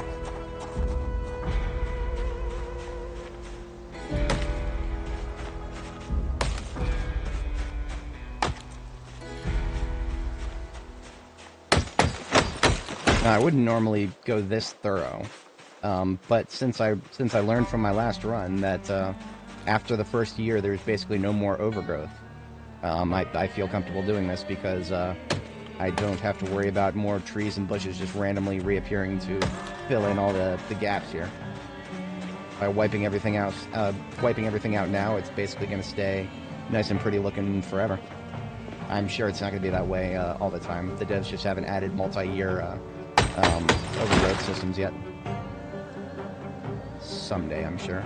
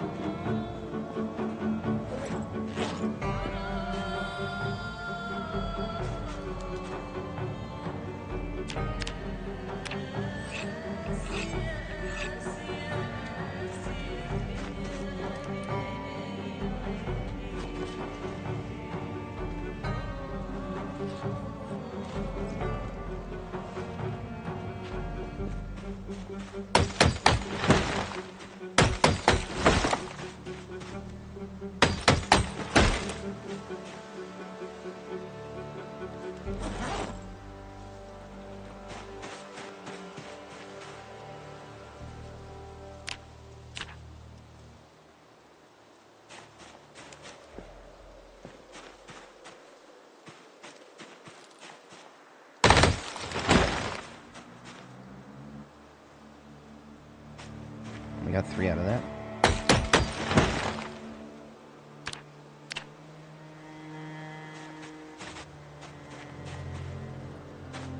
Should probably check to see. I know I can fit at least 2 more. Oh no, I can fit another. Yeah, probably just 2. I forgot 10 is probably the max. So I'll go ahead and stick those in there.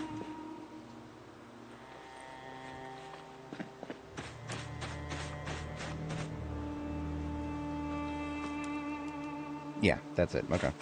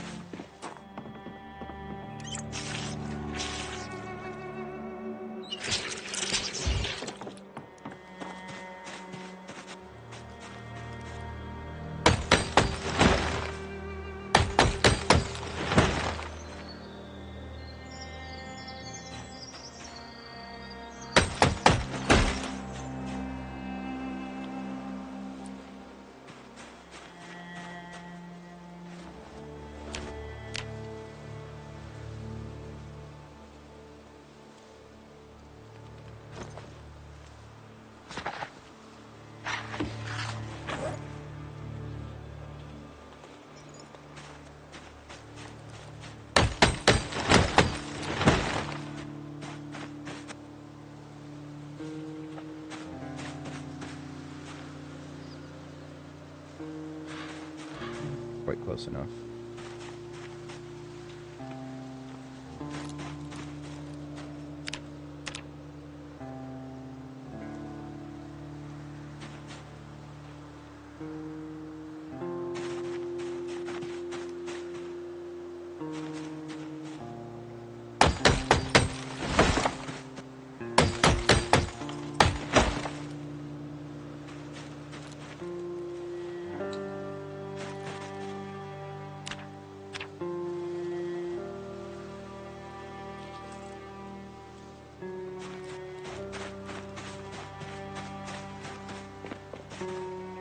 There's already 2 in my backpack. Let's go in the passenger seat.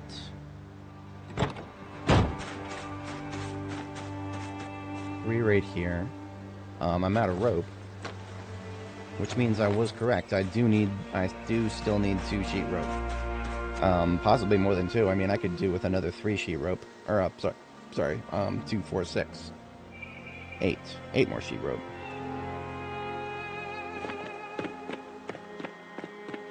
Or a total of 8 sheet rope. So, I have 2. I need 6 more. Oh, and I can't forget this one here. Okay. So this constitutes a full backpack. Okay, so I was wrong. I've got 3 in this backpack. There's 3 on the floor down there. I need 3 more. So that's 2, 4, 6 sheet rope total. I've got 2 on the floor in here. I just need 4 more sheet rope. Math is math. Definitely one of the numbers of all time.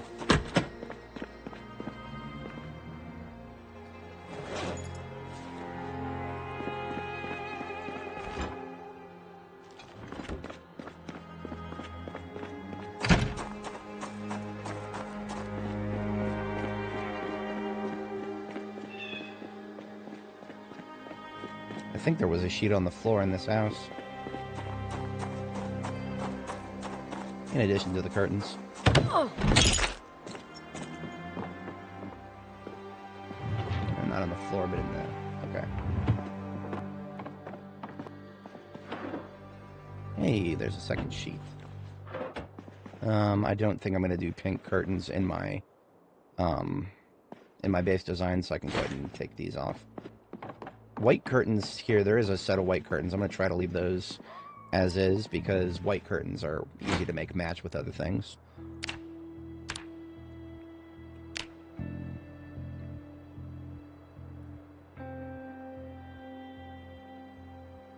Alright, so we now have 6 sheet rope.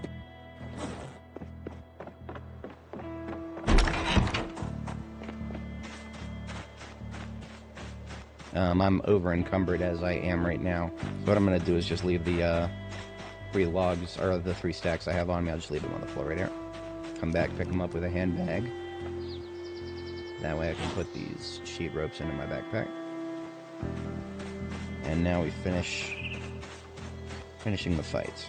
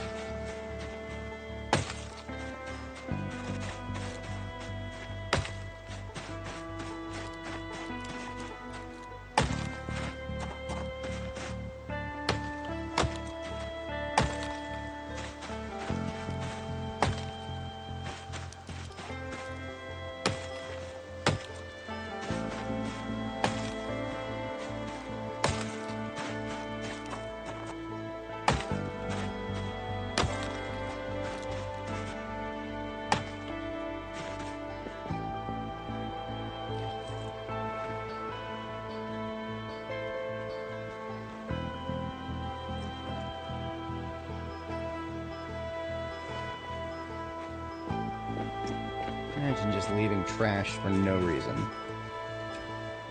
Isn't that just typical? All over the fucking place here. Garbage and garbage and more garbage. Cleaning up bushes, I might as well clean up the other garbage.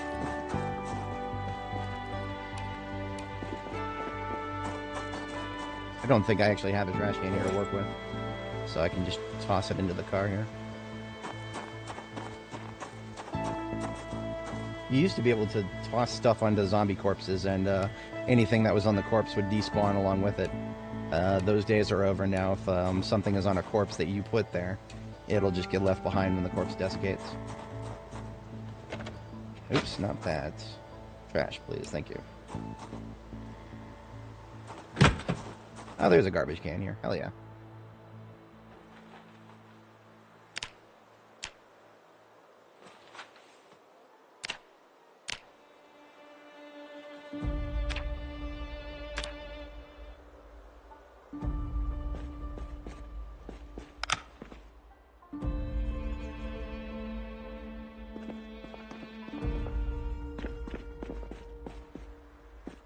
I'm tempted to grab these crates, but I'm not going to have room for them in the current shipment.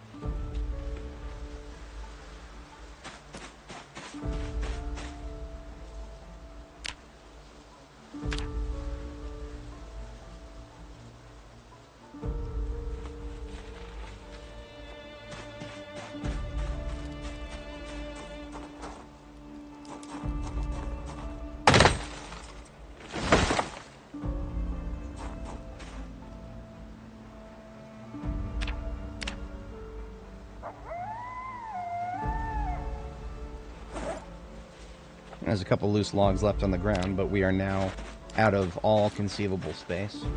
Therefore, we are going to take our shipment back up to our base. I have a feeling we may actually have more than we need, but I'm not going to assume that.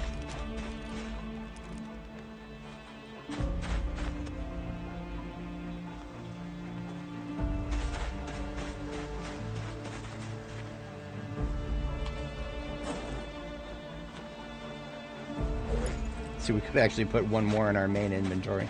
I'm not going to budget for that.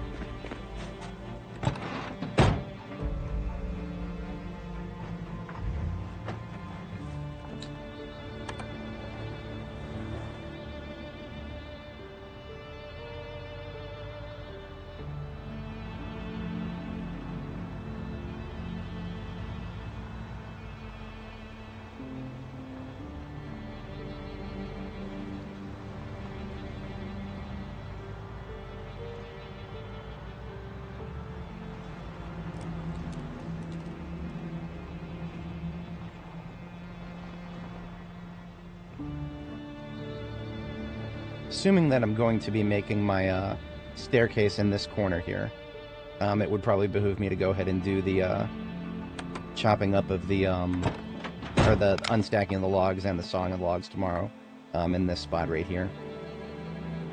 I don't know exactly where I'm going to put the staircases yet, but this is not a bad spot to consider right here. 19 stacks of logs in total.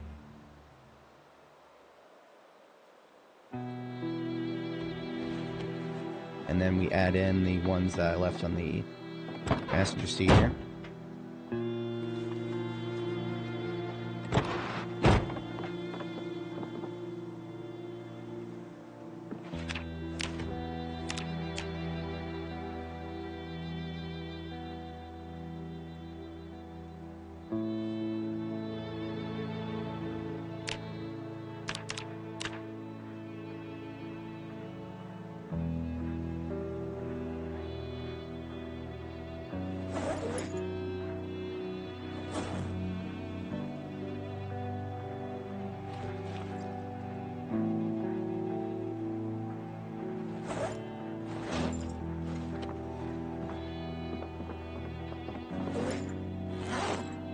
I was supposed to go in the van, not on the ground in front of it.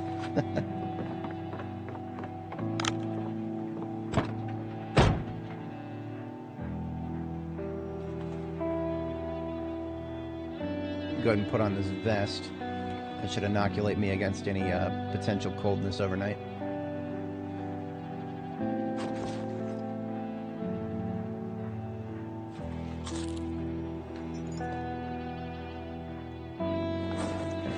For another 10 or so minutes here.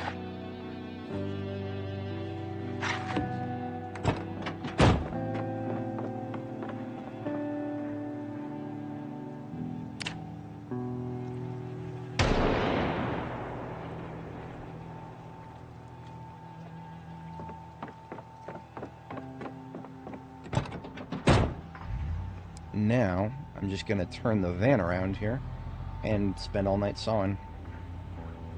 Use the van as a light source. I have to keep annihilating my flashlight battery. And we probably will get hot from this because this is sawing logs is actually a lot of body heat, so I'm going to take the vest off. See how we fare with this. 84 logs in total. Not bad at all.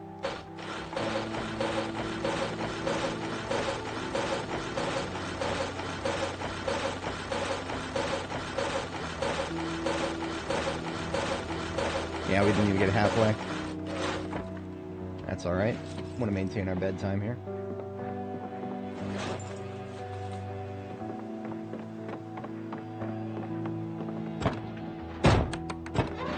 So now I'll put the vest back on. And back to sleep.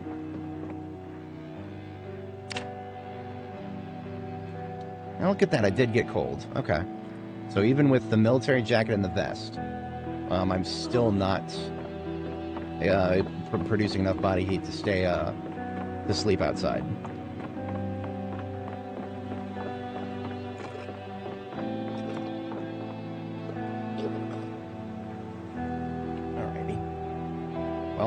That problem will solve itself real quick once it gets sawing logs again.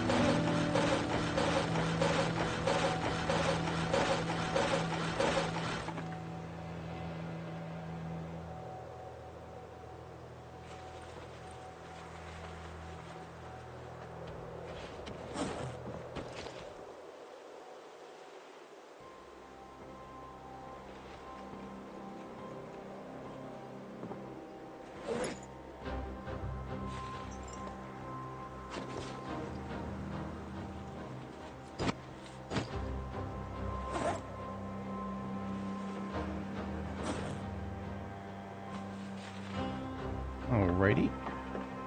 Let's get us some nails. Should be some on the floor here.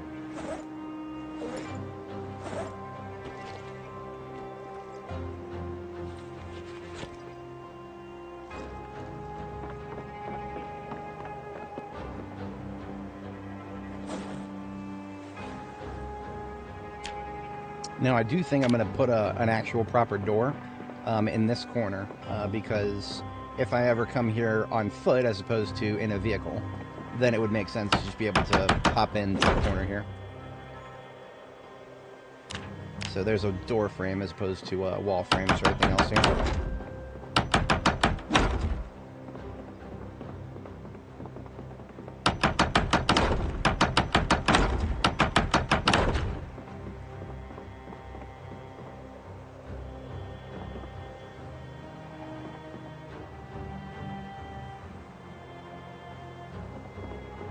Alright, and here's my window frame for this side.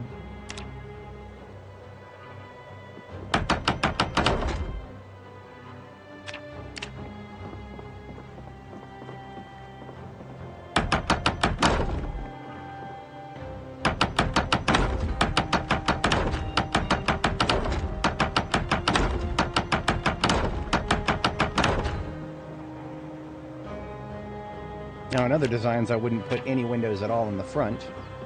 We don't have to be so stringent this time around.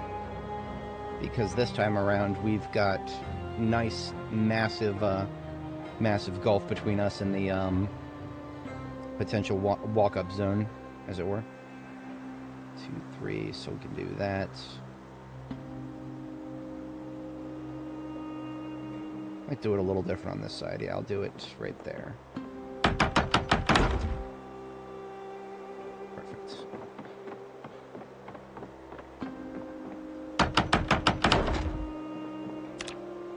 And everything else is walls.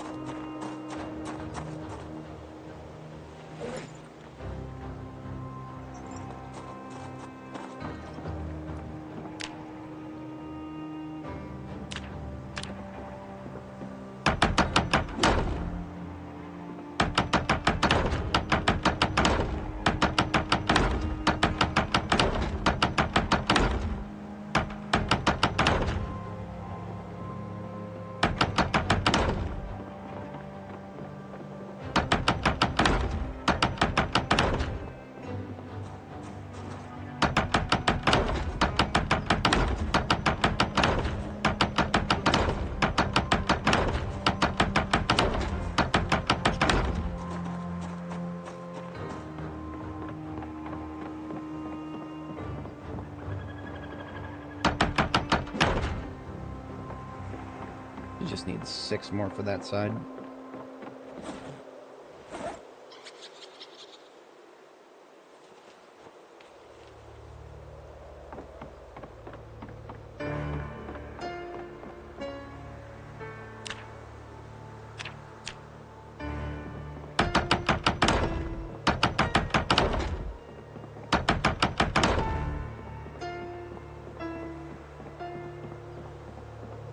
Right.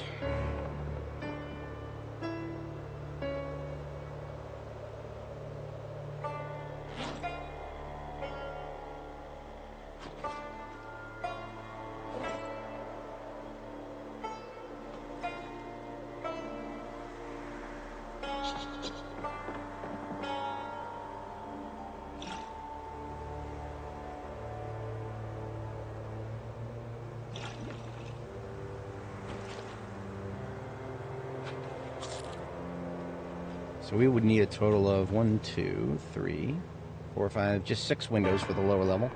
That's very easy. I can go get that in one run when the time comes.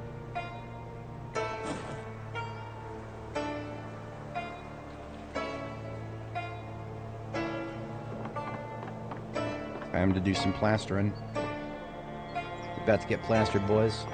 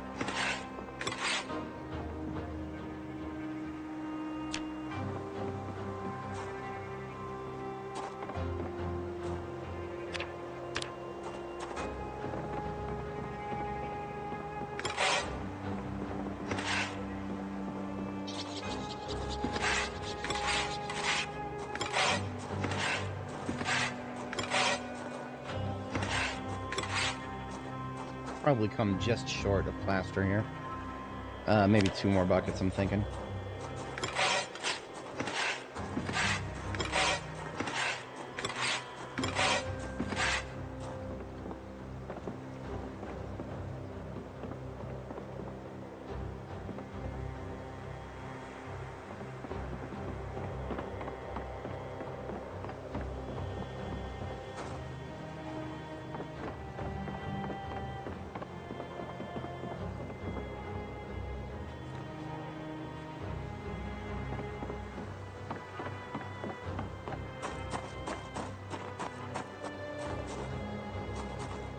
Oh, there's no plaster, this is all paint.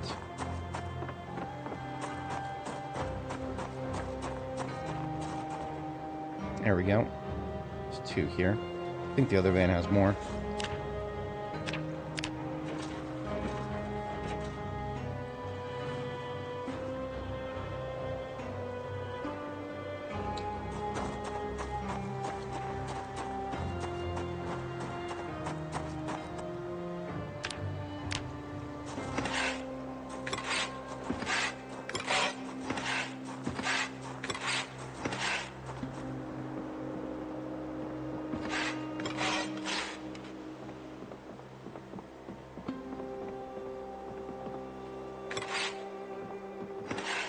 Beautiful. So we still got a little bit of plaster left here.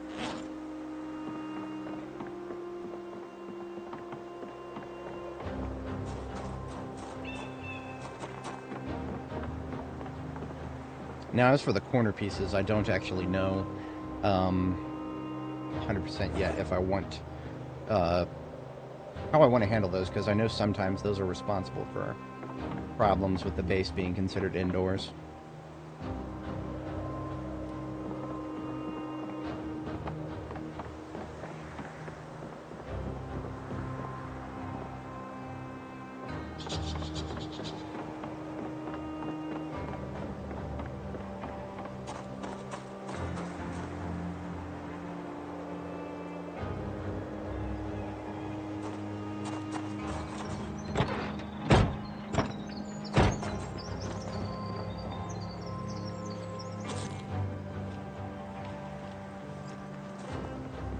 Alright, I'm thinking about the staircase now.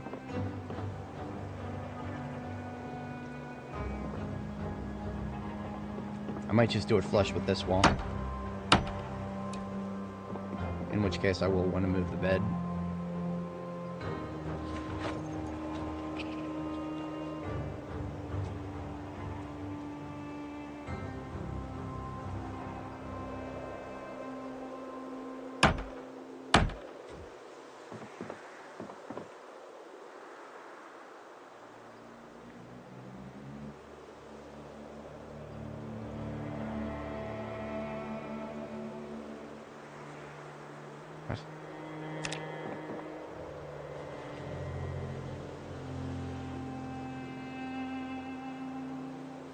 That works.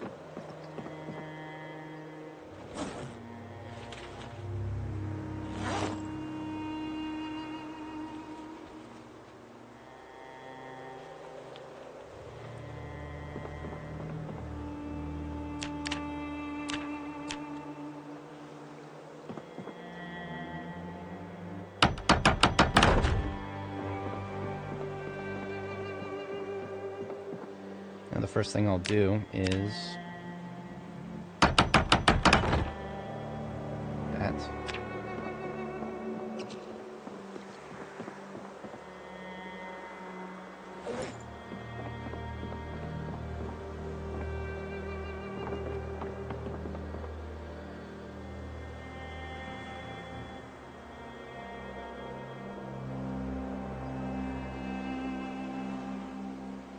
Alright, can I do, welded doors yet?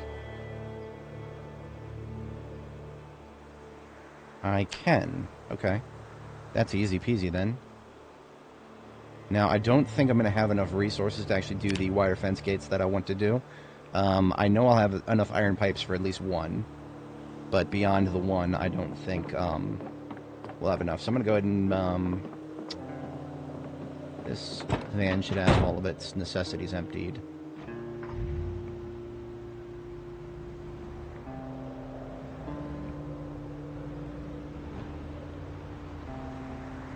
Do I already have a welding vehicle up here? I can't remember.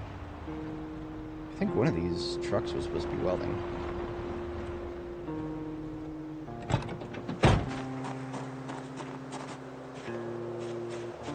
Yes, this one. Okay.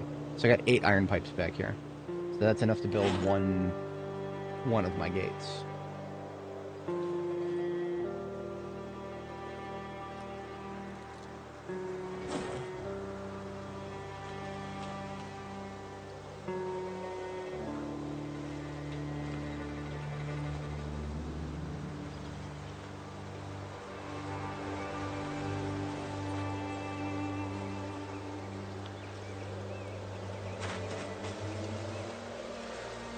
And then I just need the hinges and knobs.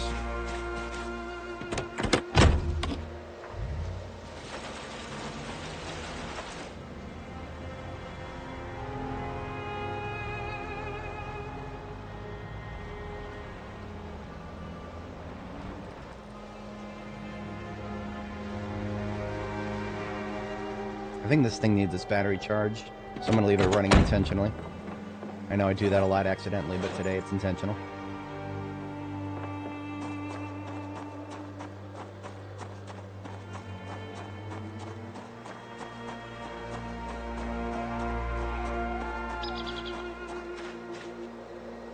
And this one was mostly carpeting.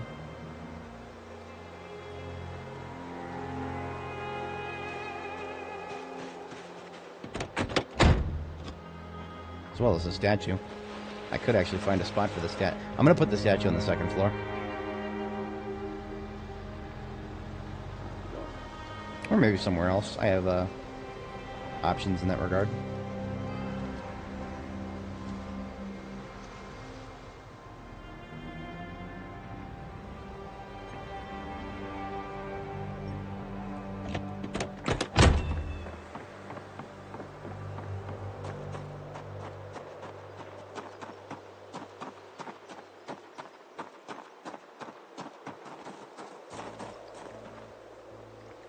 Exterior decorations and books in that one.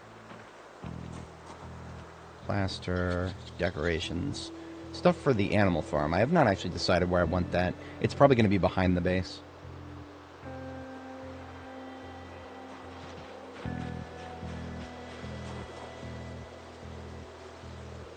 little bit of everything in here. Tools, among other things. We'll just take the stead then.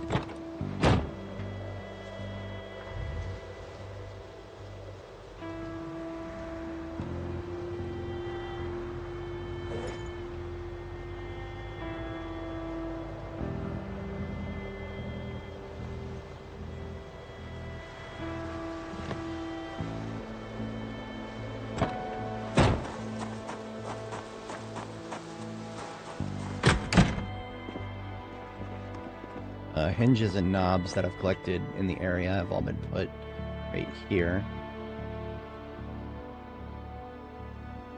I'm just going to take all these hinges and all these knobs, because I'm going to need all of those eventually. Actually, no, I only really need, well, I'm going to take them, but right now I just need one knob. I always forget that the double tall wire fences don't need knobs. Even though other fences, like gates that you would think don't need knobs, actually do. And it's a little bit weirdly inconsistent.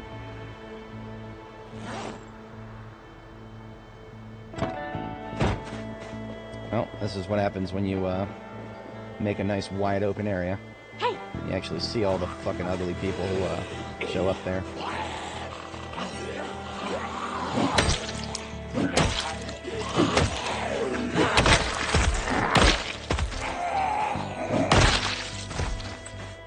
Don't you dare start smacking one of these windows. I know there was another one here. Where did they go? Did they just ignore me? I don't like being ignored.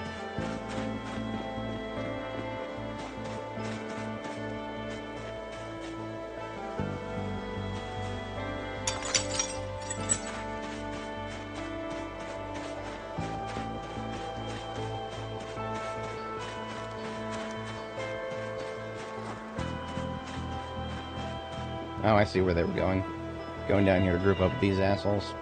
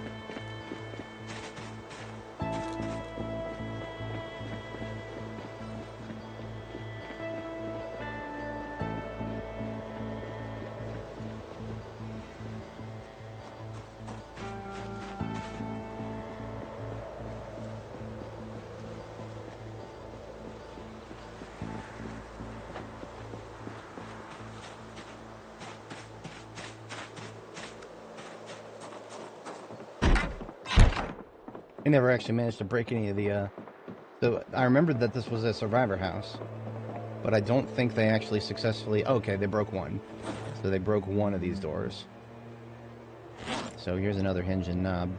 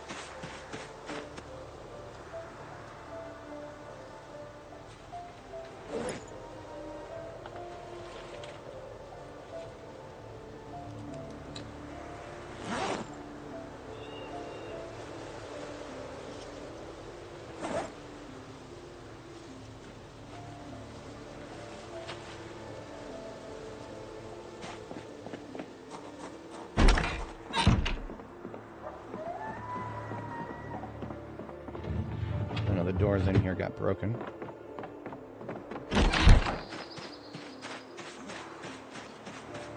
Hello there.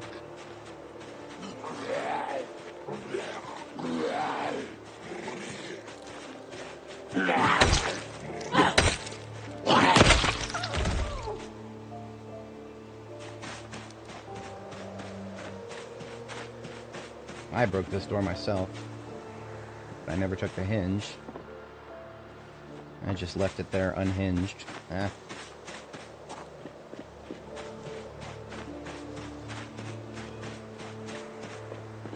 That one never got broken.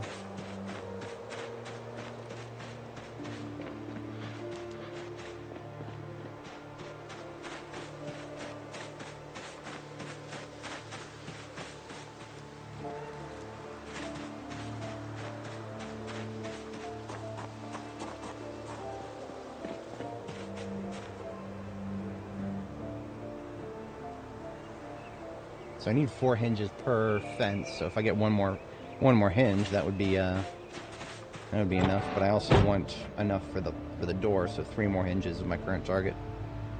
And then I'll go weld apart one of those burned wrecks, or there should be a wrecked car somewhere nearby. I'll weld that apart and get some more pipes. Actually, the more plentiful solution would be to rip apart some toilets or something. Toilets or showers. You can get iron pipes from each.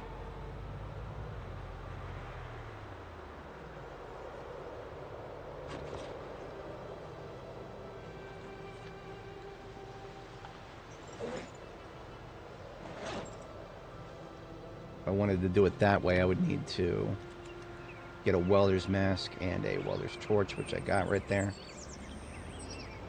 And I'll just park right here. As fate would have it, this is also the parking lot where I got some extra torches because of trunk repairs.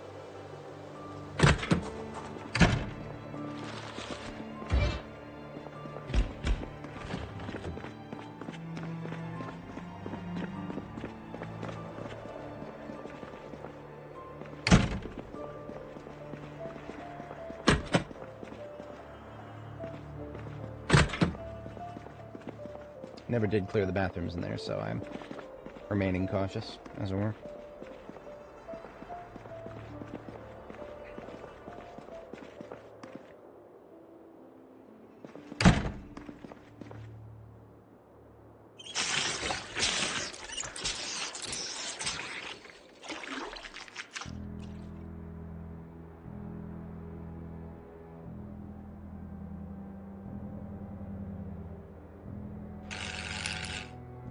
There we go, got 2 pipes that time.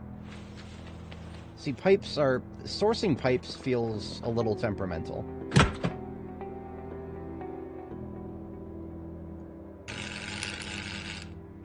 And that time I just got 1, so that's a total of 12. I would need 16 if I wanted to do 2 fences.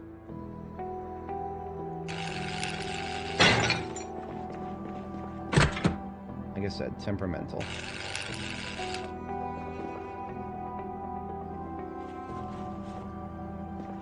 I'll leave the urinals there. I'm gonna come back, use those as decorations most likely for my actual base's bathroom. I already have some toilets that I harvested elsewhere, but no urinals yet. So I'd have something for the ladies and the gentlemen, even though the gentlemen don't exist in the current universe.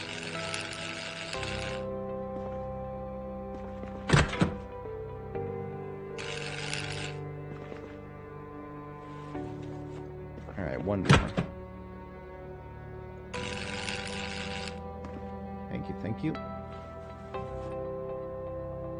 Now, scrap metal, I don't know if I have any right now, but I will have more later.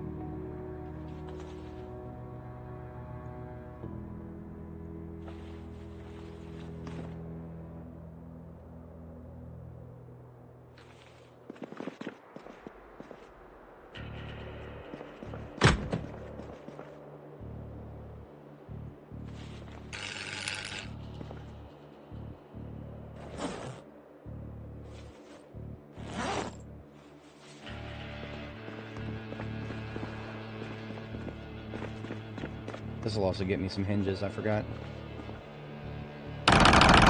Wow, okay, never mind, that was carpentry. I guess that's okay. Actually, if I carpentry these doors, I have even better chance of getting hinges.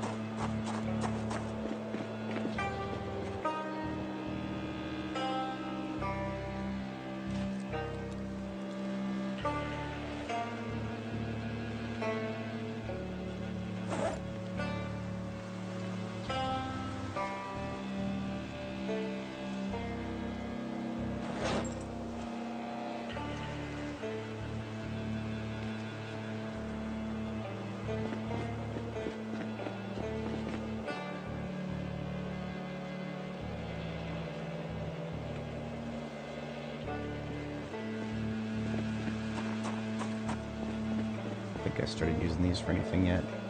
Oh, just that. Yeah, I left that there. And then this is all military gear that I'm definitely not ready to be wearing something that's even more insulating than what I'm already wearing. What I'm wearing is already too insulating. Yeah. So when I get even colder, that's, we've got our military gear over here for that.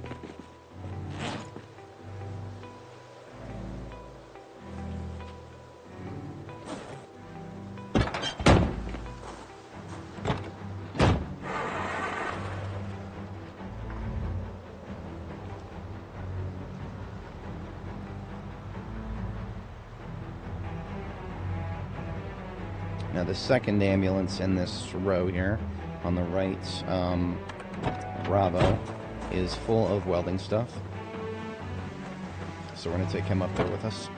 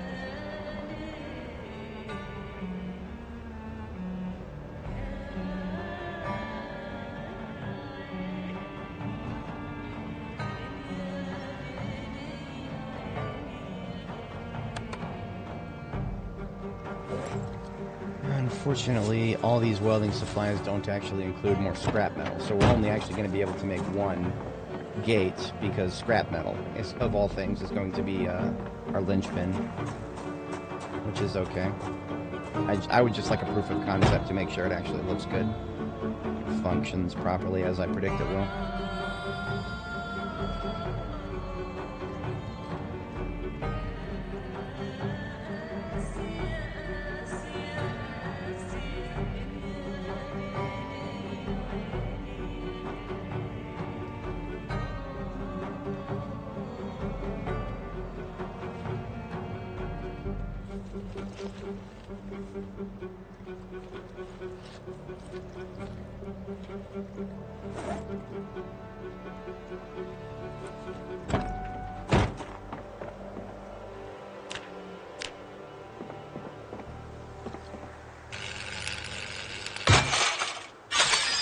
Just as God intended.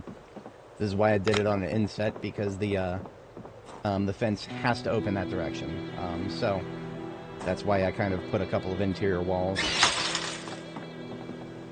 So it's almost got like a sort of a tunnel effect there, but yeah. Glorious.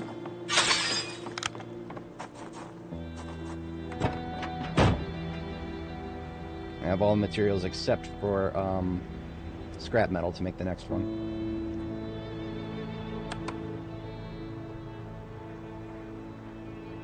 We are going to get cold-ish tonight. But if I wear that, I'll just need to go get like a hoodie or something back from base so that I can get through the night without being too cold. I should be able to make a door as well. Just got to grab a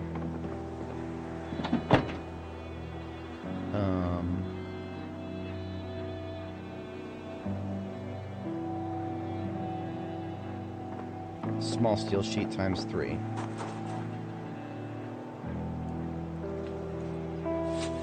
And I only had one, so we'll take a regular steel sheet and weld this thing in half, or in quarters.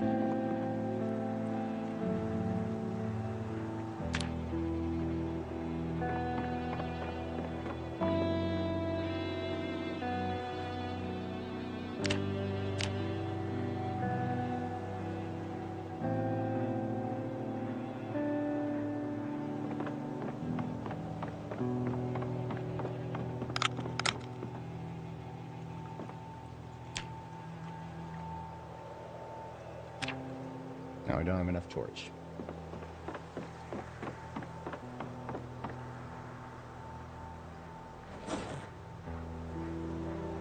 I have one more scrap metal here in this vehicle. Oh, wow.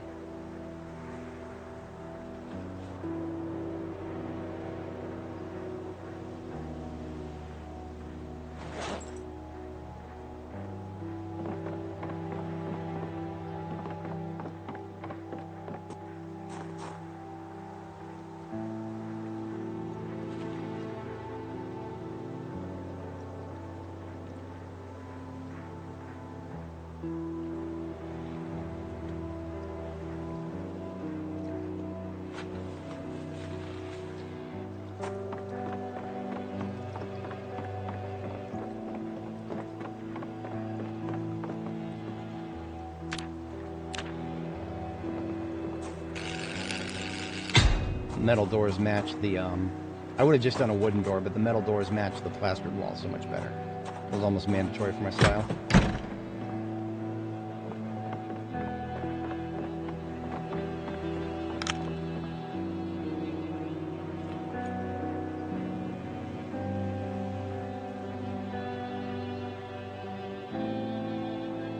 Alright, it's 22:30. Let's see if I get cold tonight.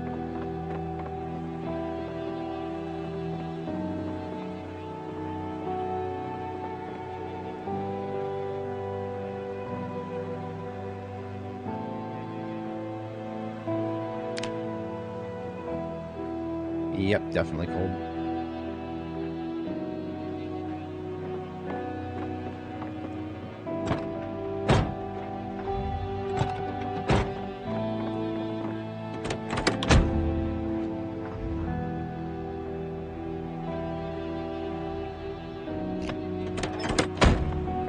Be able to get around this one.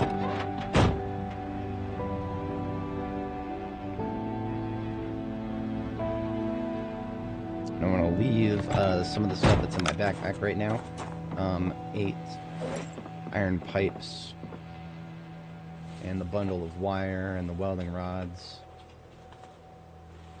and the scrap metal, and the 4 hinges. I'll leave all those right here because then I just need to come back up here with basically just one more scrap metal, and there's another gate.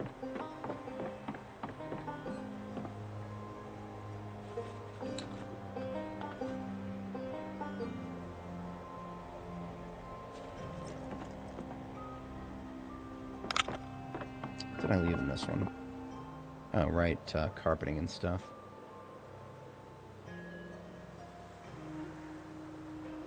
Okay, I'll think about that. I should probably park it slightly further out of the way, because it's going to be a little while before I think about this one again.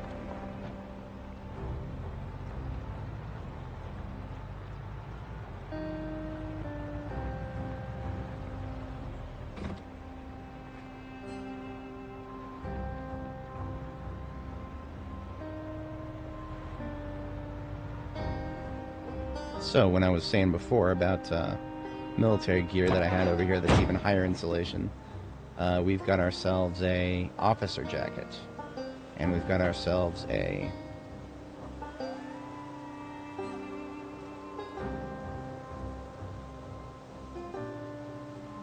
is that it? Huh. Oh, we've got a beanie.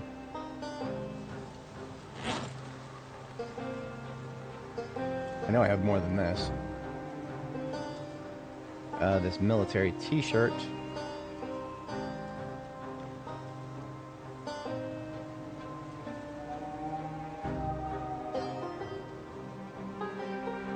And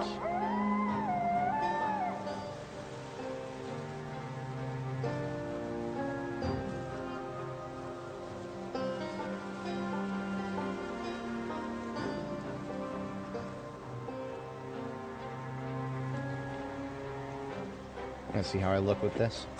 Yes, it is important to me to look nice when I'm sleeping, right?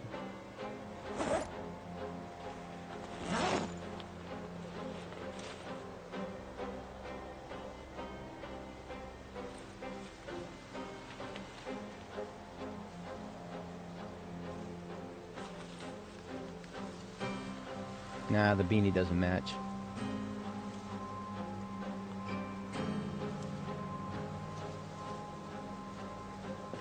Also don't have a hoodie. That was part of the gig. I just wear the hoodie with the hood up. And I don't need to worry about matching or the beanie. And it's a little goofy, but to be entirely honest, it's probably something I would sleep in IRL. Along with my sleeping bag, of course. Which I'm kind of baffled is not in this game.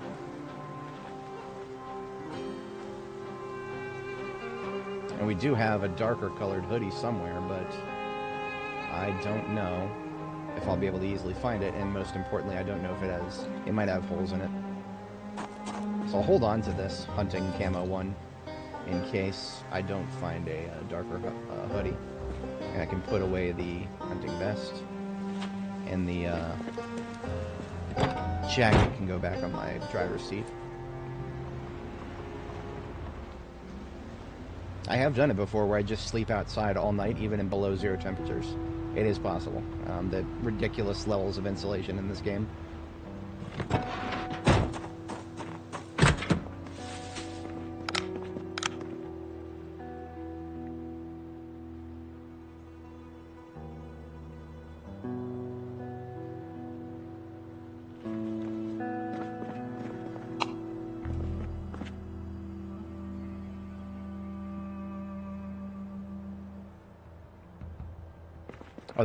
Oh, look at that. Oh, that's glorious. Hang on, I gotta get a screenshot of this. I got really lucky with this hoodie. This hoodie is basically an exact match of the military jacket, the officer jacket that I'm wearing. Let me take off the Barrel Dogs vest here. It looks like it looks like the hood is a part of the jacket. But it's not. This is almost like a trench coat style jacket, military jacket. But the hood is just such a perfect match that that's great. I like that. How does it look with the hood up?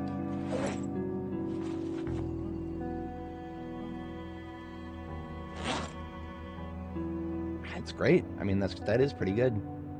That should get our insulation levels. Yeah, look at that.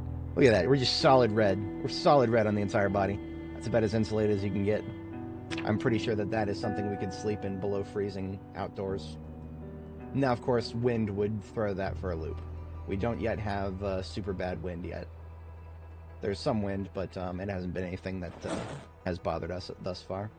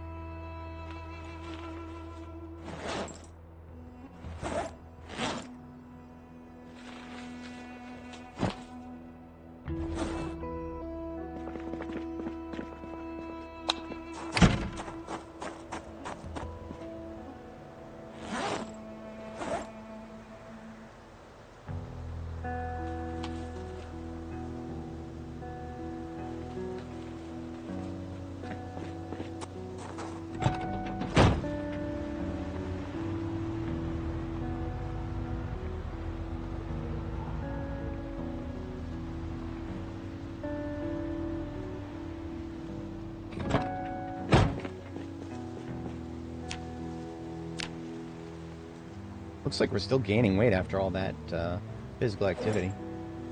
That is a very, very good thing.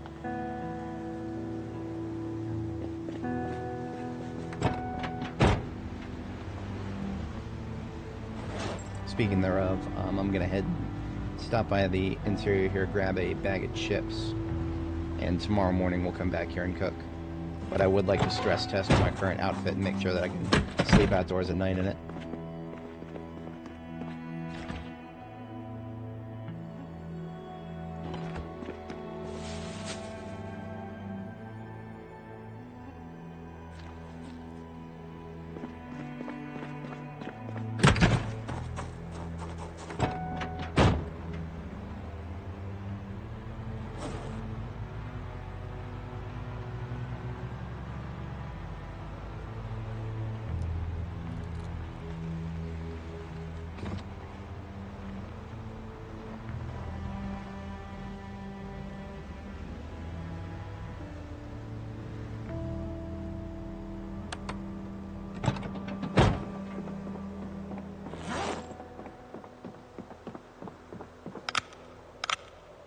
Alright, I'm a walking sleeping bag. Let's see if I still get cold. Nope. That went almost 10 degrees below freezing in freedom units. Fantastic. I'm gonna use one of these duffel bags as a dresser, because that heavy gear that I just put on to sleep in, I won't be able to wear it during normal activities.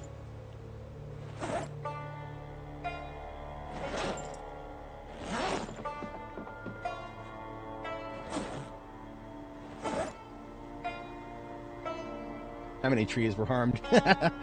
More than I could count, as they well deserve. A lot of them have been trees that spawned in as part of the wilderness overgrowth, so they absolutely deserved it.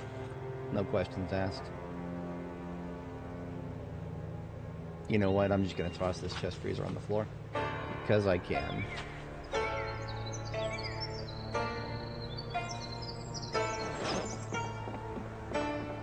Silly as it looks, I just put it in my hand and then click the key binding to drop whatever's in your hand. I'll just put this trauma bag full of stuff. Now I am getting cold now that I took those layers off, but that's fine.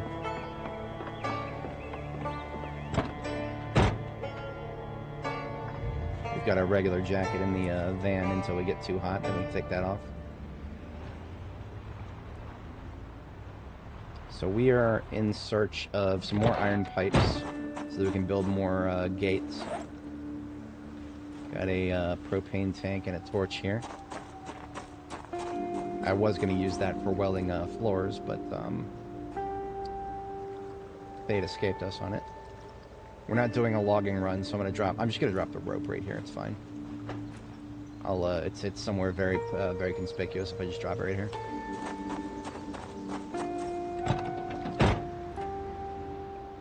They're taking the zombies to Isengard. The humans turn north.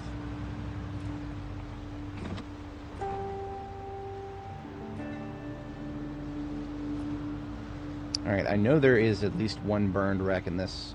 Not burned wreck, but just regular wreck in this direction.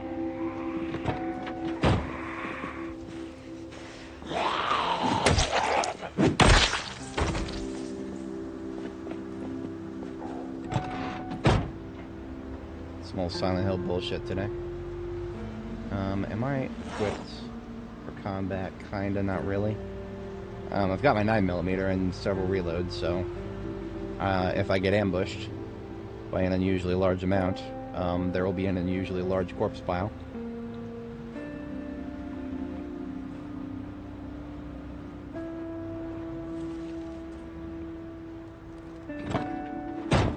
I don't know if I'd call this an ambush, but there is a group down here. Oh yeah, absolutely. Okay, so we didn't start leveling welding on our character, Nora here. We did not start leveling welding until, one, we had the book, but also until we had a whole bunch of skill magazines. The skill magazine specifically that teaches the recipe for, floors. Well, there it is. No, hang on. Welding. Search, metal floor. This one right here. Steel sheet small, 1 welding rod, 1 use of a torch. This gets you quite a bit of experience if you've read the book, and there's no level requirement. You can do this at level 0 as long as you find the right magazine. This has basically replaced barricades as the most efficient way to level welding. Now, as to where to get a bunch of small steel sheets, there actually is there's a way to do it, and I can show you as soon as I kill this group. There is a way to get a whole bunch of small steel sheets by splitting large ones up. Now, normally there is a way to weld them apart, to turn a steel sheet into a bunch of small steel sheets with welding, using an actual torch.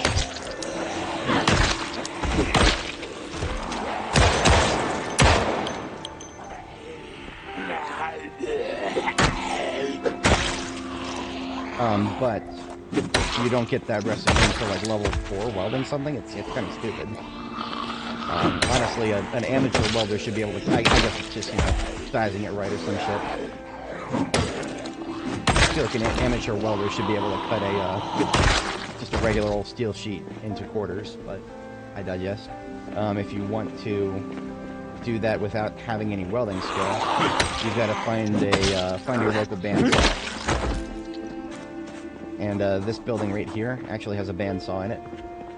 I think it's on the upper floor. There's a drill press. That's not what I'm looking for.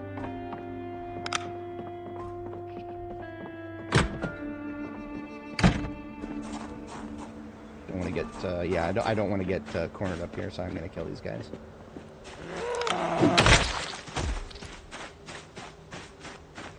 These guys are just trying to go around. There we go. Okay. But yeah, in the nails and nuts tool store here, in the basement, there is always a bandsaw right here. And the bandsaw allows you to do certain things that's metalworking related or welding related, like cutting a metal sheet into 4 small steel sheets.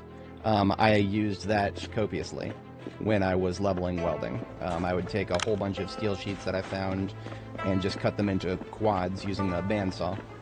Which the bandsaw can do that quite quickly. Unfortunately, you can't pick the bandsaw up and take it with you. Really fucking wish you could do that. In real life, you can do that. But, not in this game. Yeah. It's, if you have the propane for it, absolutely worth it. Find enough tanks and, refill the torch enough times and you'll get there.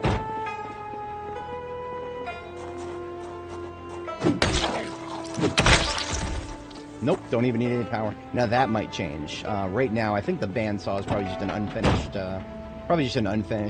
implementation. But currently, in its current form, that's probably a trade-off, right? You can't move it, but you can't. It doesn't need power. So I guess that's just a trade-off in its current form. I predict in its ideal form it will require power, but you should also be able to move it. That I feel like it would be the ideal.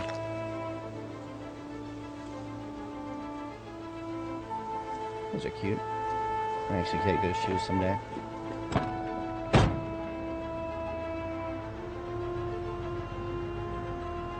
I swear there was a wreck, probably just on the other side of this parking lot, if not in this parking lot. I thought there was one.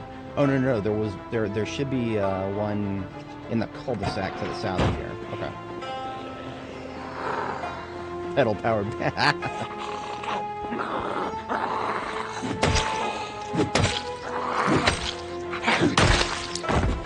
We should be able to use the Ohio River to make a powered saw apparatus, kind of like they have in Skyrim at Riverwood or whatever the name of the town is. They can do it in Skyrim. They should be able to do it in this in a world like this.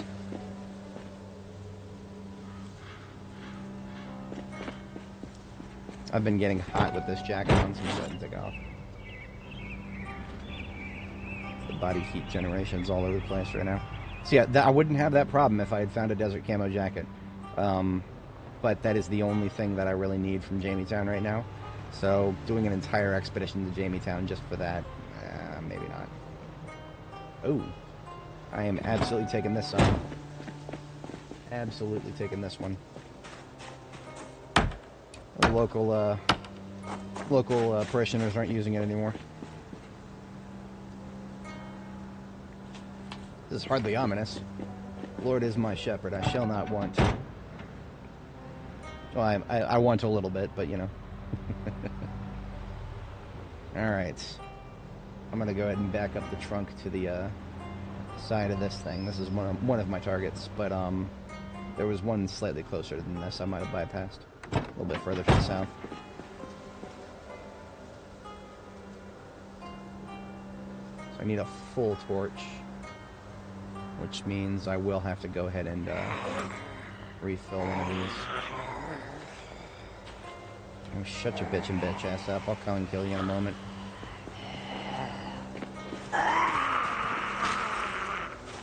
I did see a couple to the south as well.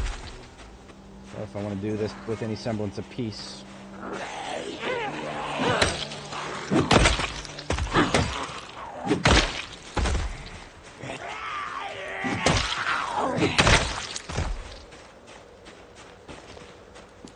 Oh, and I never made any food. That's an oofers right there. I don't have any field provisions in my current vehicle. Double oofers.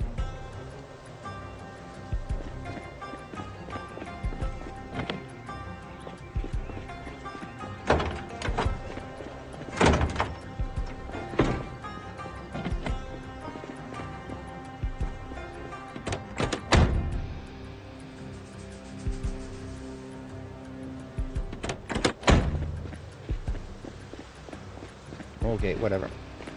We'll get some food.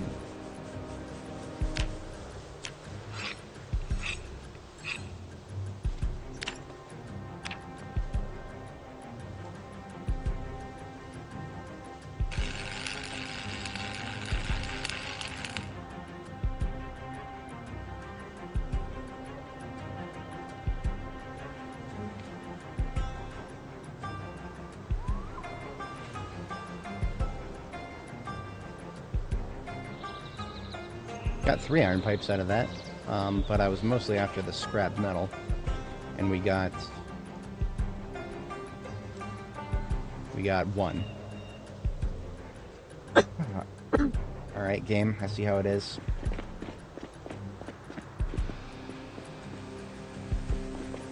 I don't know if I need a 3rd animal trailer, but I suppose I'll grab it.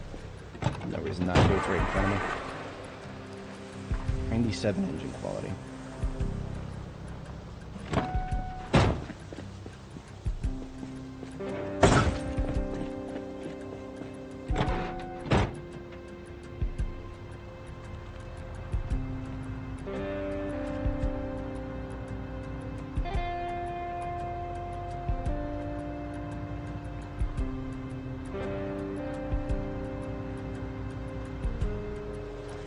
Now, the school was clean at some point, but it's no longer clean.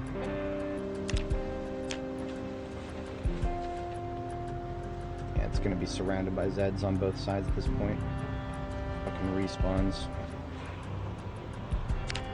Alright, this was what I was thinking of. This wreck right here.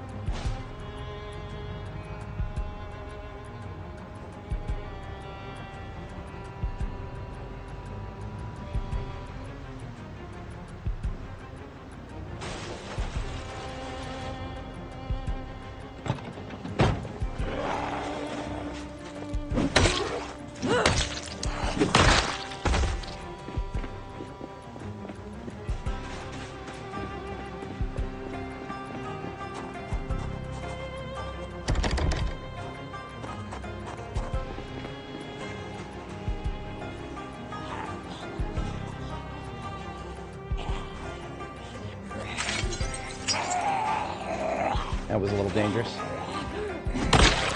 I may have trusted my sense of time a little too much there. I mean, I made it, but still, that, I don't know if I should have done that.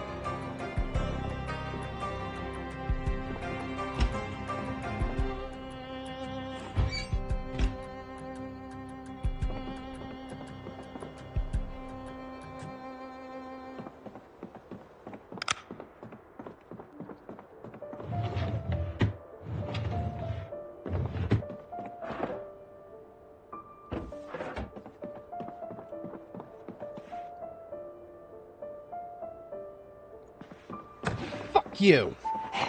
Fuck you! Fuck you, bitch! Jump scare me. Fuck you. Make yourself known next time. Oh, look at all this. Neat.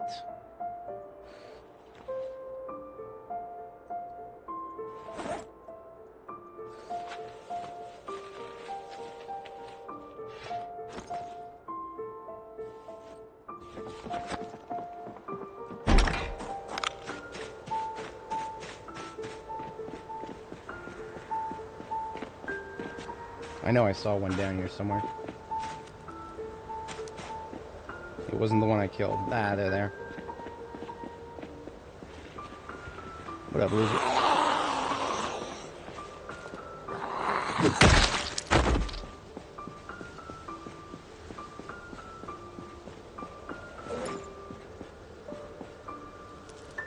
Oh, there's gas in here. That would feel like a bit of a waste to delete it. Because unfortunately deleting, or welding apart a wrecked vehicle does actually delete all the gas in it. But I don't have any bottles on me at the moment. You know what? I have an entire gas station. I'll just check in here for, do a cursory glance for anything I can put. Yeah, we got a bottle and a kettle, why not?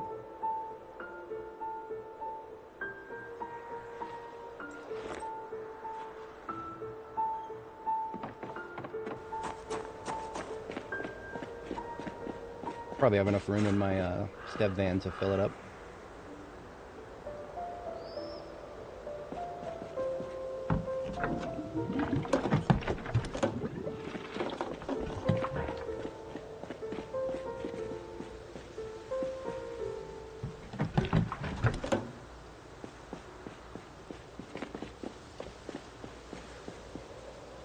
Oh, that's all there was. Good. Nothing goes to waste. At least nothing too much.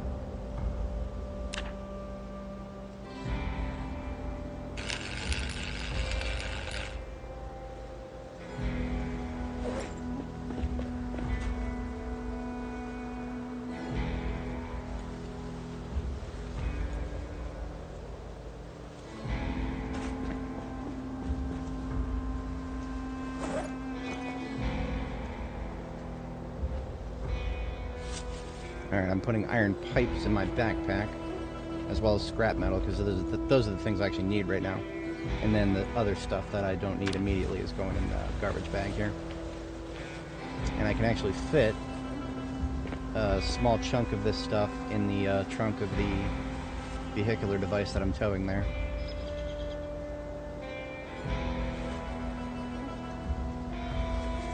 In fact, I can put this entire garbage bag in the food container. No, I can't. Damn it. Now I can. Garbage bags weigh... If you fill it all the way up, then you're going to be 0.1 over. As silly as that is. Seats are different, actually. Seats don't do that.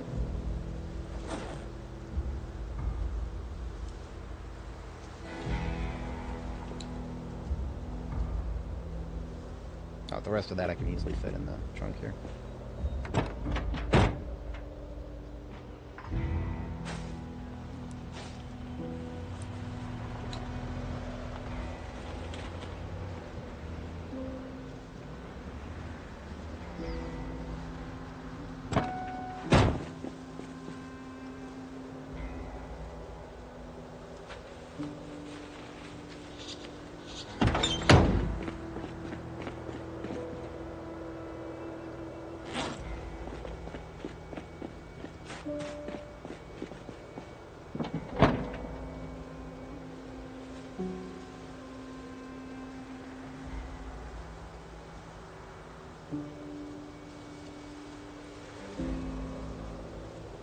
I think I already have the iron pipes with me that I needed, or that I was allocated before, in which case I need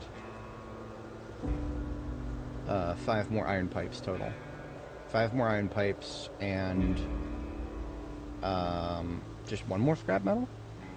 No, oh, there's one right in front of me. Hell yeah, okay. So just 5 more iron pipes. That means iron pipes are a little easier to source than everything else. I can just rip some toilets apart for that.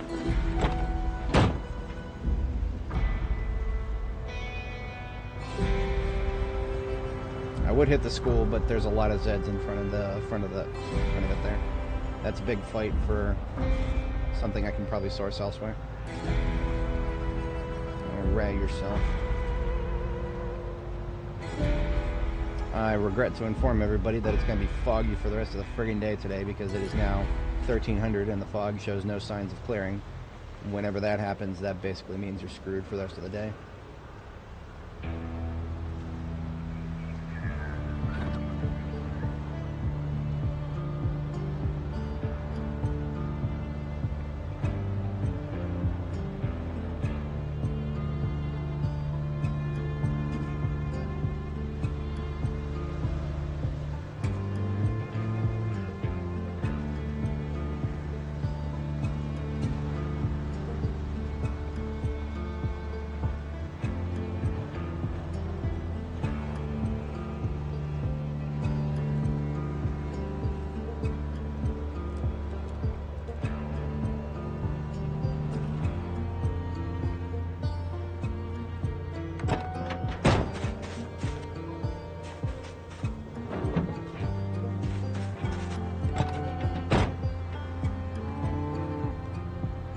indeed.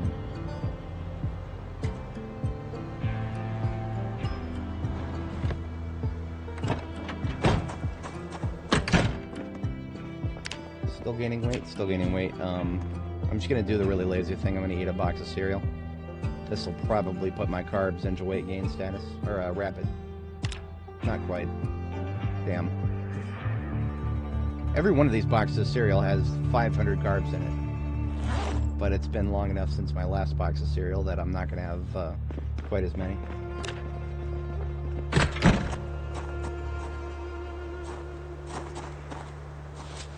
No scrap metal over here. I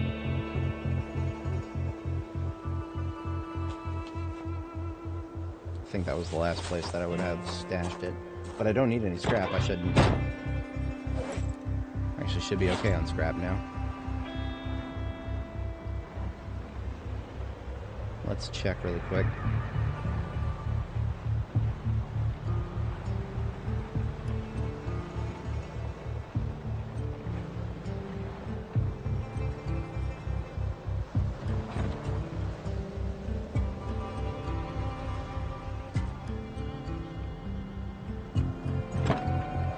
Be able to just put this together right now.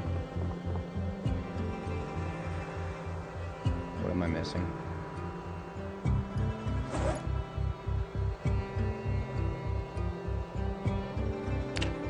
Oh, I need a full torch for that. Okay.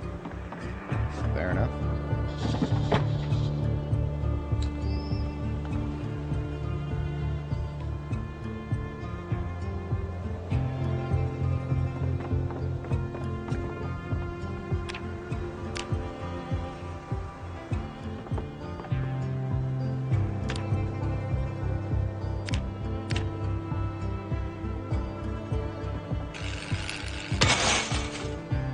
Of course, I used the ones in my backpack instead of what was on the floor. Whatever.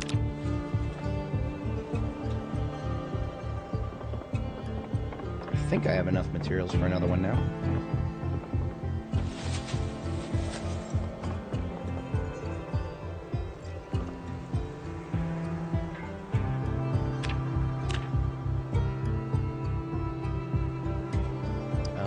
I don't, but that might be because I don't have hinges. It is, and I don't have enough hinges anywhere. But now what I can do is put everything on the floor right here.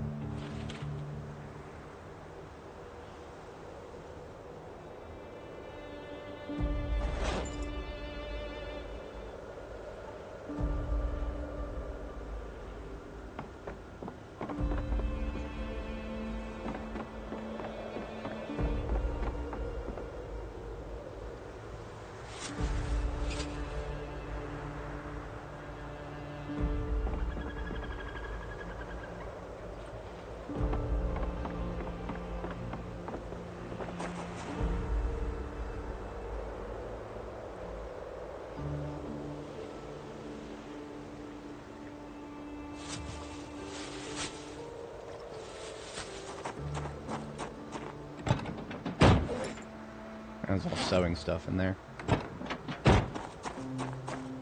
So I might need another dose of wire. I'm sure I have some somewhere. Oh no, here's another one.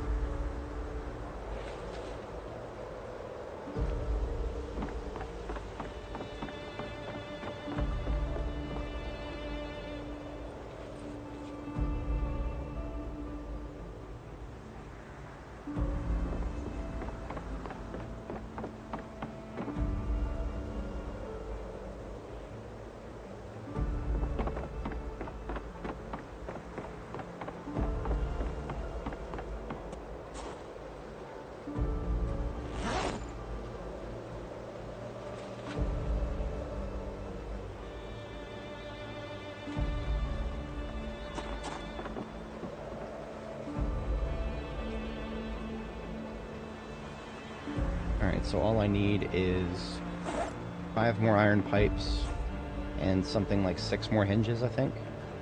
Yeah.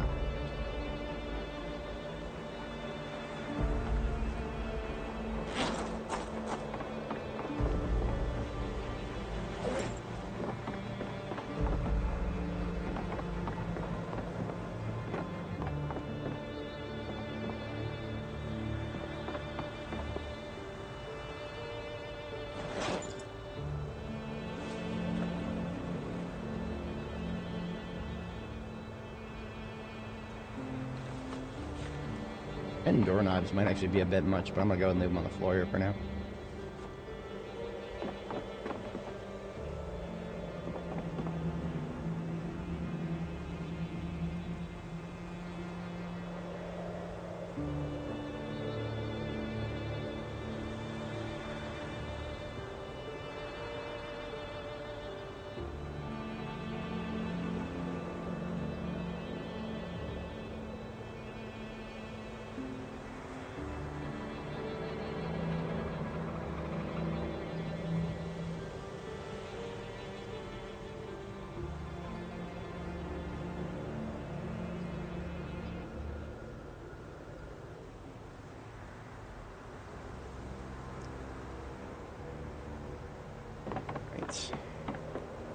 A lot of the other stuff that's still in this, still in the trunk here is actually stuff that I can either use for metalworking or just putting the, for metalworking, rather.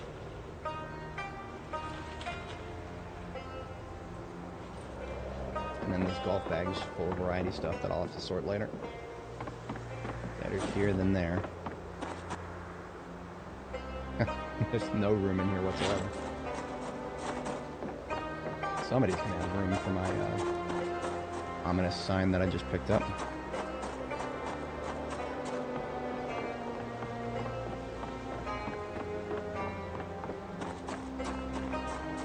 Yeah, perfect.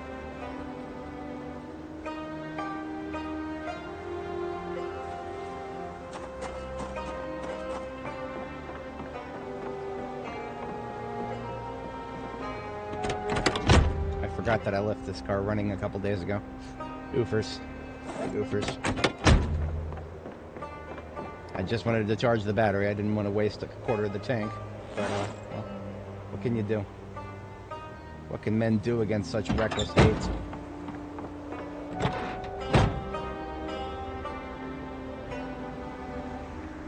Jeez Louise, I'm already up to 6 hours. Okay, I think I can do this for a couple more hours. We're definitely not going to finish the whole base this time, but we're going to get it. I'm definitely going to make sure that we get it to the point where we've got a roof over our head and gates on all 4 corners. Definitely going to get to that point. So we're going to disassemble some sinks and toilets and showers and acquire ourselves some, actually maybe not showers. There's a couple of showers that I would want to keep because I want some in my base.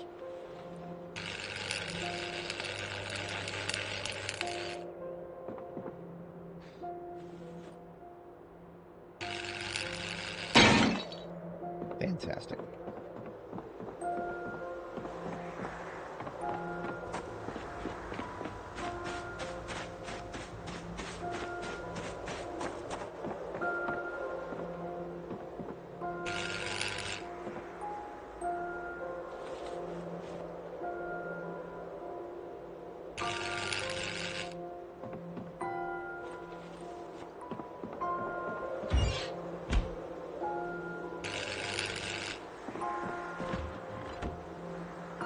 Huh, okay.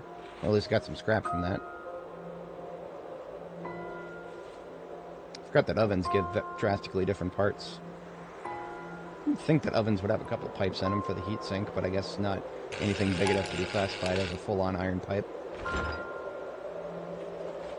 7, so we just need 1 more.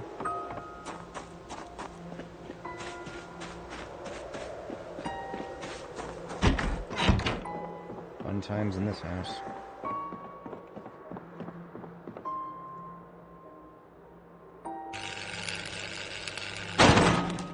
Fantastic. We don't take this room for granted. If anybody's not familiar, this is where the only place my character so far has taken any damage from a zombie. Some of the blood on the floor right there is mine. There was a zombie who was coming out of this bathroom and coming at me from this kind of an angle as I was coming out of that bedroom. So I had opened the door, checked the bathroom, saw nothing. And then I came in the bedroom, checked around, saw nothing, and then I guess the zombie must have been like right here, somewhere where I couldn't see by opening the door. They made absolutely no noise and came at me from this kind of angle right here and managed to get a laceration on my torso. So it was direct damage. That was a, like, I don't know, laceration, 7% chance of infection. We dodged that, but, yeah. I'm never a fan of taking direct damage from zombies under any circumstances. Fucking worst moment of this character's journey. There we go. That's superfluous, but we are good to go.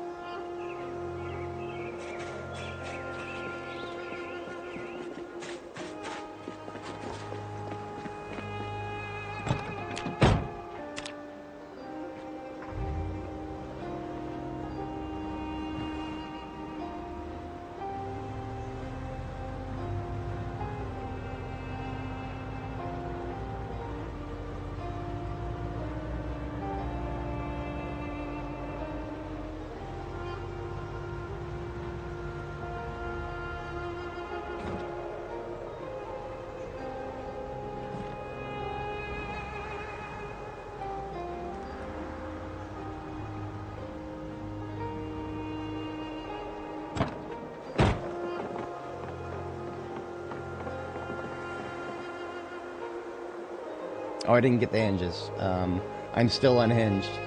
Damn it. Okay, well, at least I can leave the iron pipes here now.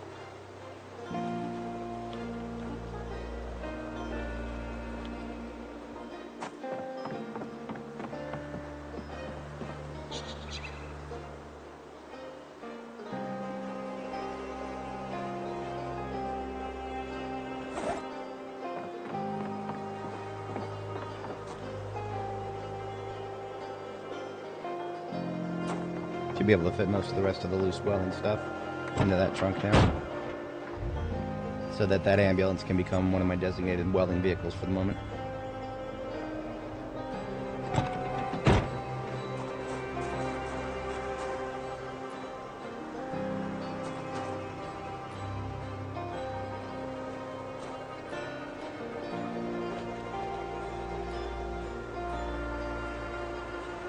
Just taking out the hinge and parts and the plastering trowel, and we can empty these garbage bags actually.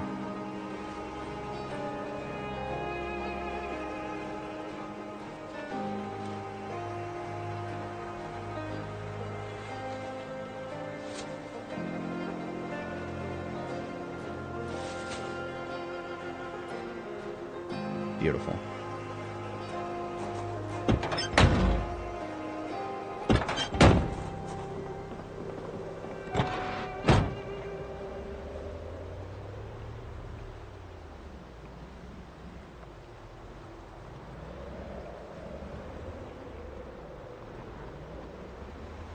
I don't know if I'm going to need to configure it for a lumber pickup, but just in case, I'll load it up with this stuff. Worst case scenario, I'll put it back into the Spiffa van.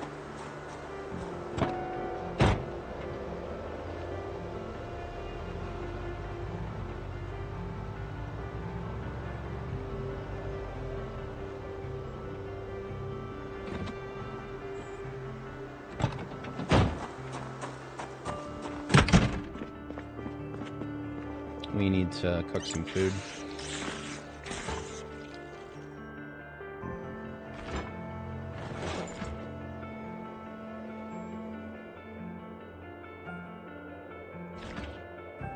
Well, actually, what we really need is to put on weight. I'm gonna drink some soda.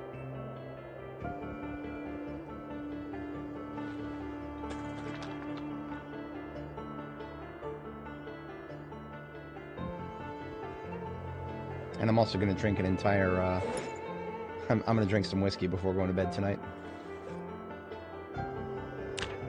That will put on, that'll get my calories up.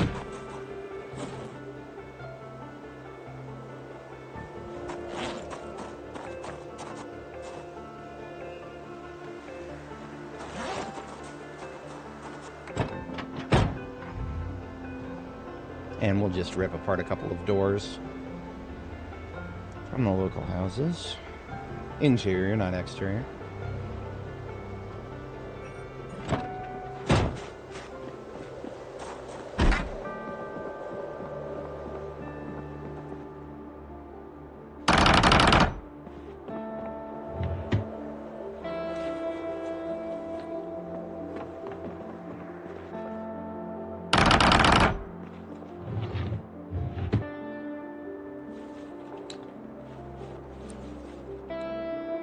I'll leave this one intact.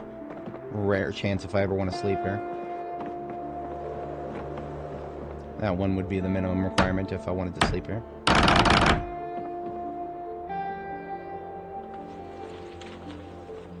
That's the minimum hinges, by the way. Now we just want to...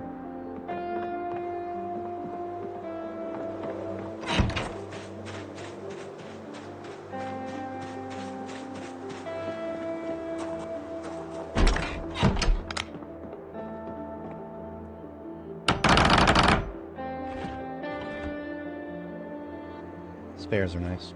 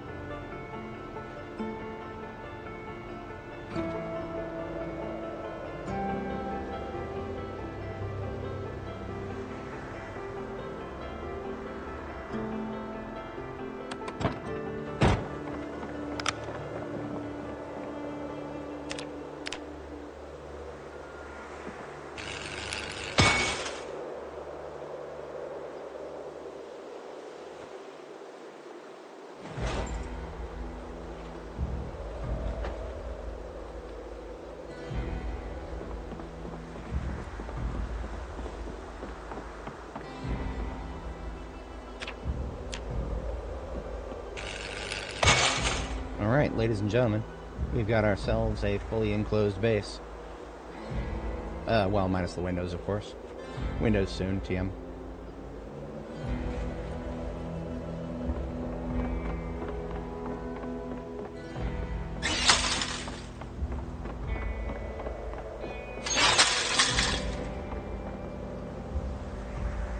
Now, of course, this doesn't count as indoors yet, but that's because there's no roof, hopefully. We'll see how that plays out in the future. For the moment, it is close enough to bedtime. Gonna gear up our cold weather gear here.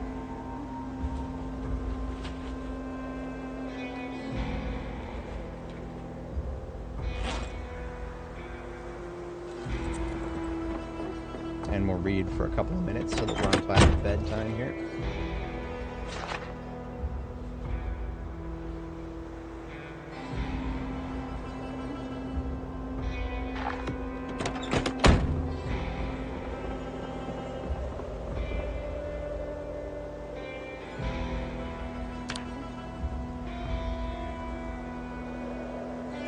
All the way down to 27 Fahrenheit.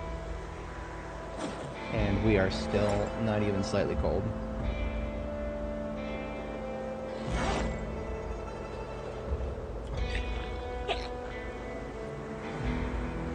Yeah, I should have known that would get me shit-faced.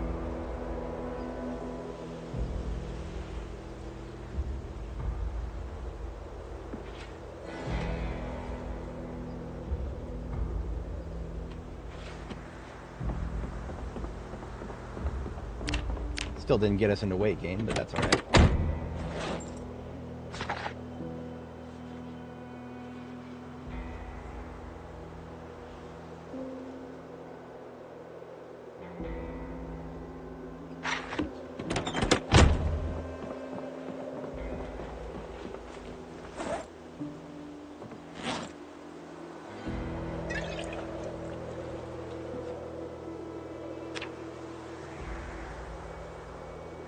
Yeah, going to sleep drunk. It's alright. It's one of the most efficient ways to use alcohol in this game.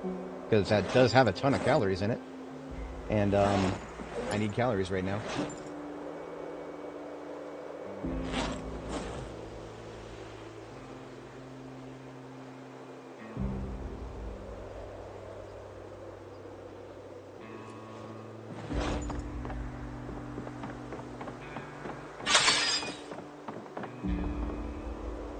Alright, so I want to get our 6 windows, and then I want to get them barricaded. And then I'm probably going to take off after that, because that's going to be a very successful operation once we get to that point. I might cook off our remaining planks, because I do know we have some planks left. I'll probably cook those off to get the ceiling as far as I can get it. But I'm not going to do another logging operation today. I have my limits. I've enjoyed myself, but I don't think I can handle another logging operation in one session. It's necessary, but the grind does get to me after a bit.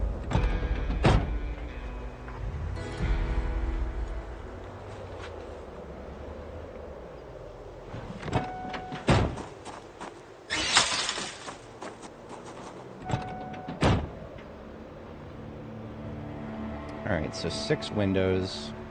And I'm thinking about making sure that they match a orange aesthetic, because I kind of want to do orange for the base. So I need to grab a crowbar. And we're going to put that crowbar on my back.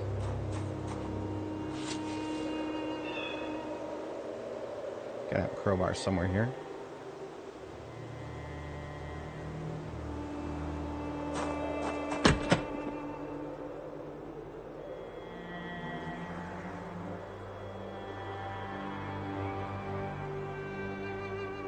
Well, shit.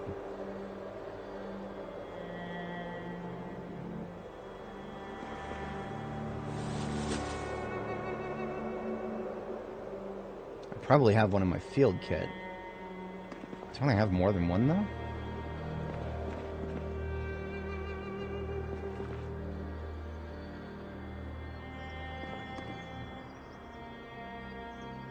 Guess not. Last possibility would be this box.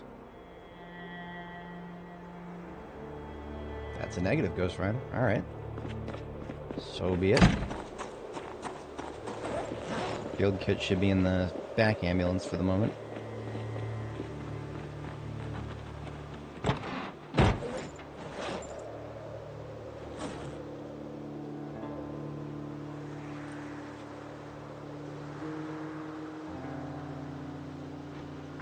suppose this one's actually got furniture in it too, so I might as well take that furniture up with me.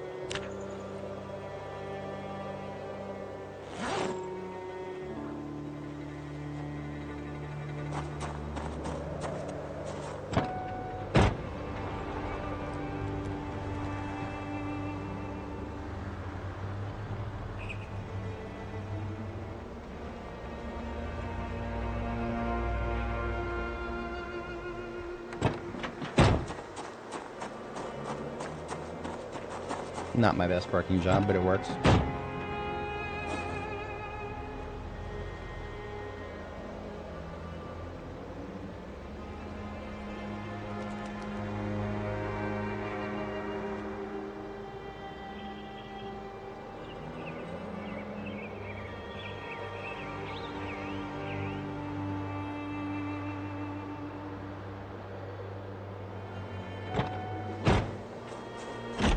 I suppose I shouldn't fuss too much about whether the windows actually match or not. So even though we're carpentry level 10, we still have a 5% chance to break the window. Because we can't have too much fun. Oh, no, no. Stop that. Stop having fun. That's not allowed. Gotta always have a chance to fuck up.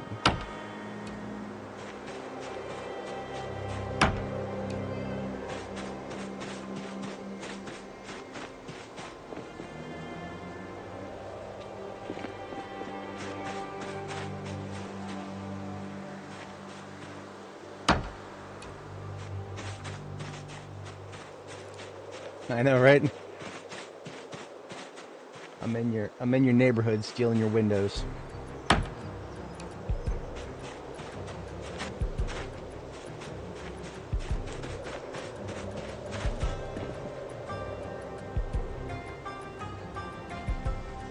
Well, I don't have room for any more. I was considering getting enough for the second floor, but yeah, ain't got no room for that.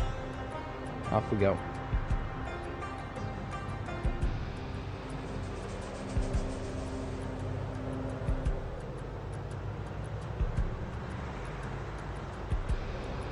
Yeah, I know one all the way in Louisville.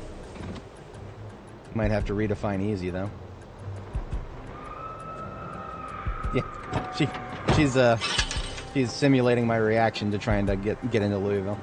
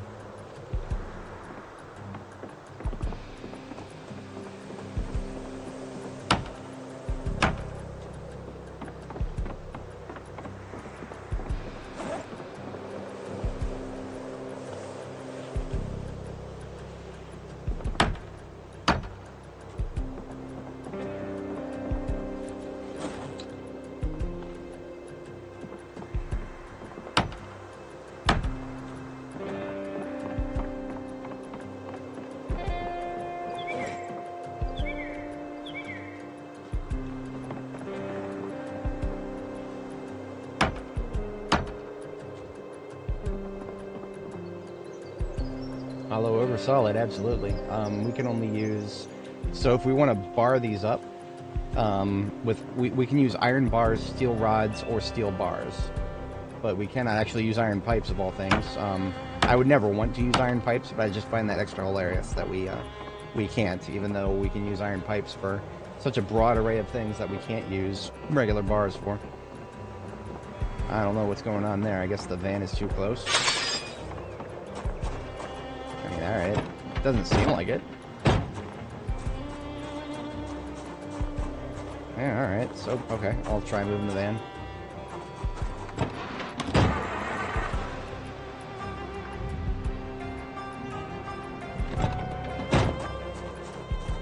Yeah, this is just the van.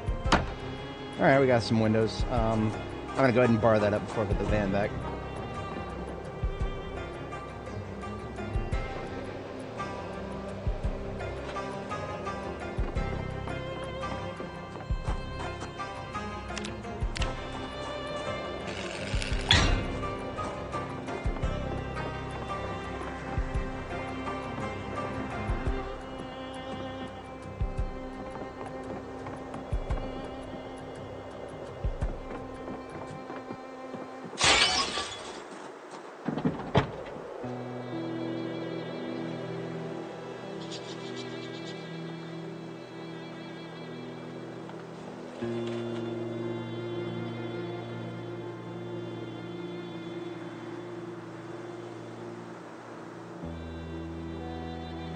Yeah, we won't be able to bar too many of these up.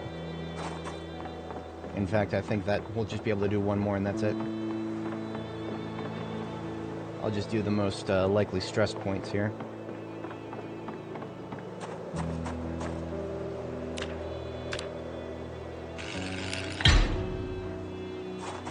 I should have some charcoal left over. I could probably go make some iron bars, which I will do. I'm going to go make... I'll try to make 6, but I need to get a minimum of 3 just so I can get... Because, I mean, this one right here is one of the most likely to be hit. Now, let's just say I'm a zombie, and for some reason I somehow get all the way over here. The door is probably the most likely candidate, but any one of these walls is also thumpable. But then if we're just thinking about if they happen to land on the window, this one and then the other one is the most likely. So I do at least want to get that one to the left of me there, boarded up with a... whatchamacallit. Now, speaking thereof, I would also like to get this van unloaded, because there's not that much in it in terms of totality. There's just a bunch of banners and then some ammo. So I can basically empty this van and set it aside for now.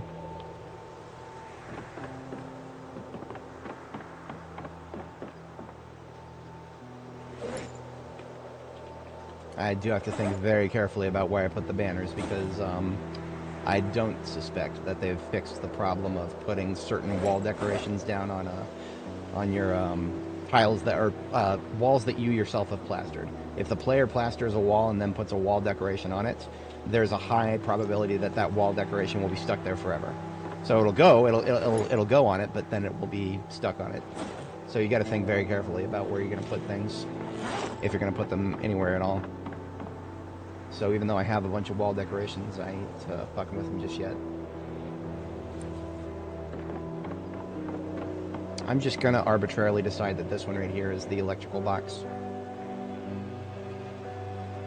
And I will put a little bit of scrap electronic on the floor to remind myself of that. Ammo is gonna be on this side someday. So I'm just gonna drop it on the floor right here. And we're putting doors and hinges right over here. Yeah, I know, right? Fucking, that new head cannon just dropped. Fucking. Even though the plaster dried months ago, it's still in the process of drying until you put a decoration on it. Alright, so this ambulance is my third best in terms of engine quality. And it still has my field kit, so I need to get that sorted out at some point.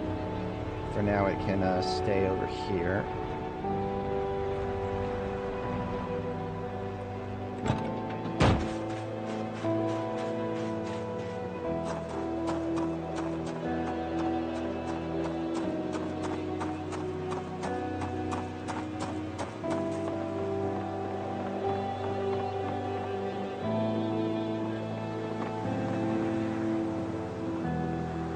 I couldn't tell you exactly when I'm going to be finished welding, but I suppose I could put this one right around the corner from my other welding vehicle.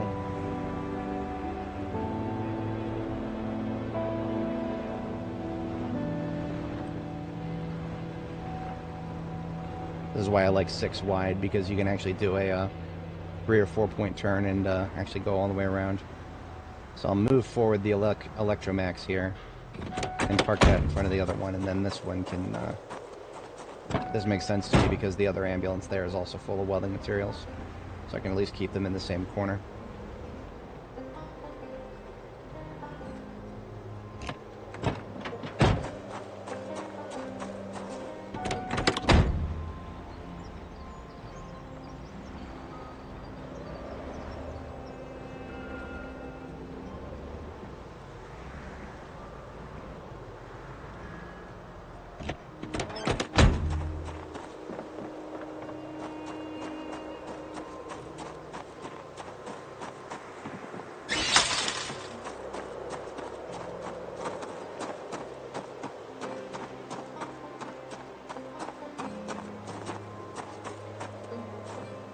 One of these had some jugs in it. Here it is.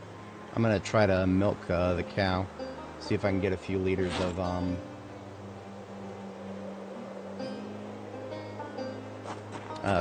milk out of her.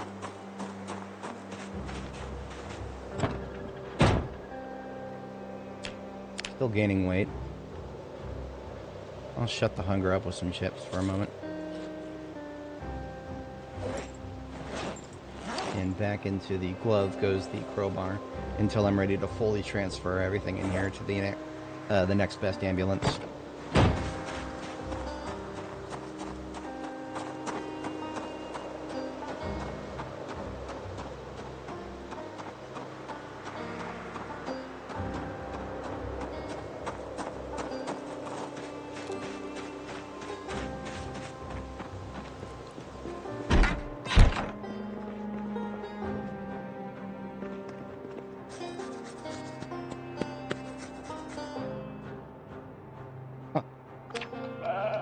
Can't hit the milk button until I have the dispenser bottle in my hand, I guess.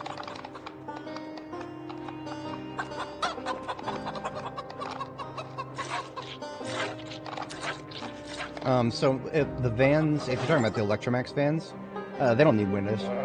I took them off. They're just kind of, the glasswork that's on them is going to get saved for vehicles that need it. Because the Electromax vans are never going to get taken out in the field again. They're basically just storage. Not to say they're not useful, but yeah, they're just storage. So they're only ever going to get driven around in relatively safe territory. Yep. We basically have an entire van filled with its trunk filled with glasswork. I wanted to get very far ahead of the fact that glasswork is a wear item, and we're going to go through it like nobody's business. Yep. That's 100%. 100%. So we came back here with 7 liters of milk. We got our butter churn right here. We're going to go ahead and churn 1 stick of butter out of that. So now when we make our next round of roasts, we will be able to butter it up as well as margarine.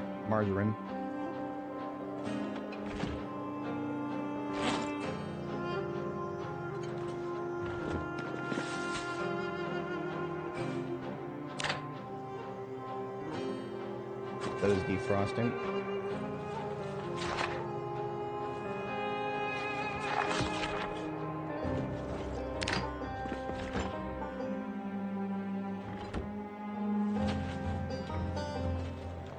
Yeah, no, that's what I did last time. That's what I did on Annie, and it worked well enough. What I did is when I brought them back, I brought them all back here full of stuff from the warehouse.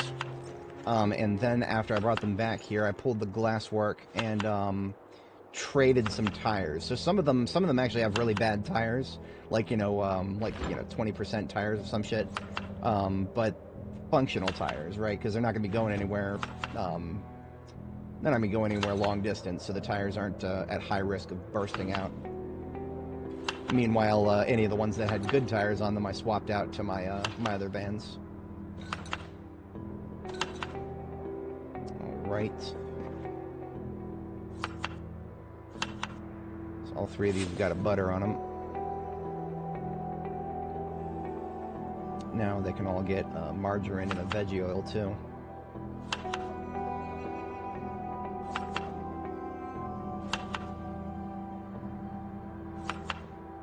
I will probably want to stop by Gigamart's sometime soon to get some more calorie spreadings. Yeah, it is a great source of performance parts to just raid the Electromax vehicular lot.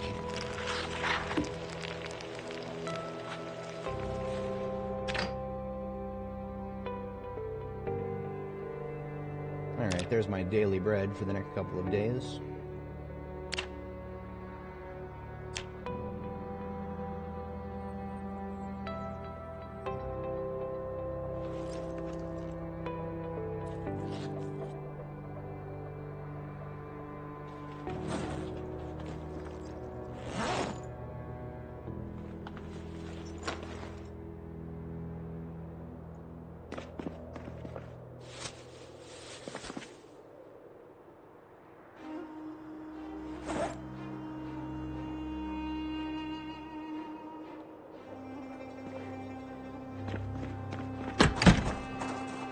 Okay, so the next stage of my operation was to just get my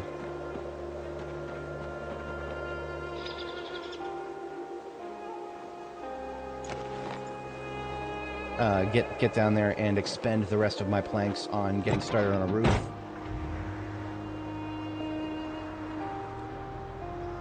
Possibly expend some small scale sheets on welding part of the roof as well, but I won't blow my entire fortune of small steel sheets on that. That doesn't make sense to me at the moment. So there's other things I could do with steel sheets. I don't want to be blowing them 100%.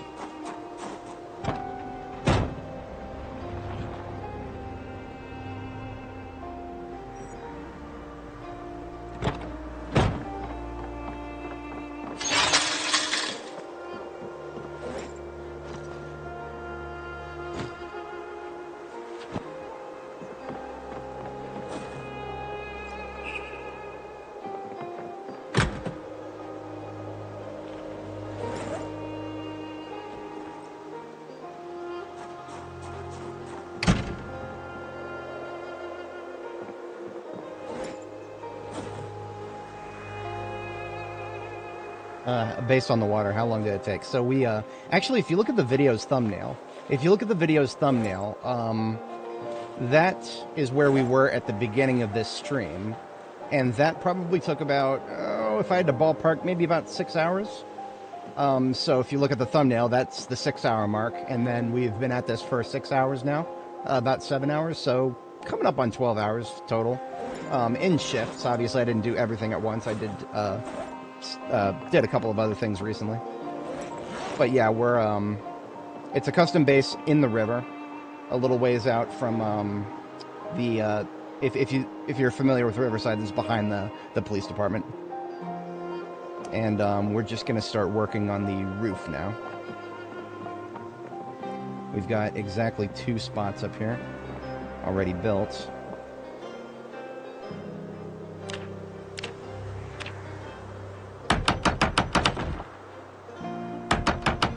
Where things get a little trepidatious.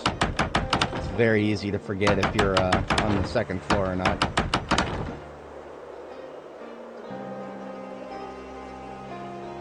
Sounds like you need a better chair. I mean, I'm speaking from a bit of a position of privilege here. This is a lazy boy. Best recliners on the planet, bar none, in my humble opinion.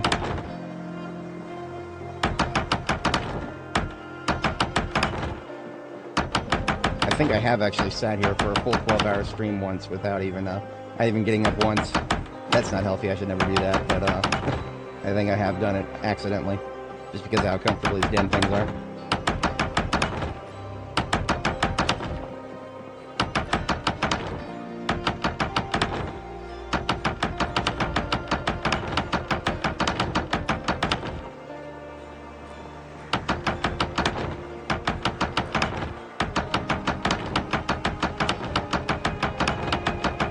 Oh, that's right. I was thinking about making some iron bars to safe up the window there.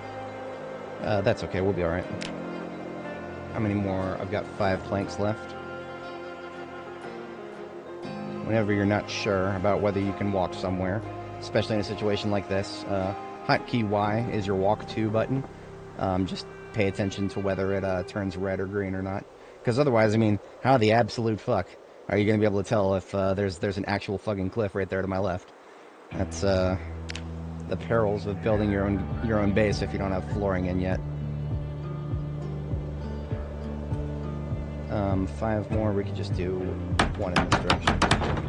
Thankfully, your character will automatically pad in such a way as to keep herself from falling. Alright, that does it for the current shipment, so I'll just use walk to for the rest of my movement up here.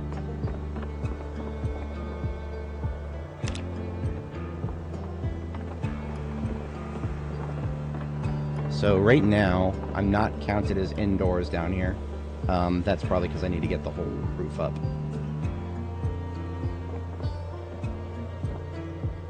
There is a part of me that wants to do like a, maybe a straightaway of metal flooring, straight down the center. I might do that, because that would get me a lot of welding experience, at least enough to get to the next bug. Oh yeah, no, hotkey is Y. Hotkey Y to walk to. It won't just avoid, I always like to talk about this whenever I'm trying to navigate forests. It'll also help you avoid, bushes and stuff that could scratch you, if it's possible to do so. If it's not, then your character will take, the minimum amount of hits as required. Very underrated, underrated thing. Something the tutorial should honestly teach you. I wish the tutorial for this game taught you a lot of things. Fundamentals like, you know, the basics of grab ranges and melee weapon ranges.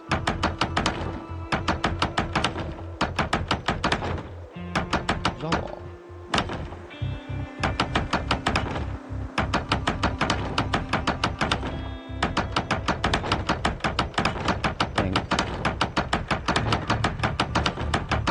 I should at least have enough wood to get to where I want to get for putting together the metal floor there.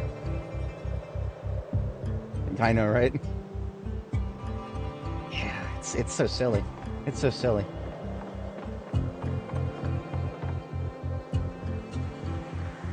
Yeah, I'll just start back over. I'll treat this as if I'm mowing the lawn. Whenever I'm mowing the lawn, I try to divide a lawn into like squares, and then just kind of handle it like a grid. Pretty much the same thing here. Here's my remaining total. We've got just 9 left.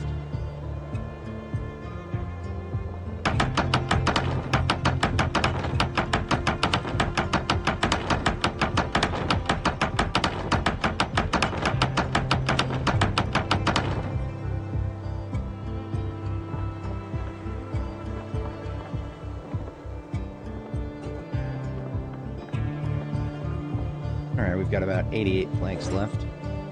We are super hungry. Let's have a bite of that roast. Perfect. Big bite, because we're trying to keep our weight up.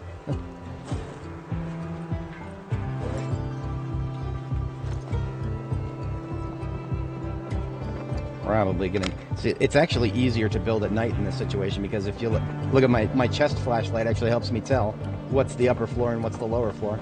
So I might actually be doing, unironically, more building at night now.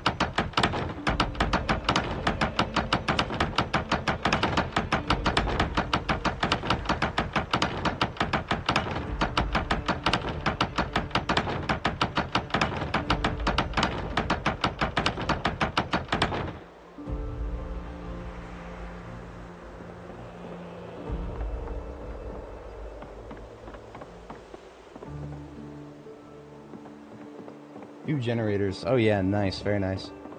There have been times where I've very intentionally spaced out my generators so that I used more than one.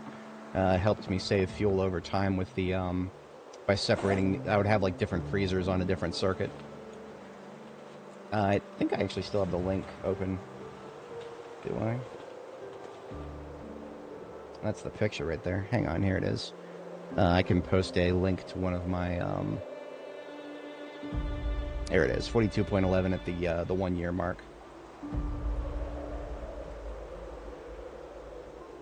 There you go. If you're interested, that is sort of what I'm building for. There's an exterior and here's an interior. The biggest difference right now is instead of just doing regular doors on each of the four corners, I'm doing gates instead. I'm gonna see if I can make gates work. I don't know if gates will work. I'm praying they will work. I really want them to work, but there's a possibility that it won't whatchamacallit, won't count as being indoors with these. There's a small possibility I'll have to like actually take the game into debug mode to find out why it wouldn't be considering things indoors. I had to do that last time, even with that design that I posted the link to. Even that design had trouble, the game had trouble telling what was indoors and what wasn't. I think that might have been just because of the sheer size of the base, but I'm not 100%.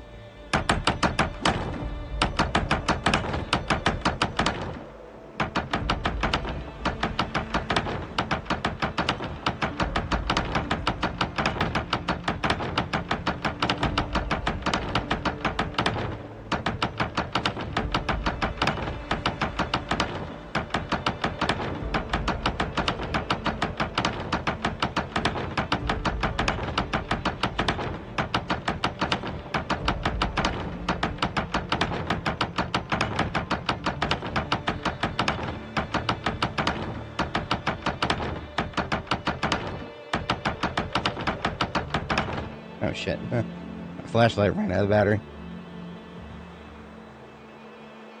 In the Alice kit, I always carry a spare. But this time I didn't anticipate it well enough to have a spare for the spare. Oops. Oh, problem solved for the moment. Just gotta make sure to grab another battery.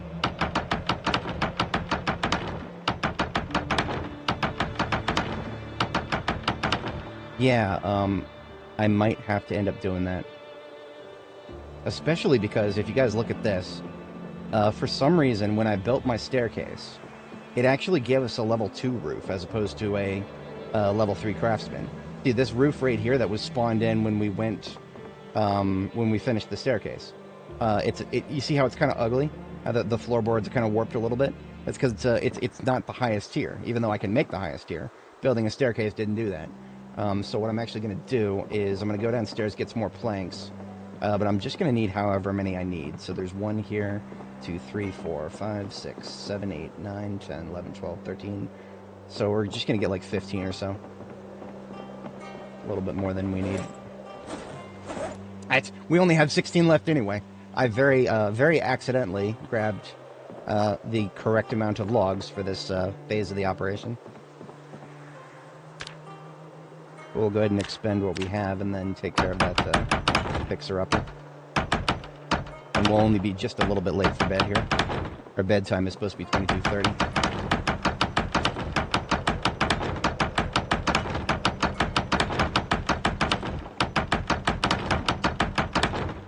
Alright.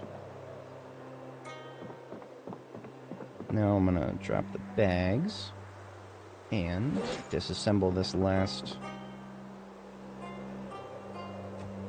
Here it is. Floor is at the top of a staircase. Okay, fuck you too then. I guess I'll just overwrite it. I think I can do that. Yeah, okay. I just overwrite it. I wasn't sure I was able to do that, but now I've confirmed. So put away these spare backpacks, the handbags, as it were. And that's all of my logs. So I think I'll probably paint the walls because I have the orange paint. And I wanted to do orange for the exterior. Don't know if you guys noticed, orange is my color. But, yeah, let's go ahead and catch a sleep since we're actually a little bit late for that. Finish the rest of that roast. And in this duffel bag here, we've got a set of gear for sleeping in the super cold.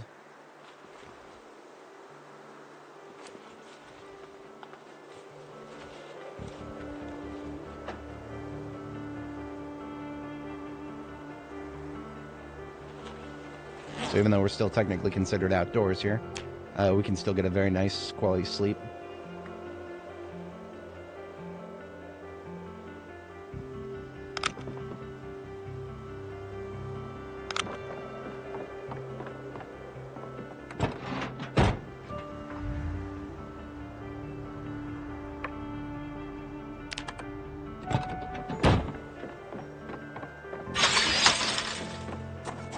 Alright, this one was not the paint one. I think it was around the corner.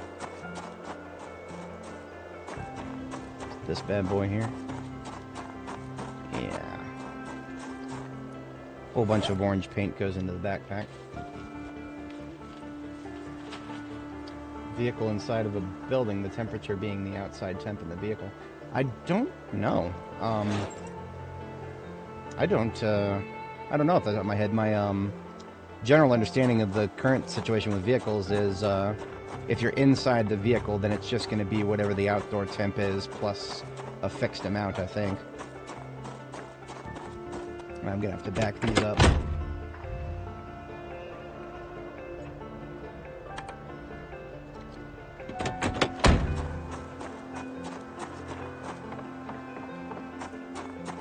Just a little bit of running around has actually got me heated now because of how much insulation my overnight gear affords me.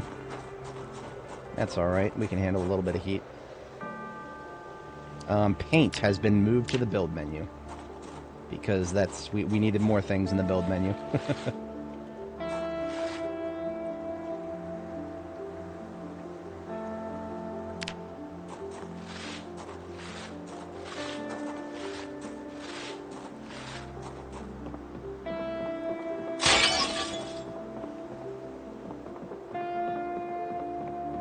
Oh, this is interesting.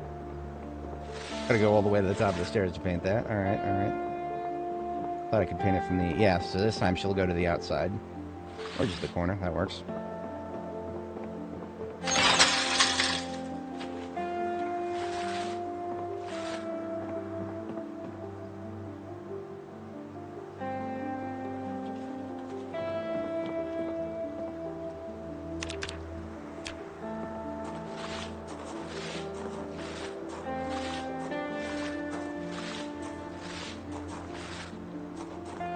Me gusta. That it has. There's this meme somebody posted on Reddit of the launch game button has been moved to the build menu, but you can't launch it through Steam anymore. You have to go to the build menu to launch the game. I lulled when I saw that one. I don't hate it necessarily if I'm... Okay, I don't hate it if I'm doing large numbers of things at once. But for one-offs...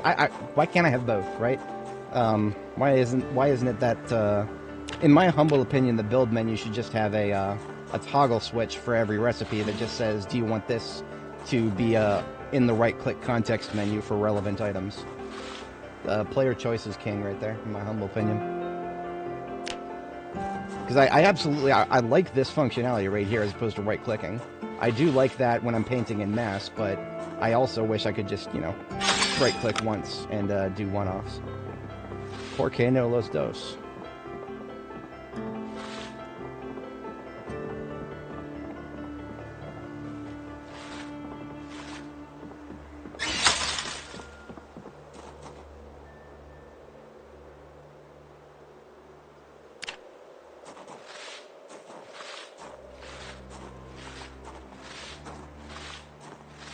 And that is all of the exterior walls right there. Fantastic. I like it. And I think we still have a little bit of orange paint left. Yeah. That'll be for the second floor.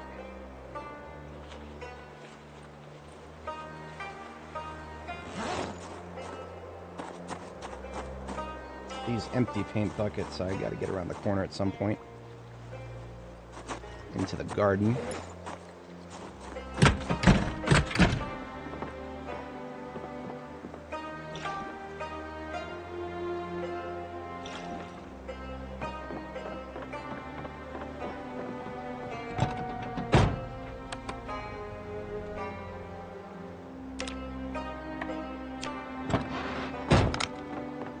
Alright.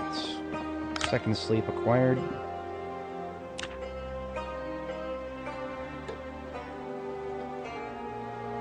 Never did refill my water, but I think I'm drawing things to a close here. I'm going to go ahead and give our girl a bath. She has absolutely earned it. She's been a trooper today, putting up with my bullshit. I haven't gotten a voice for Nora yet. I need to get a voice for Nora. I do still have my hotkey for Annie to call me an idiot. I'm never getting rid of this. I just got to get it updated to Nora's voice. You're an idiot, but I still love you. I gotta get a different voice for Nora Robles, because that was Annie Mae. That was my previous character. That was generated by Zonos text-to-speech. Fantastic little program, highly recommended. I think it can run on as little as 6 gigabytes of VRAM. Don't quote me on that. I've never I haven't actually checked the utilization. My 4090 could handle it, and that was good enough for me. And so this is the kitchen right here. I'll go ahead and paint the kitchen, because we've got enough green paint for it.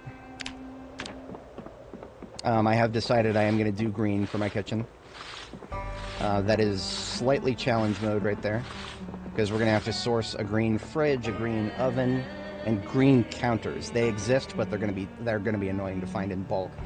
I can think of, off the top of my head, I can think of one set of green counters, and that's it. So we're going to have to use some creativity for that. But I say we've done good things here today. Quite good things, as silly as the fog is today. I'm going to swap out my gear. I'm going to check on the crops before I go, because I noticed one of them has grown up. Trailers. We don't have any trailers. We have not located any. Okay, so we have animal trailers, and that's it. That's all we got right now.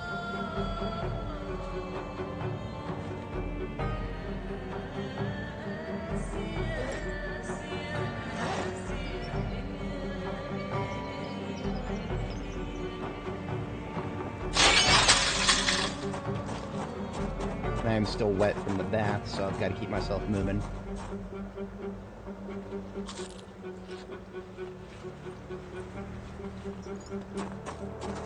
So checking on the crops, putting these new buckets over there to replace some of the ones I took.